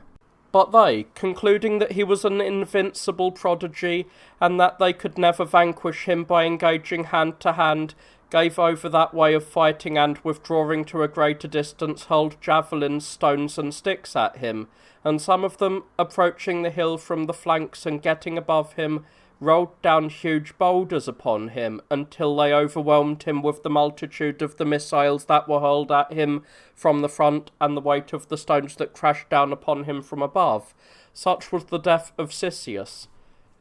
Those who had accomplished his murder returned to the camp, bringing their wounded with them, and spread a report that a body of the enemy, having suddenly come upon them, had killed Cisseus and the other men whom they first encountered, and that they themselves, after receiving many wounds, had escaped with great difficulty,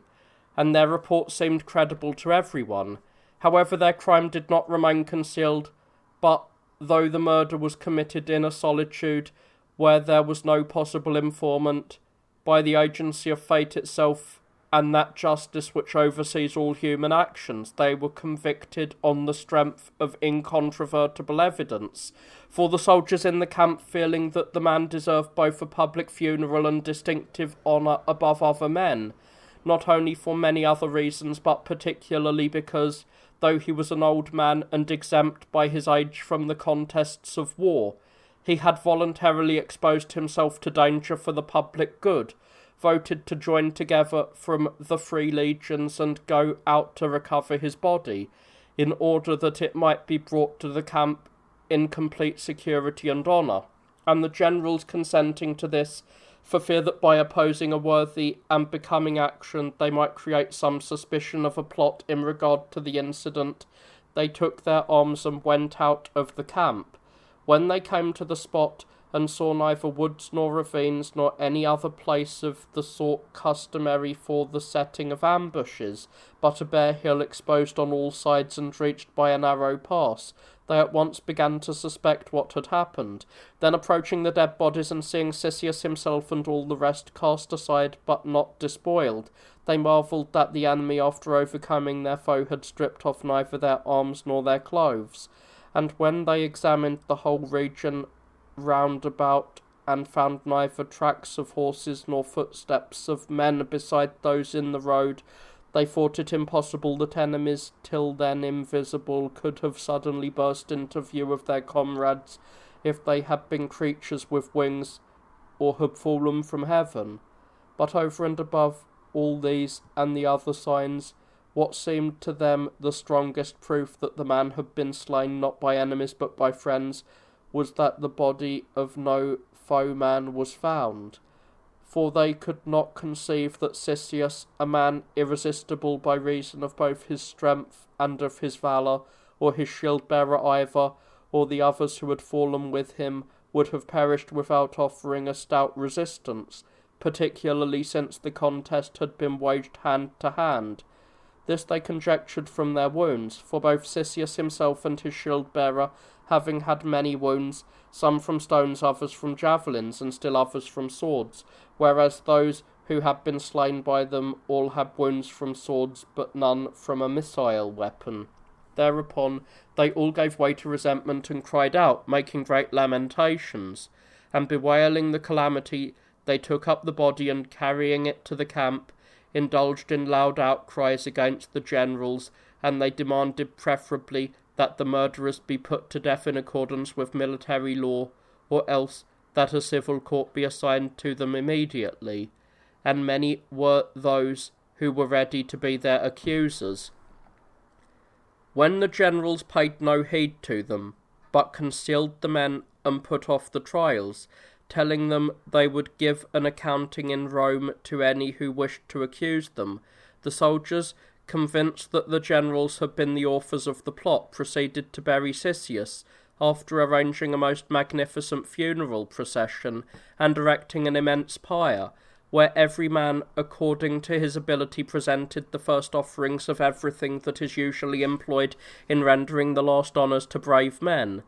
But they were all becoming alienated from the decemvirs, and had the intention of revolting. Thus the army that lay encamped at Crustumerium and Fidenae, because of the death of Cisseus the legate, was hostile to the men who stood at the head of the government. The other army, which lay at Algidum, in the territory of the Aquians, as well as the whole body of the people at Rome, became hostile to them for the following reasons. One of the plebeians, whose name was Lucius Virginius, a man inferior to none in war, had the command of a century in one of the 5 legions which had taken the field against the Aquians. He had a daughter called Virginia, after her father,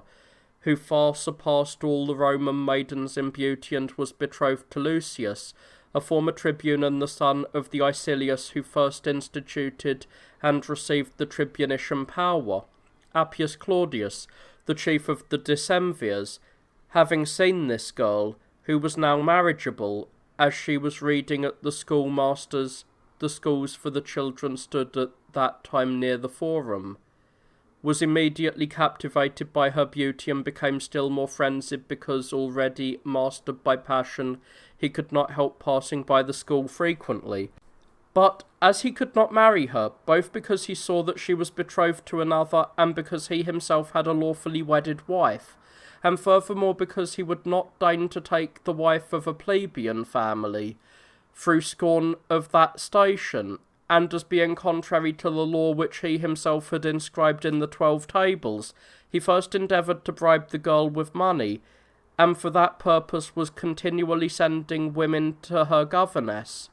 for she had lost her mother, giving them many presents and promising them still more than were actually given. Those who were tempting the governess had been instructed not to tell them the name of the man who was in love with the girl, but only that he was one of those who had it in his power to benefit or harm those he wished. When they could not persuade the governess, and he saw that the girl was thought to require an even stronger guard than before, inflamed by his passion, he resolved to take the more audacious course. He accordingly sent for Marcus Claudius, one of his clients, a daring man, and ready for any service, and acquainted him with his passions. Then, having instructed him in what he wished him to do and say, he sent him away accompanied by a band of the most shameless men, and Claudius, going to the school, seized the maiden and attempted to lead her away openly through the forum. But when an outcry was raised and a great crowd gathered, he was prevented from taking her whither he intended, and so betook himself to the magistracy. Seated at that time on the tribunal was Appius alone, hearing cases and administering justice to those who applied for it. When Claudius wished to speak, there was an outcry and expressions of indignation on the part of the crowd standing about the tribunal, all demanding that he wait until the relations of the girl should be present, and Appius ordered it should be so. After a short interval, Publius, Numitorius, the maiden's maternal uncle, a man of distinction among the plebeians, appeared with many of his friends and relations, and not long afterwards came Lucius,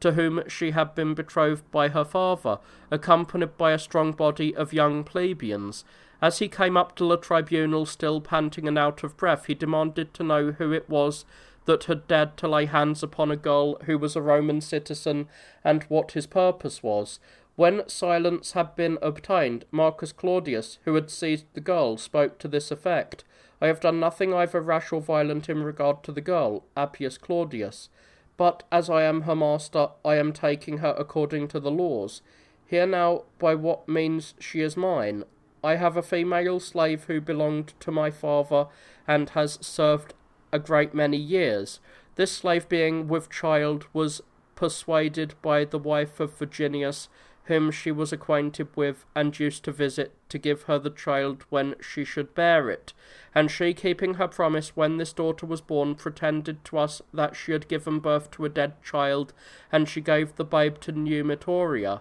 And the latter, taking the child, palmed it off as her own and reared it, although she was the mother of no children, either male or female. Hitherto I was ignorant of all this, but now, having learned of it through information given me, and having many credible witnesses, and having also examined the slave, I have recourse to the law common to all mankind, which declares it right that the offspring belong not to those who palm off others' children as their own, but to their mothers, the children of freeborn mothers being free, and those of slave mothers slaves, having the same masters as their mothers. In virtue of this law I claim the right to take the daughter of my slave woman, consenting to submit to a trial, and if anyone puts in a counter-claim offering sufficient securities, that I will produce her at the trial.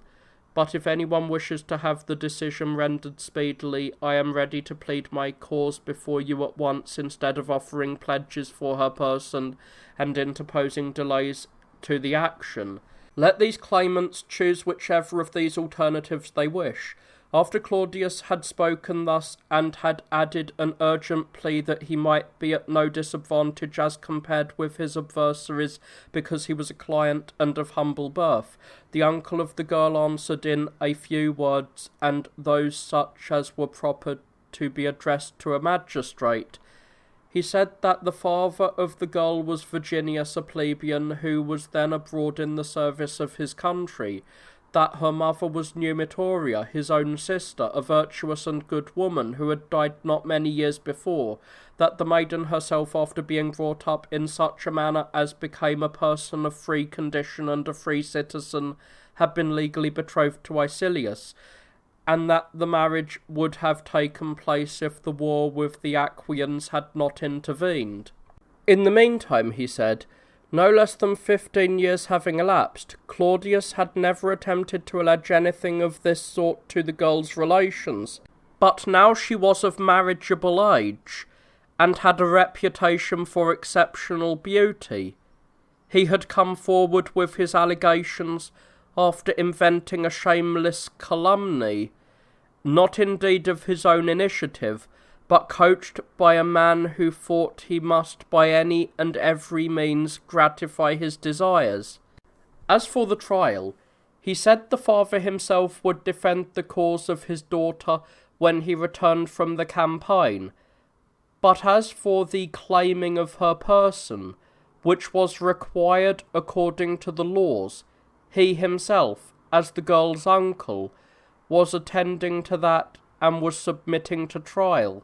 in doing which he was demanding nothing either unprecedented or not granted as a right to all other Roman citizens, if indeed not to all men, namely, that when a person is being hauled from a condition of freedom into slavery, it is not the man who is trying to deprive him of his liberty, but the man who maintains it, that has the custody of him until the trial.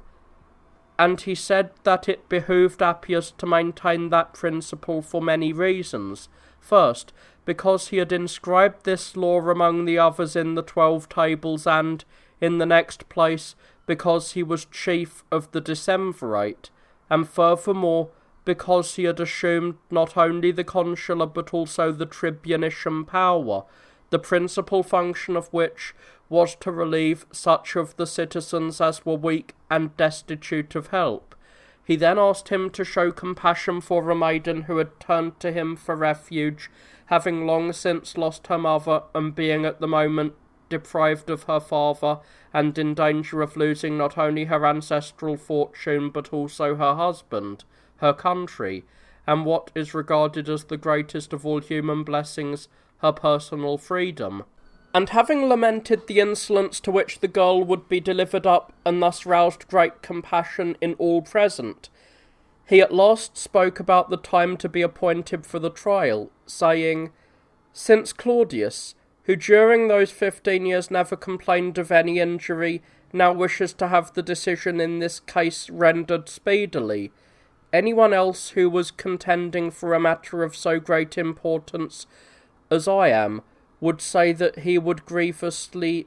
be treated, and would naturally feel indignant, demanding to offer his defence only after peace is made and all who are now in camp have returned, at a time when both parties to the suit will have an abundance of witnesses, friends, and judges, a proposal which would be democratic, moderate, and agreeable to the Roman constitution. But as for us," he said, "we have no need of speeches, nor of peace, nor of a throng of friends and judges, nor are we trying to put the matter off to the time appropriate for such decisions.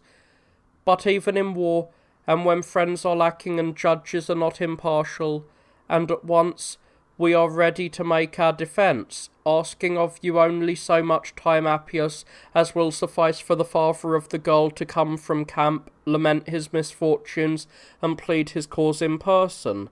Numitorius having spoken to this effect, and the people who stood round the tribunal having signified by a great shout that his demand was just, Appius after a short pause said, "I am not ignorant of the law concerning the bailing of those who are claimed as slaves, which does not permit their persons to be in the power of the claimants until the hearing of the case, nor would I willingly break a law which I myself wrought. However, I consider this to be just, that, as there are two claimants, the master and the father, if they were both present, the father should have the custody of her person until the hearing, but since he is absent, the master should take her away, giving sufficient sureties that he will produce her before the magistrates when her father returns. I shall take great care, Numitorius, concerning the sureties and the amount of their bond, and also that you defendants shall be at no disadvantage in respect of the trial. For the present, deliver up the girl." When Appius had pronounced this sentence, there was much lamentation and beating of breasts on the part of the maiden and of the women surrounding her, and much clamour and indignation on the part of the crowd which stood around the tribunal. But Icilius, who intended to marry the girl, clasped her to him and said, "Not while I am alive, Appius, shall anyone take this girl away. And if you are resolved to break the laws, to confound our rights, and to take from us our liberty, deny no longer the tyranny you decemvirs are reproached with, but after you have cut off my head, lead away not only this maiden wheresoever you choose, but also every other maiden and matron, in order that the Romans may now at last be convinced that they have become slaves instead of free men, and may no longer show a spirit above their condition. Why then do you delay any longer? Why do you not shed my blood before your tribunal in the sight of all? But know of a certainty that my death will prove the beginning either of a great woe for the Roman people, or of great blessings." While he wished to go on speaking, the lictors, by order of the magistrates, kept him and his friends back from the tribunal, and commanded them to obey the sentence, and Claudius laid hold on the girl as she clung to her uncle and her betrothed, and attempted to lead her away. But the people who stood around the tribunal, upon seeing her piteous grief, all cried out together, and disregarding the authority of the magistrates, crowded upon those who were endeavouring to use force with her, so that Claudius, fearing their violence, let the girl go, and fled for refuge to the feet of the general. Appius was at first greatly disturbed as he saw all the people enraged, and for a considerable time was in doubt what he ought to do. Then, after calling Claudius to the tribunal and conversing a little with him, as it seemed, he made a sign for the bystanders to be silent and said, "I am waiving the strict letter of the law, citizens, relative to the bailing of her person, insomuch as I see you growing exasperated at the sentence I have pronounced, and desiring to gratify you, I have prevailed upon my client to consent that the relations of the maiden shall go bail for her until the arrival of her father. Do you men therefore take the girl away, Numitorius, and acknowledge yourselves bound for her appearance tomorrow. For this much time is sufficient for you both to give Virginius notice today, and to bring him here from the camp in 3 or 4 hours tomorrow." When they asked for more time, he gave no answer, but rose up and ordered his seat to be taken away. As he left the forum, sorely troubled and maddened by his passion, he determined not to relinquish the maiden another time to her relations, but when she was produced by her surety, to take her away by force, after first placing a stronger guard about his person in order to avoid suffering any violence from the crowds, and occupying the neighbourhood of the tribunal ahead of time with a throng of his partisans and clients. That he might do this with a plausible show of justice when the father should fail to appear as her surety, he sent his most trusted horseman to the camp with letters for Antonius, the commander of the legion in which Virginius served, asking him to detain the man under strict guard, lest he learn of the situation of his daughter and steal away from the camp unobserved. But he was forestalled by 2 relations of the girl, namely a son of Numitorius and a brother of Icilius, who had been sent ahead by the rest of the plebeians at the very beginning of the affair. These, being young and full of spirit, drove their horses with loose rein and under the whip, and, completing the journey ahead of the men sent by Appius, informed Virginius of what had taken place. He, going to Antonius and concealing the true reason for his request, pretended that he had received word of the death of a certain near relation whose funeral and burial he was obliged by law to perform, and being given a furlough, he set out about lamplight time with the youths, taking by roads for fear of being pursued both from the camp and from the city, the very thing which actually happened. For Antonius, upon receiving the letter about the first watch, sent a troop of horses after him, while other horsemen sent from the city patrolled all night long the road that led from the camp to Rome. When Appius was informed by somebody of the unexpected arrival of Virginius, he lost control of himself, and, going to the tribunal with a larger body of attendants, ordered the relations of the girl to be brought. When they had come, Claudius repeated what he had said before, and asked Appius to act as a judge in the matter without delay, declaring that both the informant and the witness were present, and offering the slave woman herself to be examined. On top of all this, there was the pretence of great indignation if he was not to obtain the same justice as other people as he had previously, because he was a client of Appius, and also an appeal that Appius should not support those whose complaints were the more pitiful, but rather those whose claims were the most just. The father of the girl and her other relations made a defence with many just and truthful arguments against the charge that she had been substituted for a stillborn child, namely, that the sister of Numitorius, wife of Virginius, had no reasonable ground for a substitution, since she, a virgin, married to a young man, had borne a child no very considerable time after her marriage, and again, if she had desired ever so much to introduce the offspring of another woman into her own family, she would not have taken the child of someone else's slave rather than that of a free woman, united to her by consanguinity or friendship, one from whom she would take it in the confidence and indeed certainty that she could keep what she had received, and when she had it in her power to take a child of whichever sex she wished, she would have chosen a boy rather than a girl, for a mother, if she wants children, must of necessity be contented with and rear whatever offspring nature produces, whereas a woman who substitutes a child will in all probability choose the better sex instead of the worse sex. As against the informer and the witnesses whom Claudius said he would produce in great numbers, and all of them trustworthy, they offered the argument from probability that Numitoria would never have done openly and in conjunction with witnesses of free condition a deed that required secrecy and could have been performed for her by one person, when as a result she might see the girl she had reared taken away from her by the owners of the girl's mother. Also the lapse of time, they said, was no slight evidence that there was nothing sound in what the plaintiff alleged, for neither the informer nor the witnesses would have kept the substitution a secret during 15 years, but would have told of it before this. While discrediting the plaintiff's proofs as neither true nor probable, they asked that their own proofs might be weighed against them, and named many women, and those of no mean note, who they said had known when Numitoria came with child by the size of her abdomen.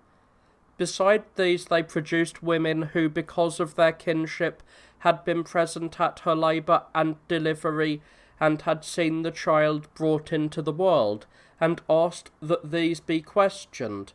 But the clearest proof of all, which was attested by both men in large numbers and women, free men and slaves as well, they brought in at the last, stating that the child had been suckled by her mother, and that it was impossible for a woman to have her breast full of milk if she had not borne a child. While they were presenting these arguments and many others equally weighty and incontrovertible, and were pouring forth a stream of compassion over the girl's misfortunes, all the others who heard their words felt pity for her beauty as they cast their eyes upon her, and being dressed in squalid attire, gazing down at the ground, and dimming the lustre of her eyes with tears, she arrested the beauty of all, so superhuman a beauty and grace enveloped her, and all bewailed the perversity of fortune when they considered what abuses and insults she would encounter after falling from such prosperity, and they began to reason that, once the law which secured their liberty was violated, there was nothing to prevent their own wives and daughters also from suffering the same treatment as this girl. While they were making these and many like reflections and communicating them with one another, they wept. But Appius, insomuch as he was not by nature sound of mind, and now was spoiled by the greatness of his power, his soul turgid and his bowels inflamed because of his lust for the girl, neither paid heed to the pleas of her defenders, nor was moved by her tears, and furthermore resented the sympathy shown for her by the bystanders, as though he himself deserved greater pity, and had suffered greater torments from the comeliness which had enslaved him. Goaded, therefore, by all these emotions, he not only had the effrontery to make a shameless speech by which he made it clear to those who suspected as much that he himself had contrived the fraudulent charge against the girl, but he also dared to commit a cruel and tyrannical deed. For while they were still pleading their cause, he commanded silence,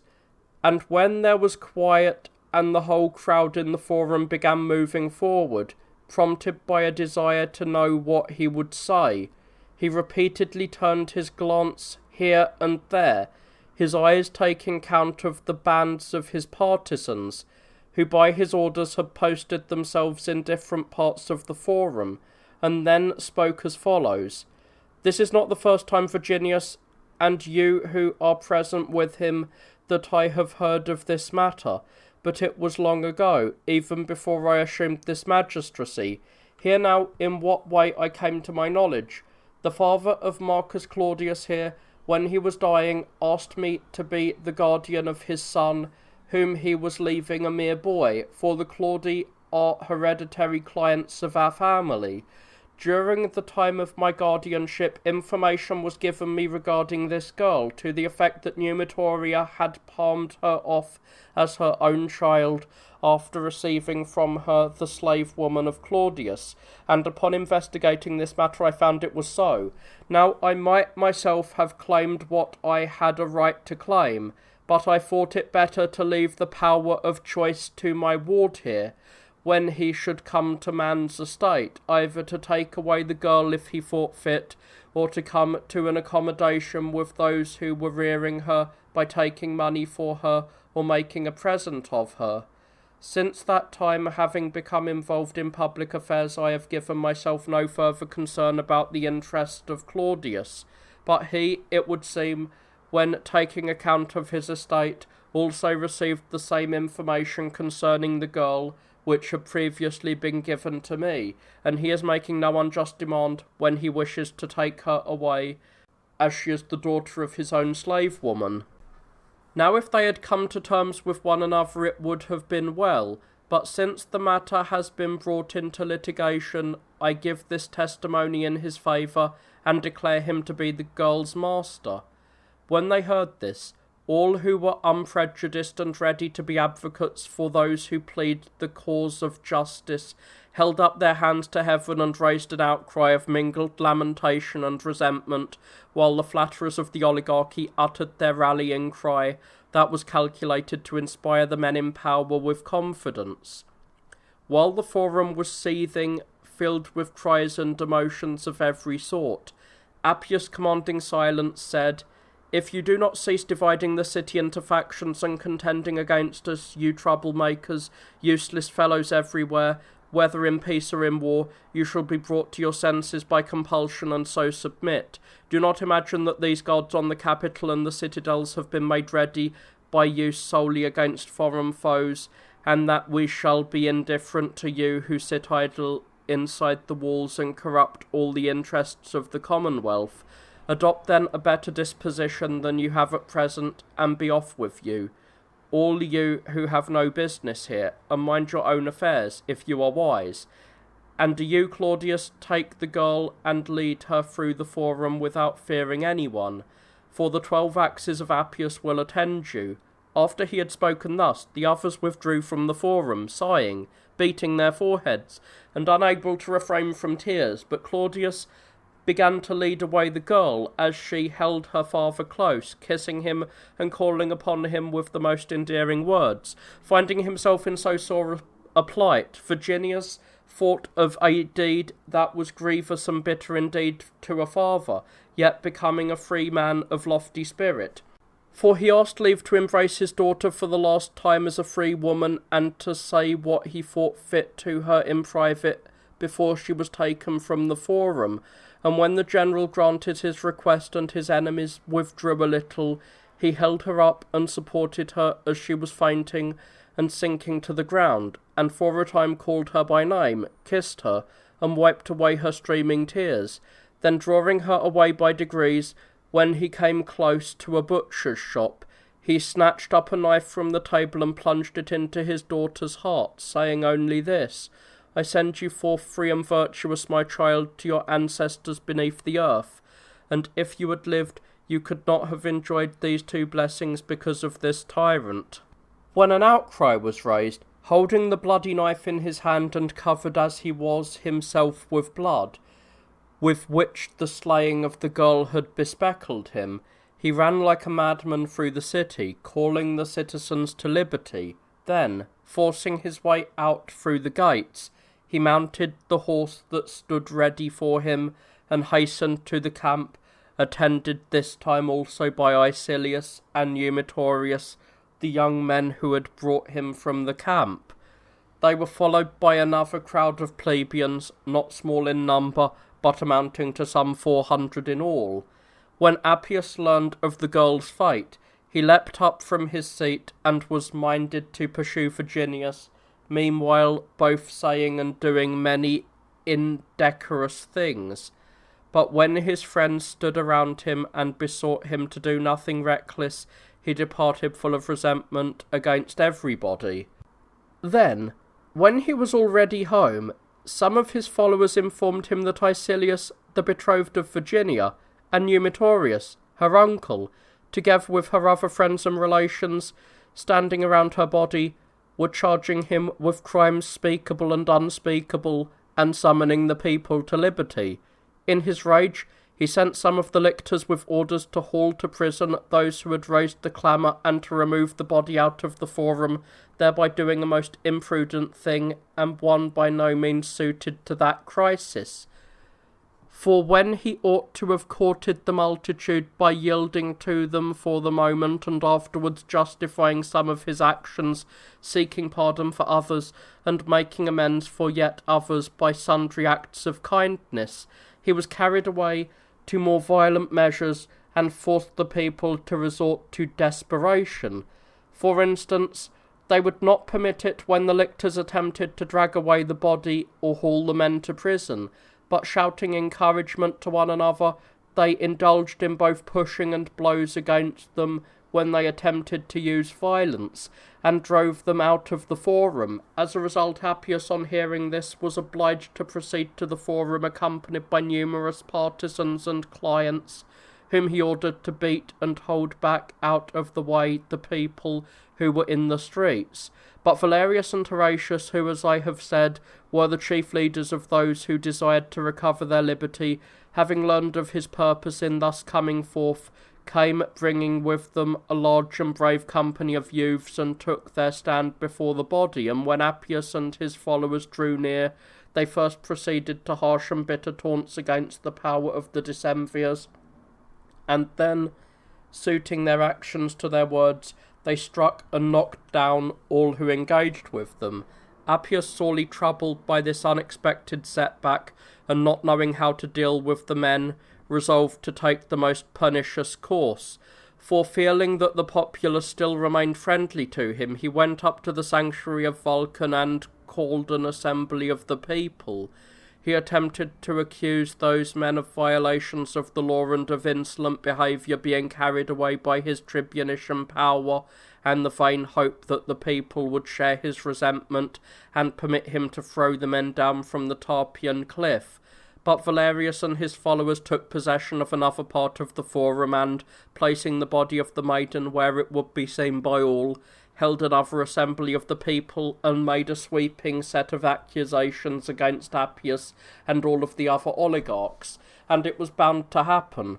as one would expect, that with some being attracted thither by the rank of the men, and others by their compassion for the girl who had suffered dreadful and worse than dreadful calamities because of her unfortunate beauty, and still others by their very yearning for the ancient constitution, this assembly would be better attended than the other, so that just a few were left around Appius, consisting solely of the oligarchical faction, and among those there were some who, for many reasons, no longer paid heed to the oligarchs themselves, but, if the cause of their opponents should become strong, would gladly turn against the others. Appius, accordingly, seeing himself being deserted, was obliged to change his mind and leave the forum, a course which proved of the greatest advantage to him. For if he had been set upon by the plebeian crowd, he would have paid a fitting penalty to them. After that, Valerius and his followers, having all the authority they wished, indulged themselves in anti-oligarchical speeches, and by their harangues won over those who still hesitated. The disaffection of the citizens at large was still further increased by the relations of the girl, who brought her bier into the forum, prepared all the funeral trappings on the most costly scale they could, and then bore the body in procession through the principal streets of the city, where it would be seen by the largest number of people. In fact, the matrons and maidens ran out of their houses lamenting her fate, some throwing flowers and garlands upon the bier, some their girdles or fillets, others their childhood toys, and others perhaps even locks of their hair that they had cut off. And many of the men, either purchasing ornaments in the neighbouring shops or receiving them as a favour, contributed to the funeral pomp by the aforementioned gifts. Hence, the funeral was much talked about throughout the entire city, and all were seized with an eager desire for the overthrow of the oligarchs. But those who favoured the cause of the oligarchy, being alarmed, kept them in great fear, and Valerius and his followers did not care to decide the quarrel by shedding the blood of their fellow citizens. Affairs in the city then were in this state of turmoil. In the meantime, Virginius, who, as I have related, had slain his daughter with his own hand, rode with loose rein and at lamplight, and came to the camp at Algidium, still in the same condition in which he had rushed out of the city, all covered with blood, and holding the butcher's knife in his hand. When those who were keeping guard before the camp saw him, they could not imagine what had happened to him, and they followed along in the expectation of hearing of some great and dreadful occurrence. Virginius for the time continued on his way, weeping and making signs to those he met to follow him. And from the tents which he passed, the soldiers, who were then at supper, all ran out in a body, full of anxious suspense and consternation, carrying torches and lamps, and pouring around him, they accompanied him. But when he came to the open space in the camp, he took his stand upon an elevated spot, so as to be seen by all, and related the calamities that had befallen him, offering as witness to the truth of his statements those who had come with him from the city. When he saw many of them lamenting and shedding tears, he turned to supplications and entreaties, begging them neither to permit him to go unavenged, nor to let the fatherland be foully abused. While he was speaking thus, great eagerness was shown by them all to hear him, and great encouragement for him to speak on. Accordingly, he now assailed the oligarchy with greater boldness, recounting how the decemvirs had deprived many of their fortunes, caused many to be scourged, forced ever so many to flee from the country, though guilty of no crime, and enumerating their insults offered to matrons, their seizing of marriageable maidens, their abuse of little boys of free condition, and all their other excesses and cruelties. And these abuses, he said, we suffer at the hands of men who hold their power neither by law, nor by a decree of the Senate, nor by the consent of the plebeians, for the year's term of their magistracy, after serving which they should have handed over the administration of affairs to others, has long expired, but by the most violent of all means, since they have adjudged us great cowards and weaklings, like women. Let every one of you consider both what he has suffered himself and what he knows others to have suffered, and if any one of you, lured by them with pleasures or gratifications, does not stand in dread of the oligarchy or fear that the calamities will eventually come upon him too some day, let him learn that tyrants know no loyalty, that it is not out of goodwill that the favours of the powerful are bestowed, and all the other truths of like purport. Then let him change his opinion, and becoming of one mind, all of you, free your country from these tyrants, your country in which stands both the temples of your gods and the sepulchres of your ancestors, whom you honour next to the gods, in which also are your aged fathers, who demand of you many acknowledgments such as the pains they have bestowed upon your rearing deserve, and also your lawfully betrothed wives, your marriageable daughters, who require much solicitous care on the part of their parents, and your sons, to whom are owed the rights deriving from nature and from your forefathers. I say nothing indeed of your houses, your estates, and your goods, which have been acquired with great pains, both by your fathers and by yourselves, none of which things you can possess in security so long as you live under the tyranny of the decemvirs. It is the part neither of prudent nor of brave men to acquire the possessions of others by valour, and then to allow their own to be lost through cowardice, nor again to wage long and incessant wars against the Aquians, the Volscians, and the Sabines, and all the rest of your neighbours, for the sake of sovereignty and dominion, and then to be unwilling to take up arms against your unlawful rulers, for the sake of both your security and your liberty. Will you not recover the proud spirit of your country? Will you not come to a decision worthy of the virtue of your ancestors who, because one woman was outraged by one of Tarquin's sons, and because of this calamity put herself to death, became so indignant at her fate, and so exasperated, looking upon the outrage as one does to them all alike, that they not only banished Tarquin from the state, but even abolished the monarchy itself, and forbade that anyone should thereafter rule over Romans for life with irresponsible power, not only binding themselves by the most solemn oaths, but also invoking curses upon their descendants if in any respect they should act to the contrary. Then when they refused to bear the tyrannical outrage committed by one licentious youth upon one person of free condition, will you tolerate a many-headed tyranny that indulges in every sort of crime and licentiousness, and will indulge still more if you now submit to it? I am not the only man who had a daughter superior in beauty to others whom Appius had openly attempted to violate and besmirch, but many of you also have daughters or wives or comely young sons. And what shall hinder these from being treated in the same manner by another of the 10 tyrants, or by Appius himself? Unless indeed there is some one of the gods who will guarantee that if you permit these calamities of mine to go unavenged, the same misfortunes will not come upon many of you, but having pursued its way only as far as my daughter, this lust of the tyrants will stop, and towards the persons of others, both youths and maidens, will grow chaste.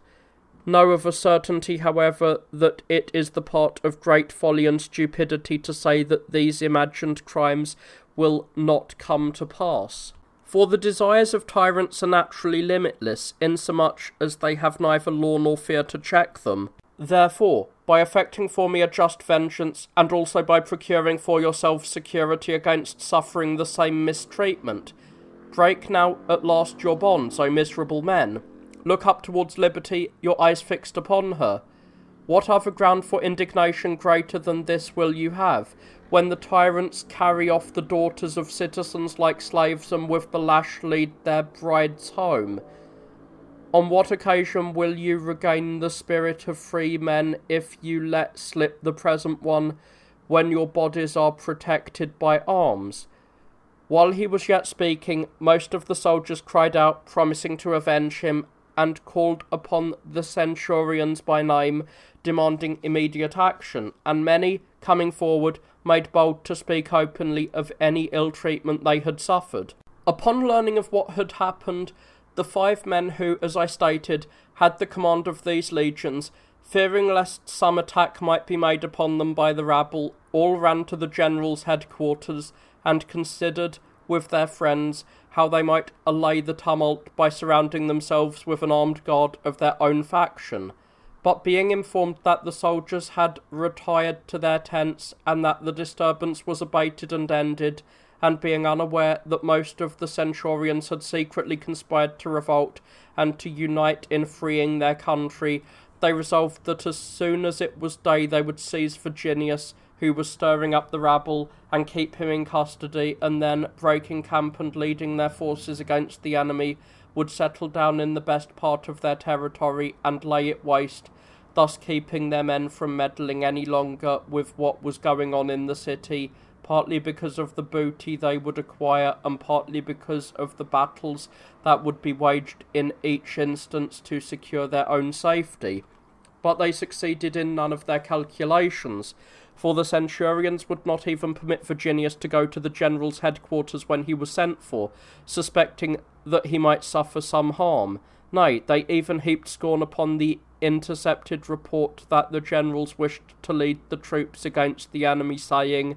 "How skilfully you have commanded us in the past, that now also we should take hope and follow you. You who, after assembling a greater army both from the city itself and from our allies than any other generals in the past, have not only failed to gain any victory over the enemy, or to do them any harm, but on the contrary have shown a lack of both courage and experience by encamping in cowardly fashion, and also by permitting your own territory to be ravished by the enemy, have made us beggars and destitute of all the means by which, when we were superior to our foes in equipment, we conquered them in battle when we had better generals than you.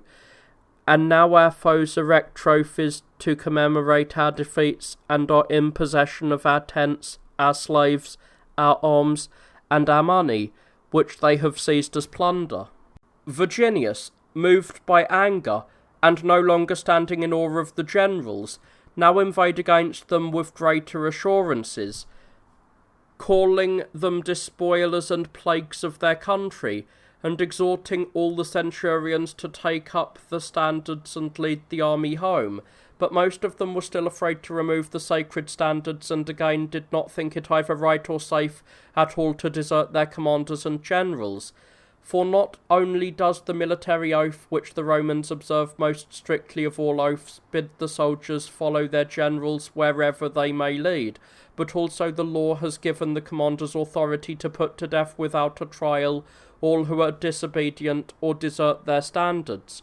Virginius, accordingly, perceiving that these scruples kept them in awe, proceeded to show them that the law had set aside their oath, since it is necessary that the general who commands the forces should have been legally appointed, whereas the power of the decemvirs was illegal, insomuch as it had exceeded the term of a year for which it had been granted, and to do the bidding of those who were commanding illegally, he declared, was not obedience and loyalty, but folly and madness. The soldiers, hearing these arguments, approved of them, and, encouraging one another, and inspired also by heaven with a certain boldness, they took up the standards and set out from the camp. However, as was to be expected among men of various dispositions, and not all of them entertaining the best intentions, there were bound to be some, both soldiers and centurions, who remained with the oligarchs, though they were not so numerous as the others, but far fewer. Those who departed from the camp marched throughout the entire day, and when evening came on, arrived in Rome, no one having announced their approach. Hence they caused the inhabitants no slight dismay, since they thought that a hostile army had entered the city, and there was shouting and disorderly running to and fro throughout the city. Nevertheless, the confusion did not last long enough to produce any mischief, for the soldiers passing through the streets called out that they were friends and had come for the good of the commonwealth, and they made their words match their deeds, as they did no harm to anyone. Then proceeding to the hill called the Aventine, which of all the hills included in Rome is the most suitable for an encampment, they put down their arms near the temple of Diana. The following day they strengthened their camp, and having appointed 10 tribunes, at the head of whom was Marcus Oppius, to take care of the common interests, they remained quiet. There soon came to them as reinforcements from the army at Fidenae the ablest centurions of the 3 legions there, bringing with them a large force. These had long been disaffected towards the generals at Fidenae, ever since those men had caused the death of Cicius, the legate, as I have related, but were afraid of beginning the revolt earlier, because they considered the 5 legions at Algidium to be attached to the decemvirate. But at the time in question, as soon as they heard of the revolt of the others, they were glad to embrace the opportunity presented to them by fortune. These legions also were commanded by 10 tribunes, who had been appointed during their march, the most prominent of whom was Sextus Malleus. After joining the others, they put down their arms and left it to the 20 tribunes to speak and act in all matters as representatives of the whole group.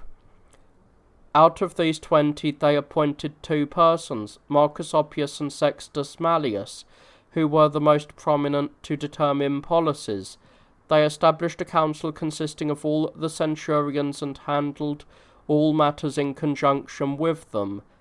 While their intentions were not as yet generally known, Appius, insomuch as he was conscious of having been the cause of the present disturbance, and of the evils that were expected to result from it, no longer thought fit to transact any of the public business, but stayed at home. Spurius Oppius, however, who had been placed in command of the city together with him, although he too had been alarmed at first, believing that their enemies would immediately attack them, and had indeed come for this purpose, nevertheless, when he found that they had attempted nothing revolutionary, relaxed his fear and summoned the senators from their homes to the Senate House, sending for each one individually. While these were still assembling, the commanders of the army at Fidenae arrived full of indignation that both the camps had been abandoned by the soldiers, and they endeavoured to persuade the Senate to resent this action as it deserved.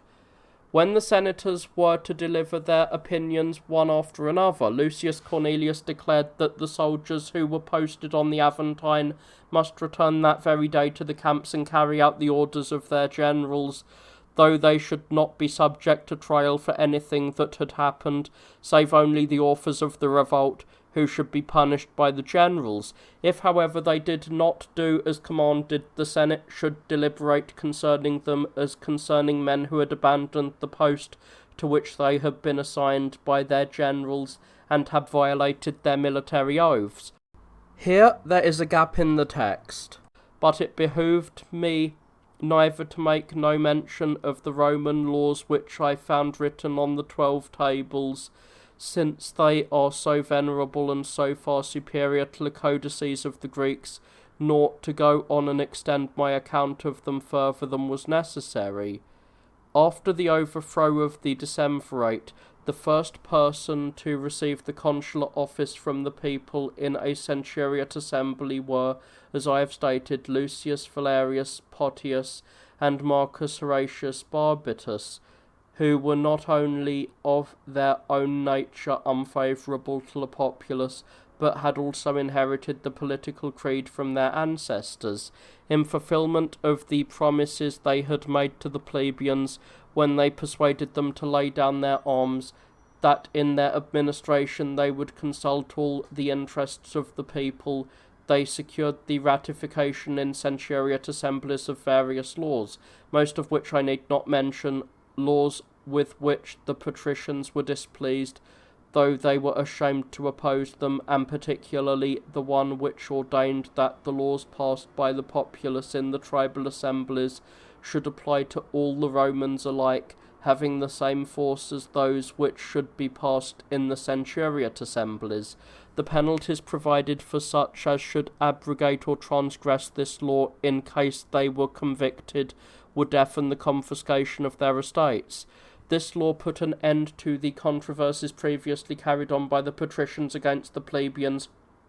when they refused to obey the laws enacted by the latter, and would not at all regard the measures passed in the tribal assemblies as joint decrees of the whole state, but as merely private matters for the plebeians only, whereas they considered that any resolution of the centuriate assembly passed applied not only to themselves but also to the rest of the citizens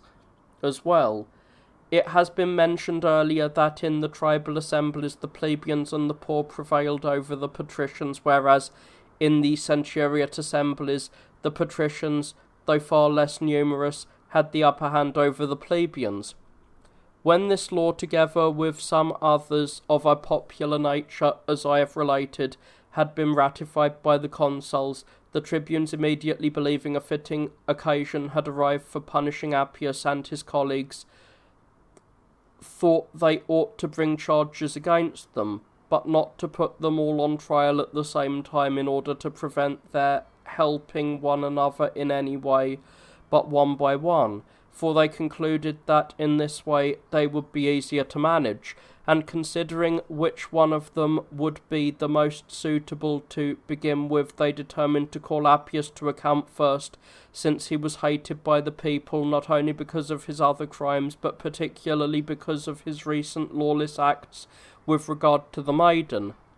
For they judged that if they convicted him, they would easily get the better of the others, whereas if they should begin with those of humbler stations, they imagined that the resentment of the citizens, which is always more violent in the earlier trials, would be milder towards the most eminent men if they were tried last, as had often happened before. Having resolved upon this course, they took the decemvirs into custody and appointed Virginius to be the accuser of Appius without drawing lots. Thereupon Appius was cited before the tribunal of the people to answer an accusation brought against him in their assembly by Virginius, and he asked for time to prepare his defence. He was hauled to prison to be guarded until his trial, as bail was not allowed him, but before the day appointed for the trial came, he met his death in prison, according to the suspicion of most people by order of the tribunes, but according to the reports of those who wished to clear them of this charge, by hanging himself. After him, Spurius Oppius was brought before the tribunal of the people by another of the tribunes, Publius Numinatorus, and being allowed to make his defence, was unanimously condemned, committed to prison, and put to death the same day. The rest of the decemvirs punished themselves by exile before they were indicted. The estates, both of those who had been put to death and those who had been made to exile themselves from the city, were confiscated by the quaestors. Marcus Claudius, who had attempted to take away the maiden as his slave, was also accused by Icilius, her betrothed. However, by putting the blame all on Appius, who had ordered him to commit the crime, he escaped death, but was condemned to perpetual banishment. Of the others, who had been the instruments of the decemvirs in any crime, none had a public trial, but impunity was granted to them all. This course was proposed by Marcus Dullius, the tribune, when the citizens were already showing irritation and were expecting that. Here there is a gap in the text. After the domestic disturbances ceased, the consuls assembled the Senate and procured the passing of a decree that they should lead out the army in all haste against the enemy. And the people having ratified the decree of the Senate, Valerius, one of the consuls, marched out with half of the army against the Aquians and the Volscians, for these two nations had joined forces. Understanding that the Aquians had gained assurance from their former successes and had come to entertain a great contempt for the Roman forces, he wished to increase their confidence and boldness by creating a false impression that he dreaded coming in close quarters with them, and in every move he simulated timidity. For instance, he chose for his camp a lofty position difficult of access, surrounded it with a deep ditch, and erected high ramparts.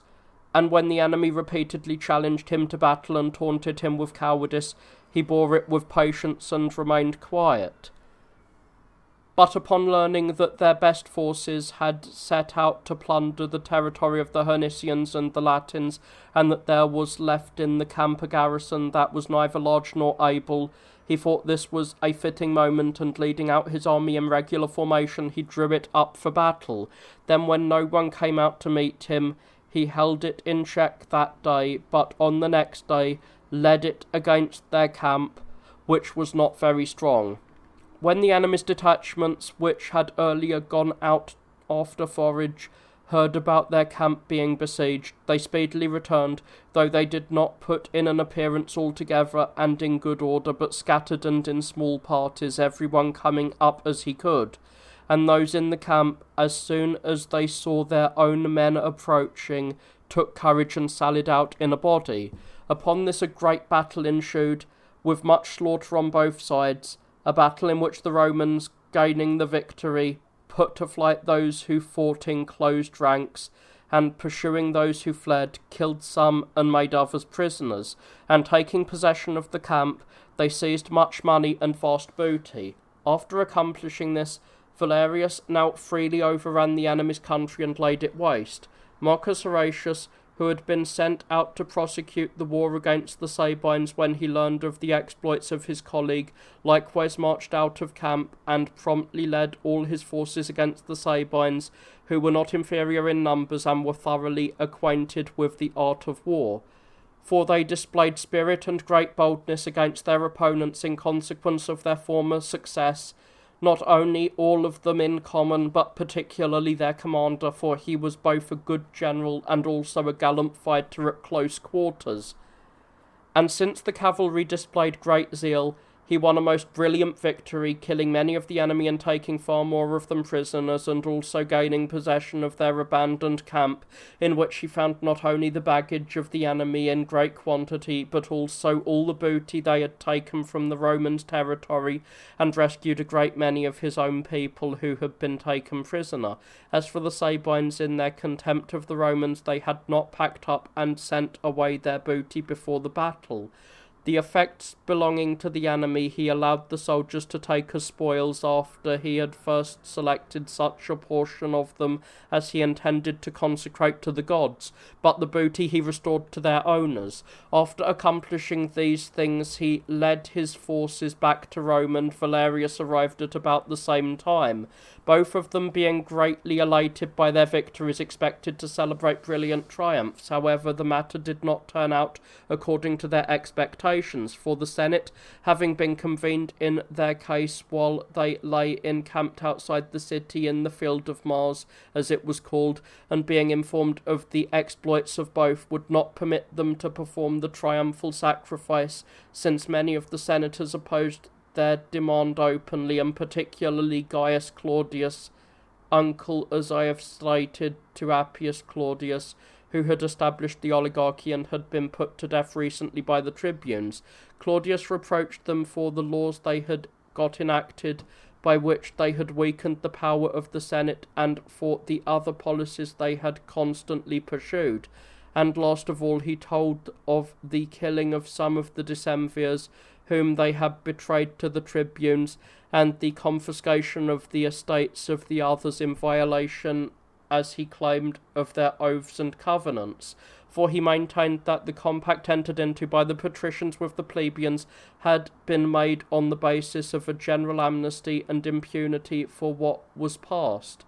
He added that Appius had not perished by his own hand, but by the treachery of the tribunes before his trial, in order that he might not by standing trial either get a chance to speak or obtain mercy, as might well have been the case if the man had come into court citing in his defence his illustrious lineage and the many good services he had rendered to the Commonwealth, appealing to the oaths and pledges of good faith to which men rely when accommodating their differences, bringing forward his children and relations, displaying even the humble garb of the supplicant, and doing many other things that moved the multitude to compassion. When Claudius had poured out all these accusations against the consuls, and all who were present had expressed their approval, it was decided that the consuls ought to be content if they were not punished, but that they were not in the least worthy of celebrating triumphs or of gaining any concessions of that sort. The Senate having rejected their request for a triumph, Valerius and his colleague were indignant, and feeling that they had been grievously affronted, they called the multitude to an assembly, and after they had uttered many invectives against the Senate and the tribunes, had espoused their cause, and introduced a law for the purpose, they obtained from the people the privilege of celebrating a triumph, being the first of all Romans to introduce this custom. This gave occasion to fresh accusations and quarrels on the part of the plebeians against the patricians. They were egged on by the tribunes, who called assemblies every day and uttered many invectives against the Senate. But the thing which exasperated the masses most was the suspicion which the tribunes had contrived to strengthen, and was increased by unavowed reports and not a few conjectures, that the patricians were going to abolish the laws which had been enacted by Valerius and his colleague, and a strong opinion to this effect, which was little less than a conviction, possessed the minds of the masses. These were the events of that consulship. The consuls of the following year were Herminius and Titus Virginius, and they were succeeded by Marcus Gagenius. Here there is a gap in the text. When they made no answer but continued to feel aggravated, Scaptius again came forward to the tribunal and said, "There you have the admission, citizens, from our adversaries themselves, that they are laying claim to territory of ours, which is no wise belonging to them. Bearing this in mind, vote for what is just and in conformity with your oaths." When Scapitus was thus speaking, a sense of shame came over the consuls, as they considered that the outcome of this trial would be neither just nor seemly if the Roman people, when chosen as arbiters, could take away any disputed territory claimed by others and award it to themselves, after having never before put in a counterclaim to it. and a great many speeches were made by the consuls and by the leaders of the Senate to avert this result, but in vain. For the people, when called to give their votes, declared it would be great folly to permit what was theirs to remain in the possession of others, and they thought they would not be rendering a righteous verdict if they declared the Aricians or the Ardates to be the owners of the disputed land, after having sworn to award it to those to whom they should find that it belonged. And they were angry with the contending parties for having asked to have as arbiters those who were being deprived of this land, with this end in view, that they might not even afterwards have it in their power to recover their own property, which they themselves, as sworn judges, had decreed to belong to others. The people then, reasoning thus and feeling aggrieved, ordered a third urn for the Roman Commonwealth to be placed before each tribe, into which they might put their voting tablets, and the Roman people were declared by all the votes to be the owners of the disputed land. These were the events of that consulship. When Marcus Dionysus and Gaius Quintius had assumed office, the political quarrels were renewed, the plebeians demanding that it be permitted to all Romans to hold the consulship, for hitherto the patricians alone had stood for that office and been chosen in the centuriate assembly, and a law concerning the consular elections was drawn up and introduced by the tribunes of that year, all the others but one, Gaius Furius, having agreed upon the course. In this law they empowered the populace to decide each year whether they wished patricians or plebeians to stand for the consulship. At this the members of the Senate were offended, seeing in it the overthrow of their own dominion, and they thought they ought to endure anything rather than permit this law to pass, and outbursts of anger, recriminations, and obstructions continually occurred both in private gatherings and in their general sessions, all the patricians having become to all the plebeians. Many speeches were also made in the Senate and many in the meetings of the popular assembly by the leading men of the aristocracy, the more moderate by men who believed that the plebeians were misled through ignorance of their true interests, and the harsher by men who thought that the measures were concocted as the result of a plot and of envy towards themselves. While the time was dragging along with no result, messages from the allies arrived in the city reporting that both the Aquians and the Volscians were about to march against them with a large army, and begging that assistance might be sent them promptly as they lay in the path of the war. Those Tyrrhenians also, who were called Veientes, were said to be preparing for a revolt, and the Ardates no longer gave allegiance to the Romans, being angry over the matter of the disputed territory which the Roman people, when chosen arbiters, had awarded to themselves the year before. The Senate, upon being informed of all this, voted to enrol an army and that both consuls should take the field, but those who were trying to introduce the law kept opposing the execution of their decisions. Tribunes have authority to oppose the consuls. By liberating such of the citizens as the consuls were leading off to make them take the military oath, and by not permitting the consuls to inflict any punishment on the disobedient, and when the Senate earnestly entreated them to put aside their contentiousness for the time being, and only when the wars were at an end to propose the law concerning the consular elections, these men, far from yielding to the emergency, declared that it would oppose the decrees of the Senate on any subject to be ratified, unless the Senate should approve by a preliminary decree the law they themselves were introducing. And they were so far carried away that they thus threatened the consuls not only in the Senate, nature in the assembly of the people, swearing the oath which to them is the most binding, namely by their good fortune, to the end that they might not be at liberty to revoke any of their decisions, even if convinced of their error. In view of these threats, the oldest and most prominent of the leaders of the aristocracy were assembled by the consuls in a private meeting apart by themselves,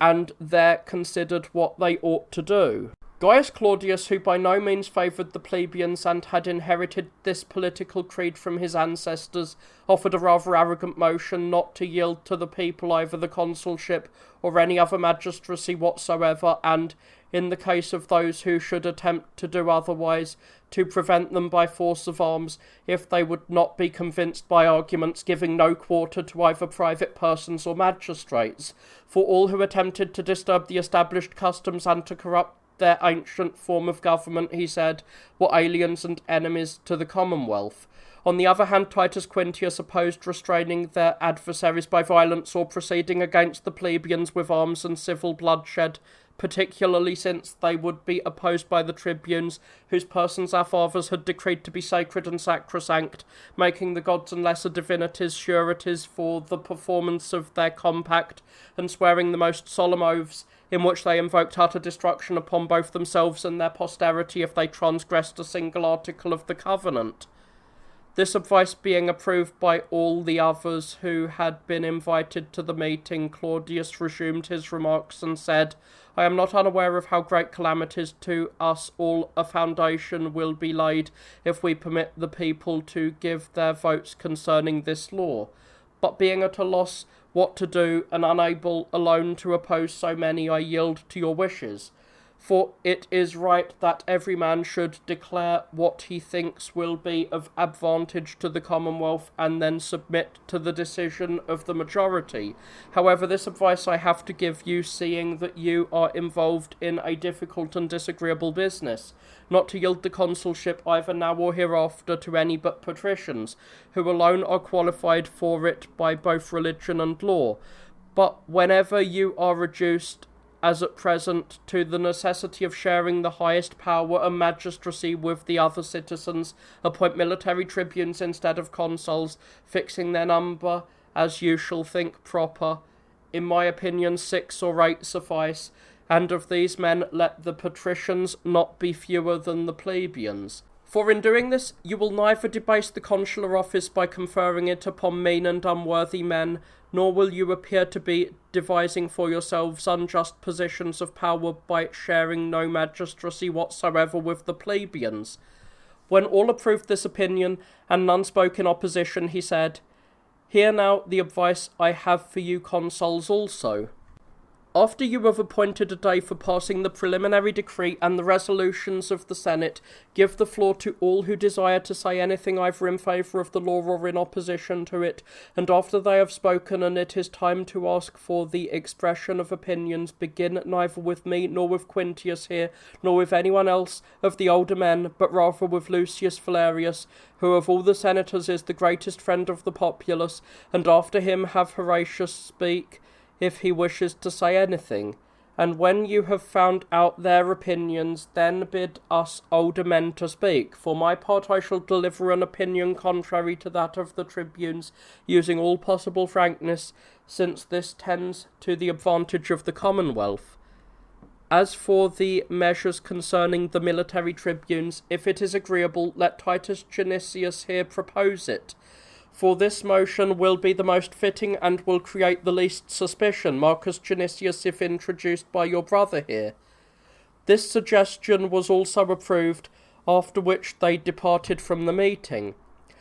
But as for the tribunes, fear fell upon them because of the secret conference of these men, for they suspected that it was calculated to bring some great mischief upon the populace, since the men had met in private and not in public,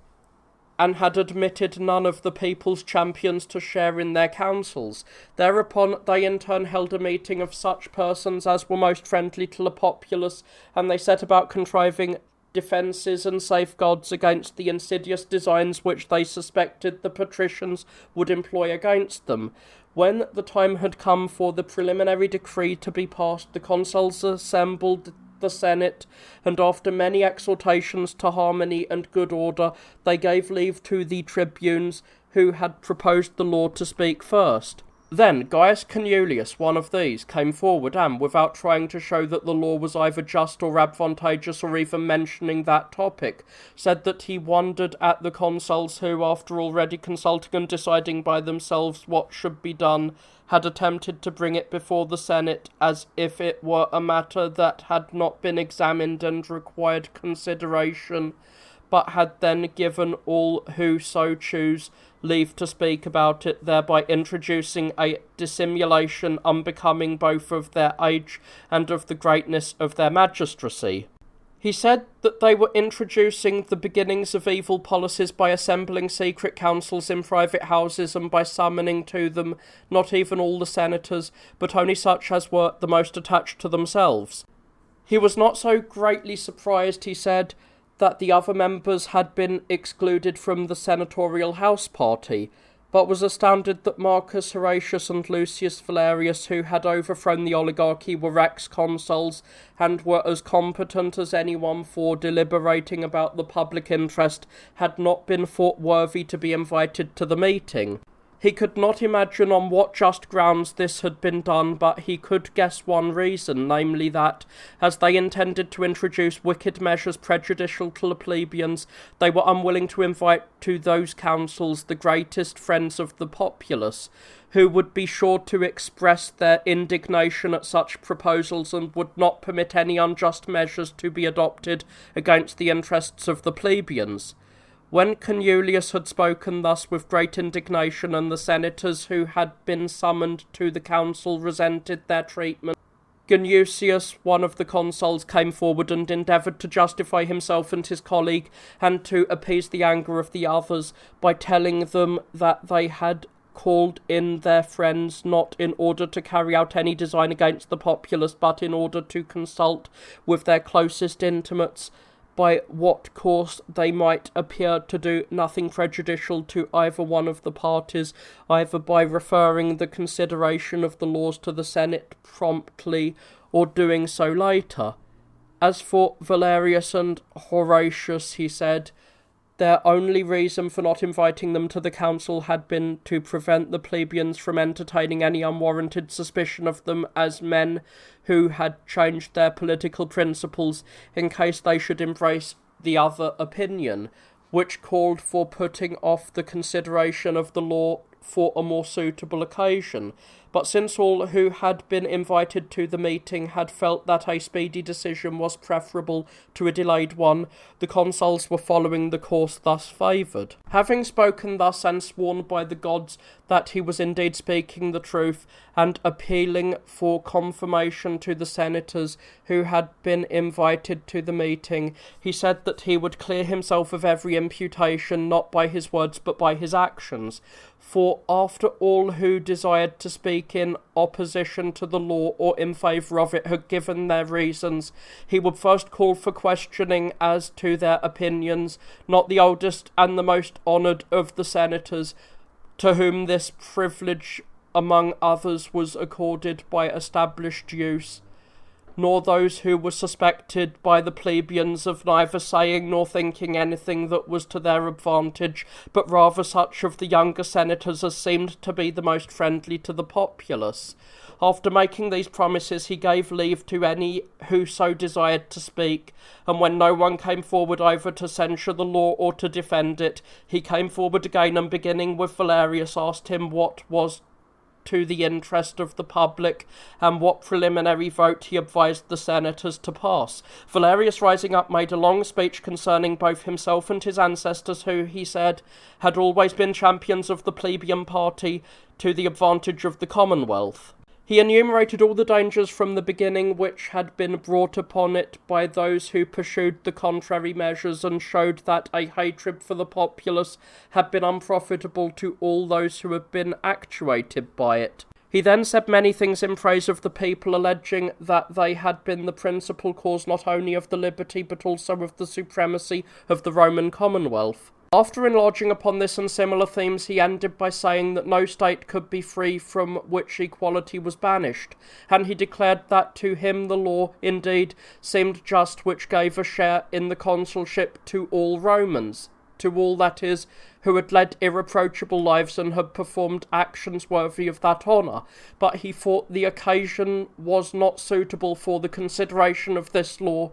when the Commonwealth was in the midst of war's disturbances. He advised the tribunes to permit the enrolling of the troops and not to hinder them when enrolled from taking the field, and he advised the consuls, when they had ended the war in the most successful manner, first of all things to lay before the people the preliminary decree concerning the law.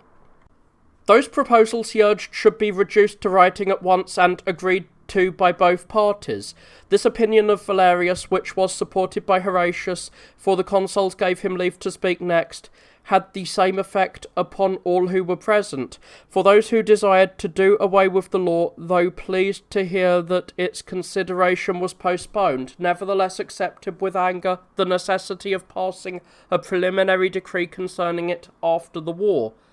while the others who preferred to have the law approved by the Senate, though glad to hear it acknowledged as just, were at the same time angry that the preliminary decree was put off to another time. An uproar having broken out as the result of this opinion, it was to be expected, since neither side was pleased with all parts of it. The consul, coming forward, asked in the third place the opinion of Gaius Claudius, who had the reputation of being the most haughty and the most powerful of all the leaders of the other party which opposed the plebeians. The man delivered a prepared speech against the plebeians, in which he called to mind all the things the populace had ever done contrary, as he thought, to the excellent institutions of their ancestors. The climax with which he ended his speech was the motion that the consuls should not permit to the Senate any consideration of the law at all, either at that time or later, since it was being introduced for the purpose of overthrowing the aristocracy and was bound to upset the whole order of their government. When even more of an uproar was caused by this motion, Titus Dionysus, who was brother to one of the consuls, was called upon in the fourth place. He, rising up, spoke briefly about the emergencies confronting the city, how it was inevitable that one or the other of two most grievous evils should befall it. Either its enemies would be strengthened through its civil strifes and rivalries, or, from a desire to avert the attacks from the outside, its domestic and civil wars would be settled ignominiously. He declared that, there being two evils to one, and the other of which they were bound to submit unwillingly, it seemed to him to be more expedient that the Senate should permit the people to usurp a portion of the ordinary constitution of the fathers, rather than make the Commonwealth a laughing-stock to other nations and to its enemies. Having said this, he ordered the motion, which had been approved by those who had been present at the meeting held in a private house, the motion made by Claudius, as I related, to the effect that, instead of consuls, military tribunes should be appointed, free from the patricians and free from the plebeians, these to have consular authority. That after they had completed the term of their magistracy, and it was time to appear the new magistrates, the Senate and people should again assemble and decide whether they wished consuls or military tribunes to assume the office, and that whichever course met with the approval of all the voters should prevail. Moreover, that the preliminary decree should be passed each year. This motion of Dionysus was received with general applause, and almost all who rose up after him conceded that this was the best course.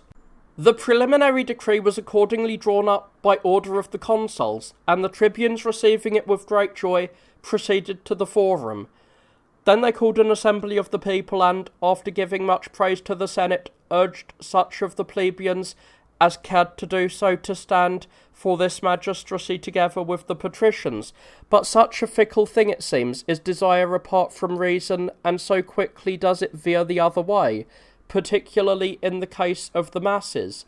that those who hitherto had regarded it as a matter of supreme importance to have a share of the magistracy, and, if this were not granted to them by the patricians, they were ready either to abandon the city, as they had done before, or to seize the privilege by force of arms, now, when they had obtained the concession, promptly relinquished their desire for it and transferred their enthusiasm in the opposite direction. At any rate, though many plebeians stood for the military tribuneship and used the most earnest solicitations to obtain it, the people thought none of them worthy of this honour, but, when they came to give their votes, chose the patrician candidates, men of distinction, namely Aulus Sempronius, Atratinus, Lucius Attilius Luscus, and Titus Cloelius Siculus.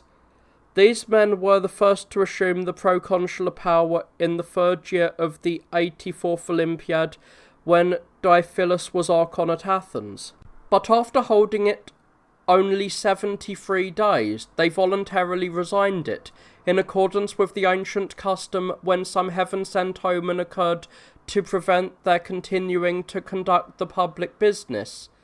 After these men had abdicated their power, the Senate met and chose interexes who, having appointed a day for the election of magistrates, left the decision to the people whether they desired to choose military tribunes or consuls, and the people having decided to abide by their original customs, they gave leave to such of the patricians as so desired to stand for the consulship.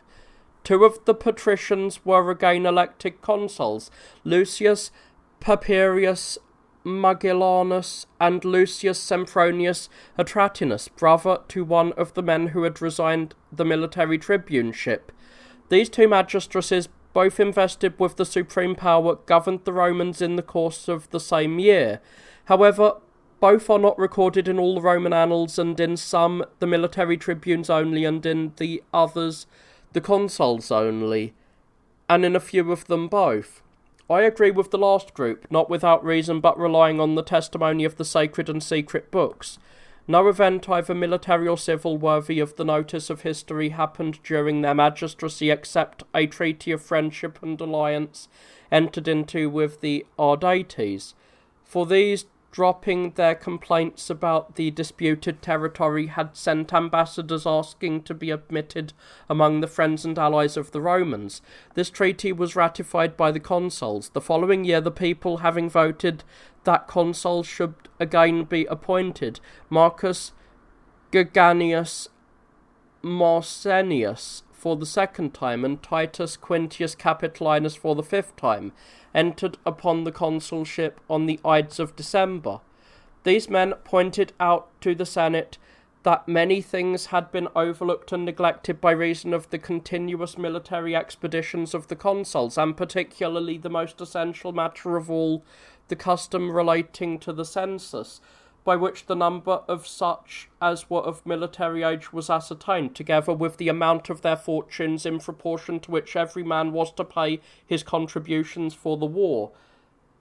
There had been no census for 17 years since the consulship of Lucius Cornelius and Quintus Fabius, so that the basest and most licentious of the Romans shall be left, but removed to some place in which they may live as they have elected to live. This is the end of the surviving text of Dionysus of Halicarnasus, Roman Antiquities, barring some fragments.